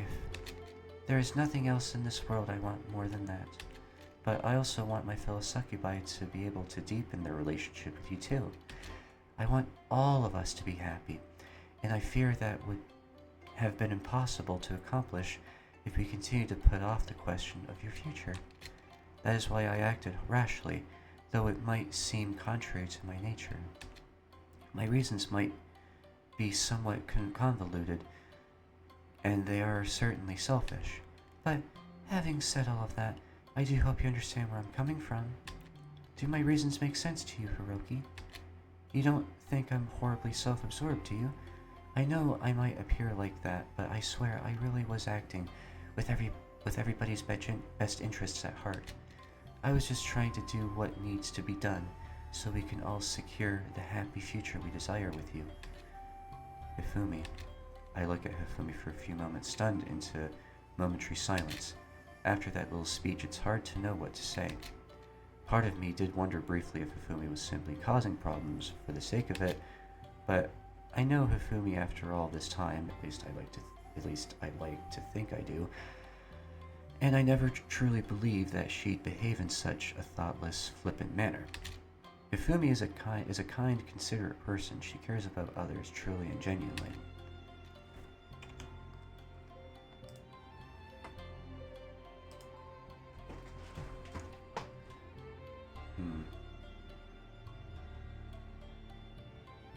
That's why she became Stefani's career teacher. If Hifumi didn't care about people, she never would have agreed to become Stefani's Kurita teacher. I know that Hifumi doesn't act on impulses. She carefully considers what effects her behavior will have on other people. I should have realized that Hifumi would have a reason for proposing to me so suddenly. She shouldn't do it on a whim. As always, she was thinking about her fellow succubi, and she was thinking about me too. This realization makes my stomach swell with warmth. I smile at her, then say, I was a little confused about all of this at first, admittedly, but now I get it. I know that you want the best for me, and you want the best for everybody else too. It makes sense that you try to push things forward a bit, but when we've been at a stalemate for so long, it's thanks to you that my relationship with Yui was able to make a bit more progress. And it's probably because of you that the others became more honest about their feelings too. It really has been a help. My. Hifumi smiles abashedly. She's still maintaining her composure. Hifumi nearly is always composed, but I can see a faint blush spreading across her cheeks. She rests the palm of her hand to her face, cupping it, and says lightly, although I feel like her hand is always cupping her face in every emotion that she has. I thought you'd forgive me, Hiroki, but not even I anticipated you would be so very understanding. I fear you are being kinder than I deserve. To me than I deserve, excuse me. Nonsense, I think you deserve me to be kind to you, and then some. You're very precious to me after all. I mean, I smile, taking Fumi's hands in my own, and say, I do love you. Hiroki. Hifumi blinks. Where is this going? She smiles, her cherry blossom pink lips curving upwards gracefully, and says, "Thank you, and I do mean that from the bottom of my heart. I'm glad that you understand my reasoning, warped though it might seem. And I do hope, once the dust has settled, we will be able to be a little bit more honest with our feelings. And that way, nobody will need to hide anything from anybody else, or hide anybody else in general. Then, we will all be happy, and none of us will need to argue over you. Does that not sound wonderful?" I think it sounds a little too wonderful to be true, actually. Hifumi's starting to talk a little like a cult leader, and it doesn't really help that her voice is so melodic or so incredibly reasonable, but I think her actions are based in common sense. She's working for the greater good. How could I not appreciate her for that? I mean to tell her that. I think she deserves to know how much I appreciate her, but... Hifumi, you really are amazing. I've never seen her pull off this emotion before. I've never seen her pull off... Yeah, I already said that. I didn't understand what you were planning, so I was a bit skeptical, but you've really turned my opinion of you around. I thought you were trying to steal Hiroki from us, but I should have known that you'd never do that. You're so kind, you're just like a big sister. You're the big sister I never had, but I always wanted. How can one woman be so wonderful? Kya! Huh?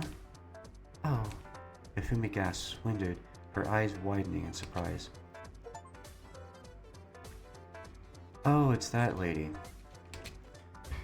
As quite out of the blue, the very dark blue given it's perpetually nighttime in the succubus realm. That's funny. The shape dives forwards and pulls Hifumi into a hug. The shape has very pale skin, long hair, and slender limbs. Their arms are entwined tightly around Hifumi's middle, and the wings which protrude from their back flutter. Their tail, meanwhile, is twitching in excitement, maybe. They moved so quickly as they dove towards Hifumi.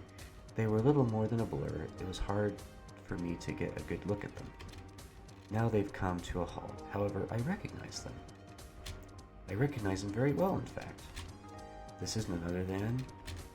Alice? yes. Yes, that's me. I'm glad you still remember my name. I see I'm not completely forgettable. Or at least I hope I'm not. Is there a problem with me being here? Alice peers at me curiously, her arms still entwined around Hifumi's middle. You look startled. Well, yeah, I feel startled. Talk about unexpected. I didn't think I'd see Alice around here, or around in general for that matter. I haven't seen her in a couple of weeks, which is funny given she was so clingy in the beginning. She's since gotten a little less so, however, with the passage of time, I think she's been too busy focusing on her job to do much else. The last I heard, she was taking part in a series of extensive on-location photo shoots for a new fashion collection. I wonder what she's doing here. How long have you been in the succubus realm? A couple of days. What? Really? That's strange. I don't recall seeing her at all. If she really was here for a couple days, wouldn't I have noticed her? Don't tell me. The newest member of my ever-expanding harem isn't turning into a background character, is she? That would be so sad. Yes, really. Lady Yui summoned me here so I could participate in all these talks about your upcoming marriage. She said it was very important that every succubus who's part of your harem was present, so we could have a fair discussion about what we'll do. I'm running out of breath doing her voice. I've been sitting in every single meeting we've had about the matter. Don't you remember seeing me? Well, geez, talk about awkward. Hey, Hiroki, does my presence really have that little of an impact? Am I that easy to overlook? Oh, no, of course not. You really have a strong presence, Alice. It's impossible to forget you. Do you really mean that? Yeah, I mean, you literally made your debut in my harem by kidnapping Stefania. That's the sort of thing a guy doesn't forget. You made a very strong first impression, even if it wasn't necessarily the best. I don't think Alice's introduction to my life was entirely positive, but Alice doesn't seem to appreciate these nuances or even realize them. She startled to smile, albeit hesitantly. Oh, yes, that is right, isn't it? I made quite the entrance, if I do say so myself. There's no way you'd forget me after all of that. Of course there's not. You're worrying about nothing. I know. I'm afraid it's a bad habit of mine. I get afraid that my other succubus sisters overshadow me because their personalities are stronger and they're prettier. But maybe I'm working myself up over nothing. You're fine, dear. I think you're rather pretty, even if you do not seem to realize the fact. You have a lovely face and a lovely figure, too. Isn't that right, Hiroki? Of course, you're practically top-notch.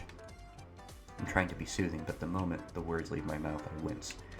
Top-notch? What is this?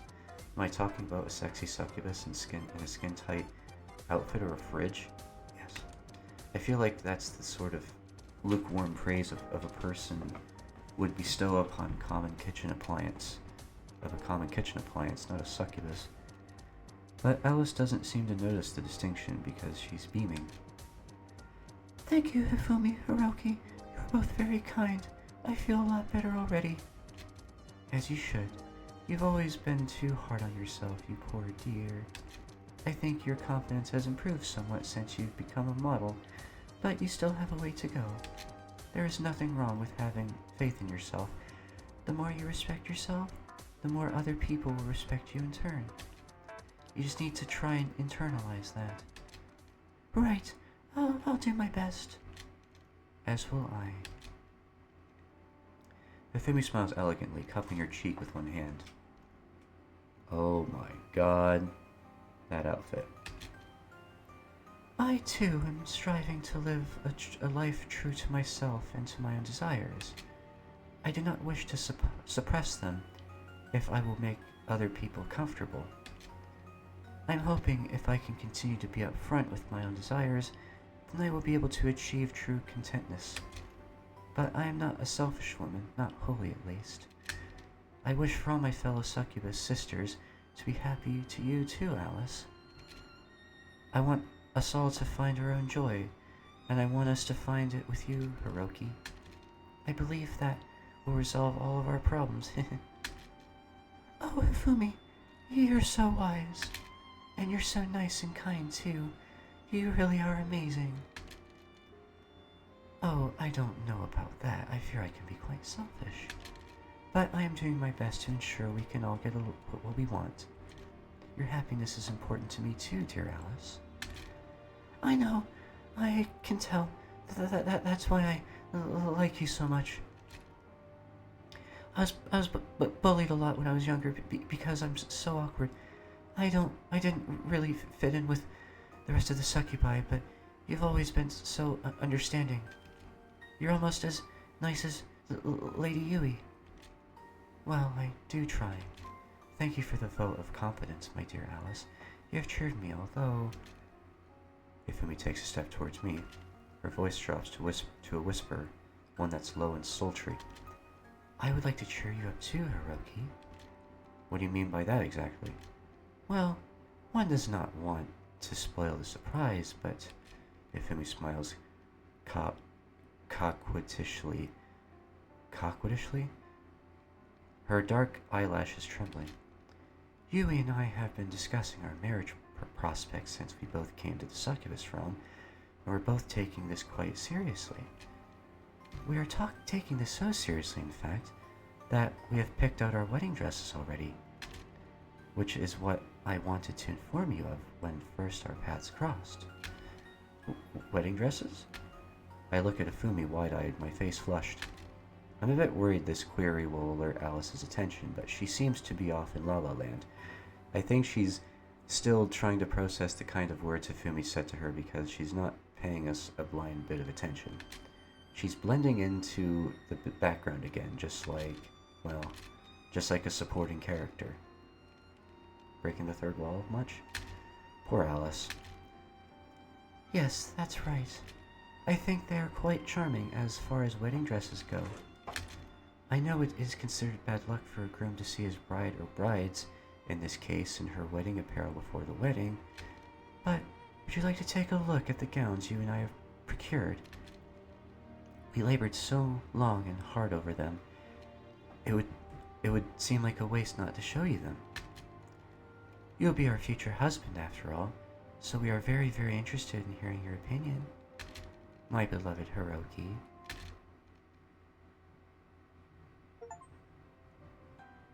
God damn! Those are mighty fine wedding dresses. So, what do you think? Is this to your liking, my husband to be? Yes, what do you think? You don't think these dresses are too ostentatious, do you? Yui looks at me from beneath her eyelashes, her expression unusually anxious, almost uncertain. Is she worried about my opinion?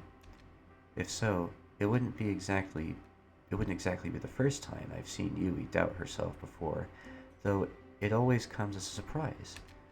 Yui acts so queenly, as one would expect, I suppose given she is the ruler of the succubus realm. Her typical attitude is aloof and haughty.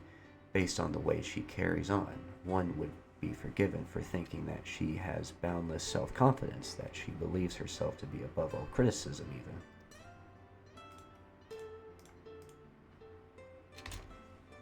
The way she talks to her succubus subjects would certainly suggest as much. But I'm seeing a different side to Yui right now.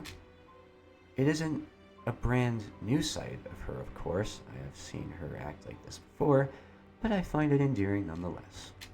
I think Yui's flushed face might be even more appealing than her dress, though that is, of course, lovely. She's outdone herself when it comes to choosing her attire. Yui's dress is fairly traditional as far as Western-style wedding dresses go, almost surprisingly so. It's long and it covers most of her legs, though it does expose a sizable amount of her chest. Her hair, meanwhile, cascades above her shoulders, smooth and glossy in the lights of her bedchamber. She looks utterly divine, as though she's just stepped out of a painting, and Hifumi looks no less gorgeous. This isn't the first time I've seen Hifumi in a wedding dress, as it happens. The first time I saw her dressed like this was on a billboard when she was advertising some new romantic comedy movie she was starring in. In that movie, Hifumi was a shy, somewhat clumsy bride who was trying to plan her dream wedding to limited success. Things kept going wrong, and it looked like Hifumi's dream wedding was in jeopardy. But, given that was a romantic comedy, things resolved themselves in the end. I remember thinking Hifumi looked especially beautiful in the wedding dress from that movie. She always looks beautiful, and she looks much the same now. Her dress is white, which contrasts nicely with her dark hair. This time, however, Hifumi's dress is a lot sexier. She looks so beautiful, I'm momentarily dumbstruck. I can't get any words out. I look between Hifumi and Yui, floundering until a pouting Yui prompts me. Well, what is it, Hiroki? The cat hasn't got your tongue, has it? Do you simply not know how to express your wonder at my appearance, or could it be... Yui pauses and then... Do you not like it? I'm sure he does, Yui.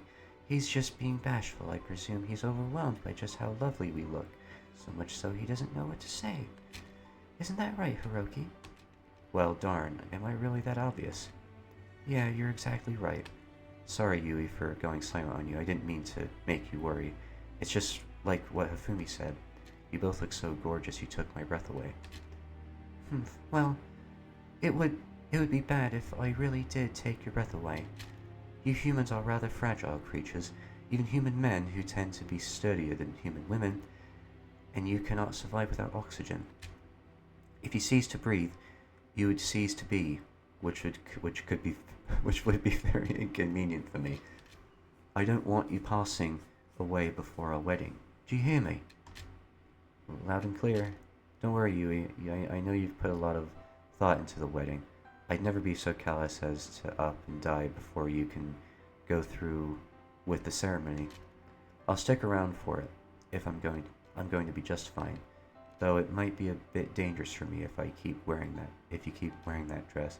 It really does look good on you. And I heard it's Bad luck for a bride to show her groom the wedding dress before the ceremony. I wouldn't want to get caught up in any misfortune. Like, for instance, Ayu getting so pissed off that she's been left out of all of this, that she tries to strangle me with her pigtails the day before the wedding. Just break up with her, man. I don't like Ayu. She's a bitch. You never know, it could happen. Oh yes, you're right. I was so eager to show you how myself and Yui looked in our wedding dresses. I didn't think about that. You do raise a very valid point, though. I have no desire for anything bad to befall you, my dear future husband.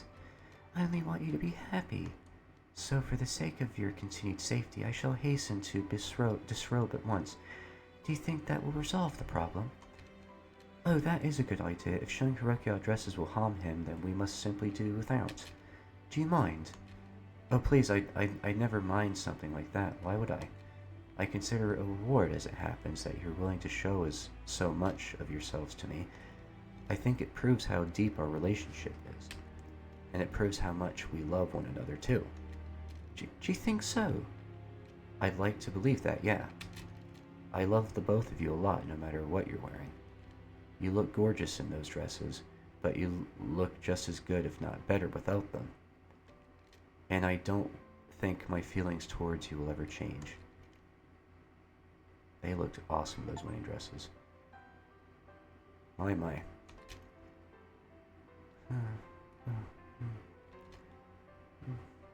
My cute husband. I love you so much.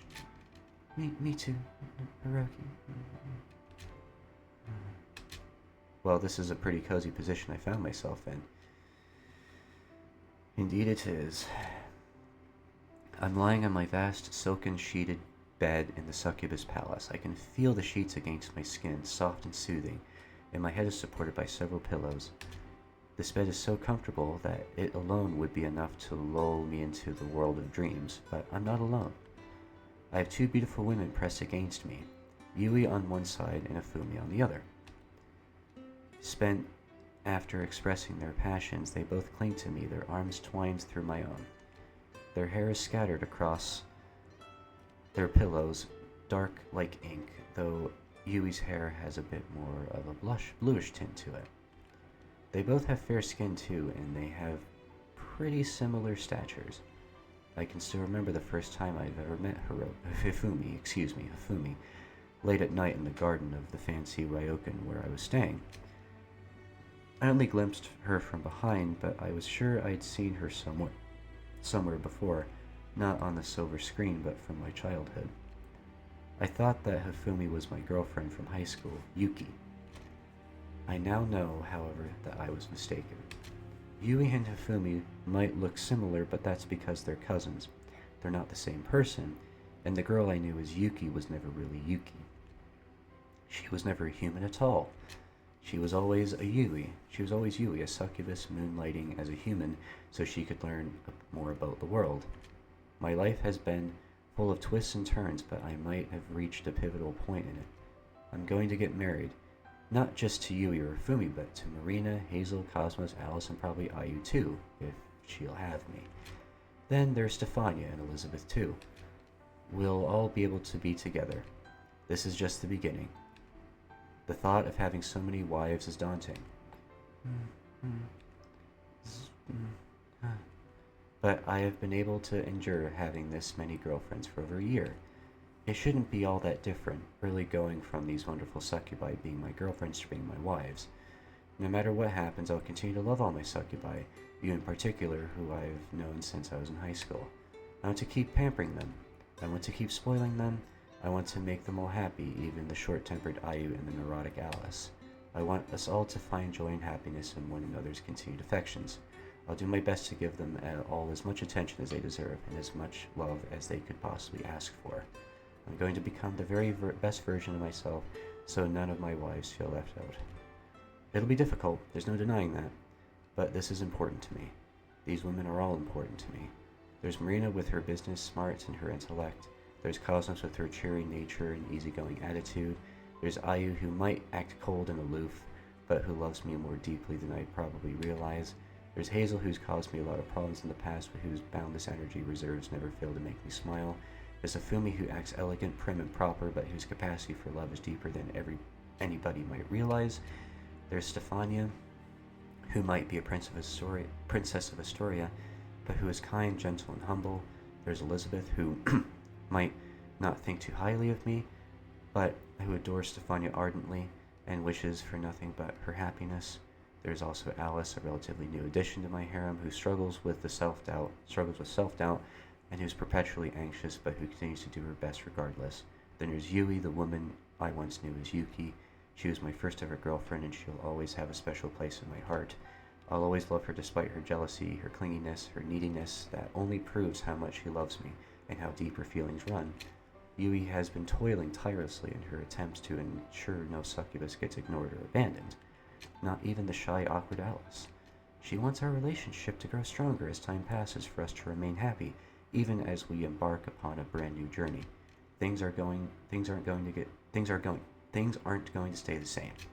I know when we get married, things will change. But my love for these succubi never will. I'll always adore them, as long as they continue to adore me. I'll always want to be there for them.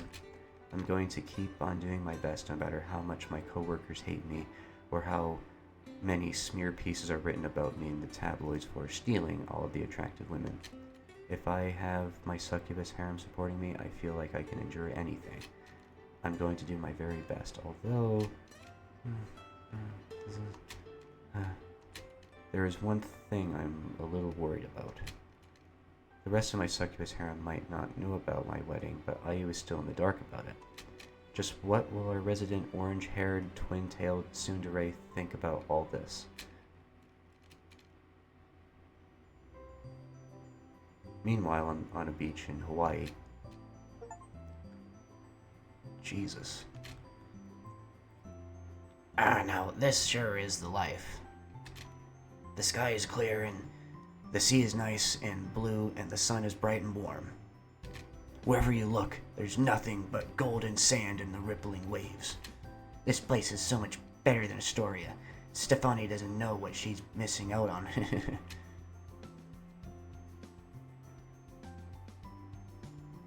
Achoo! Milady, are you alright? Oh yes, Lady Lizzie, I'm fine. Thank you for asking. This is as a particulars. What is? Perhaps I'm overthinking it, but suddenly I have the oddest feeling. It's as though somebody was just talking about me. Maybe it is just my imagination.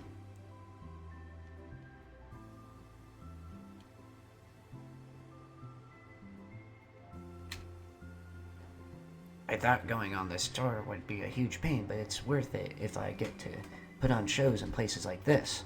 It feels like I really am living in the lap of luxury. Don't you think so, Shizuru? Oh yes, this is most pleasant. There is no better way to relax the day after staging a Charlotte concert than to sunbathe upon a tropical beach. I can feel my energy flooding back to me in waves. Huh. I guess you need to worry about your energy at your age, huh? I beg your pardon, Ayu.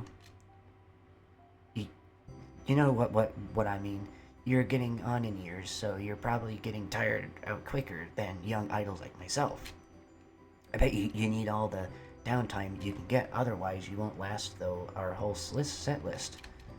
You'll start gasping for breath long before we get to the finale. I am unsure whether my stamina is that poor.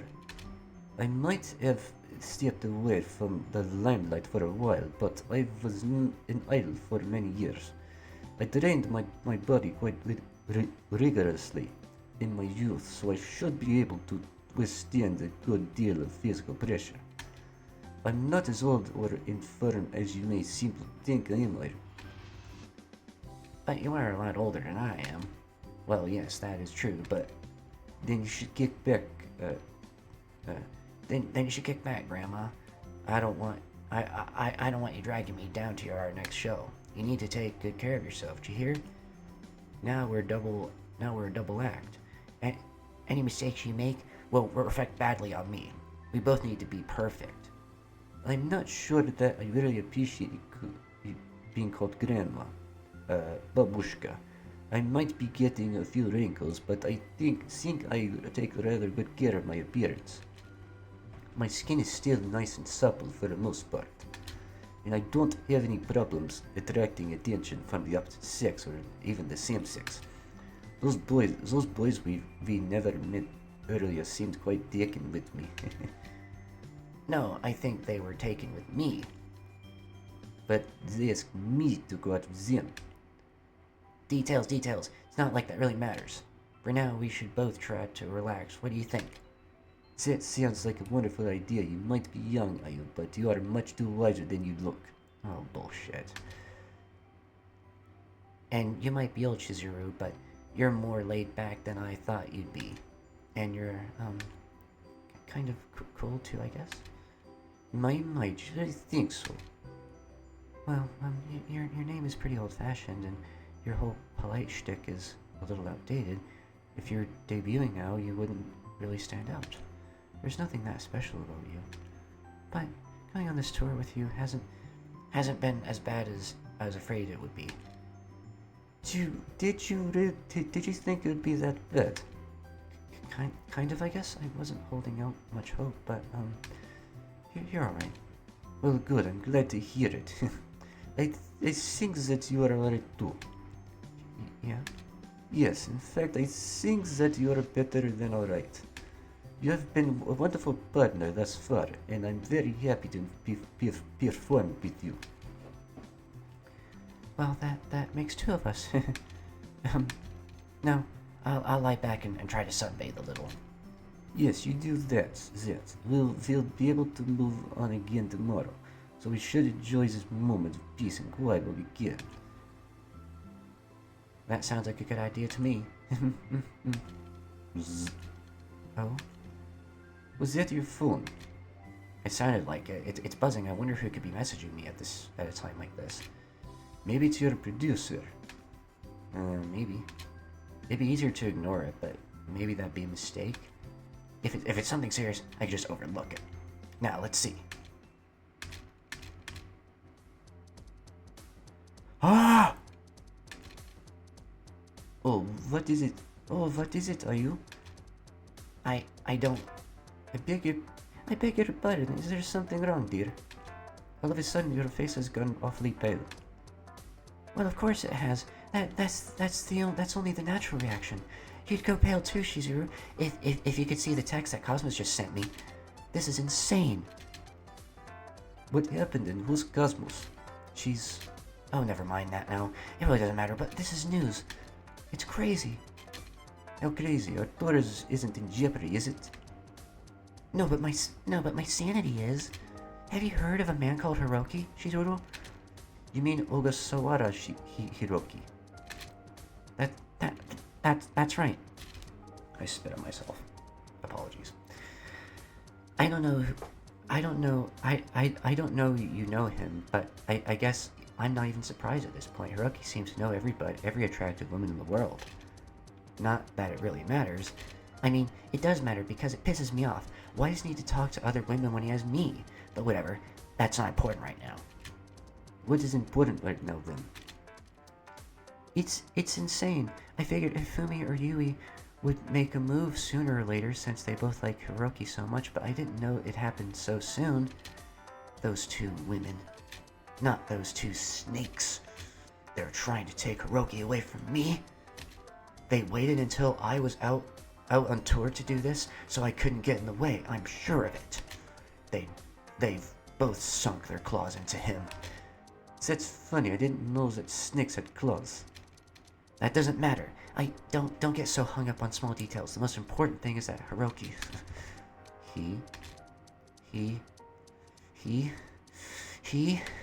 he's going to get married.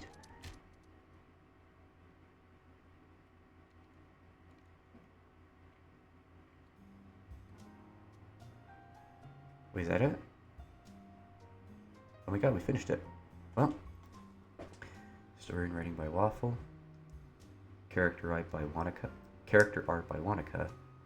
Background art by Fatal and Alpha Maruno Creative. Music by Zach Parrish.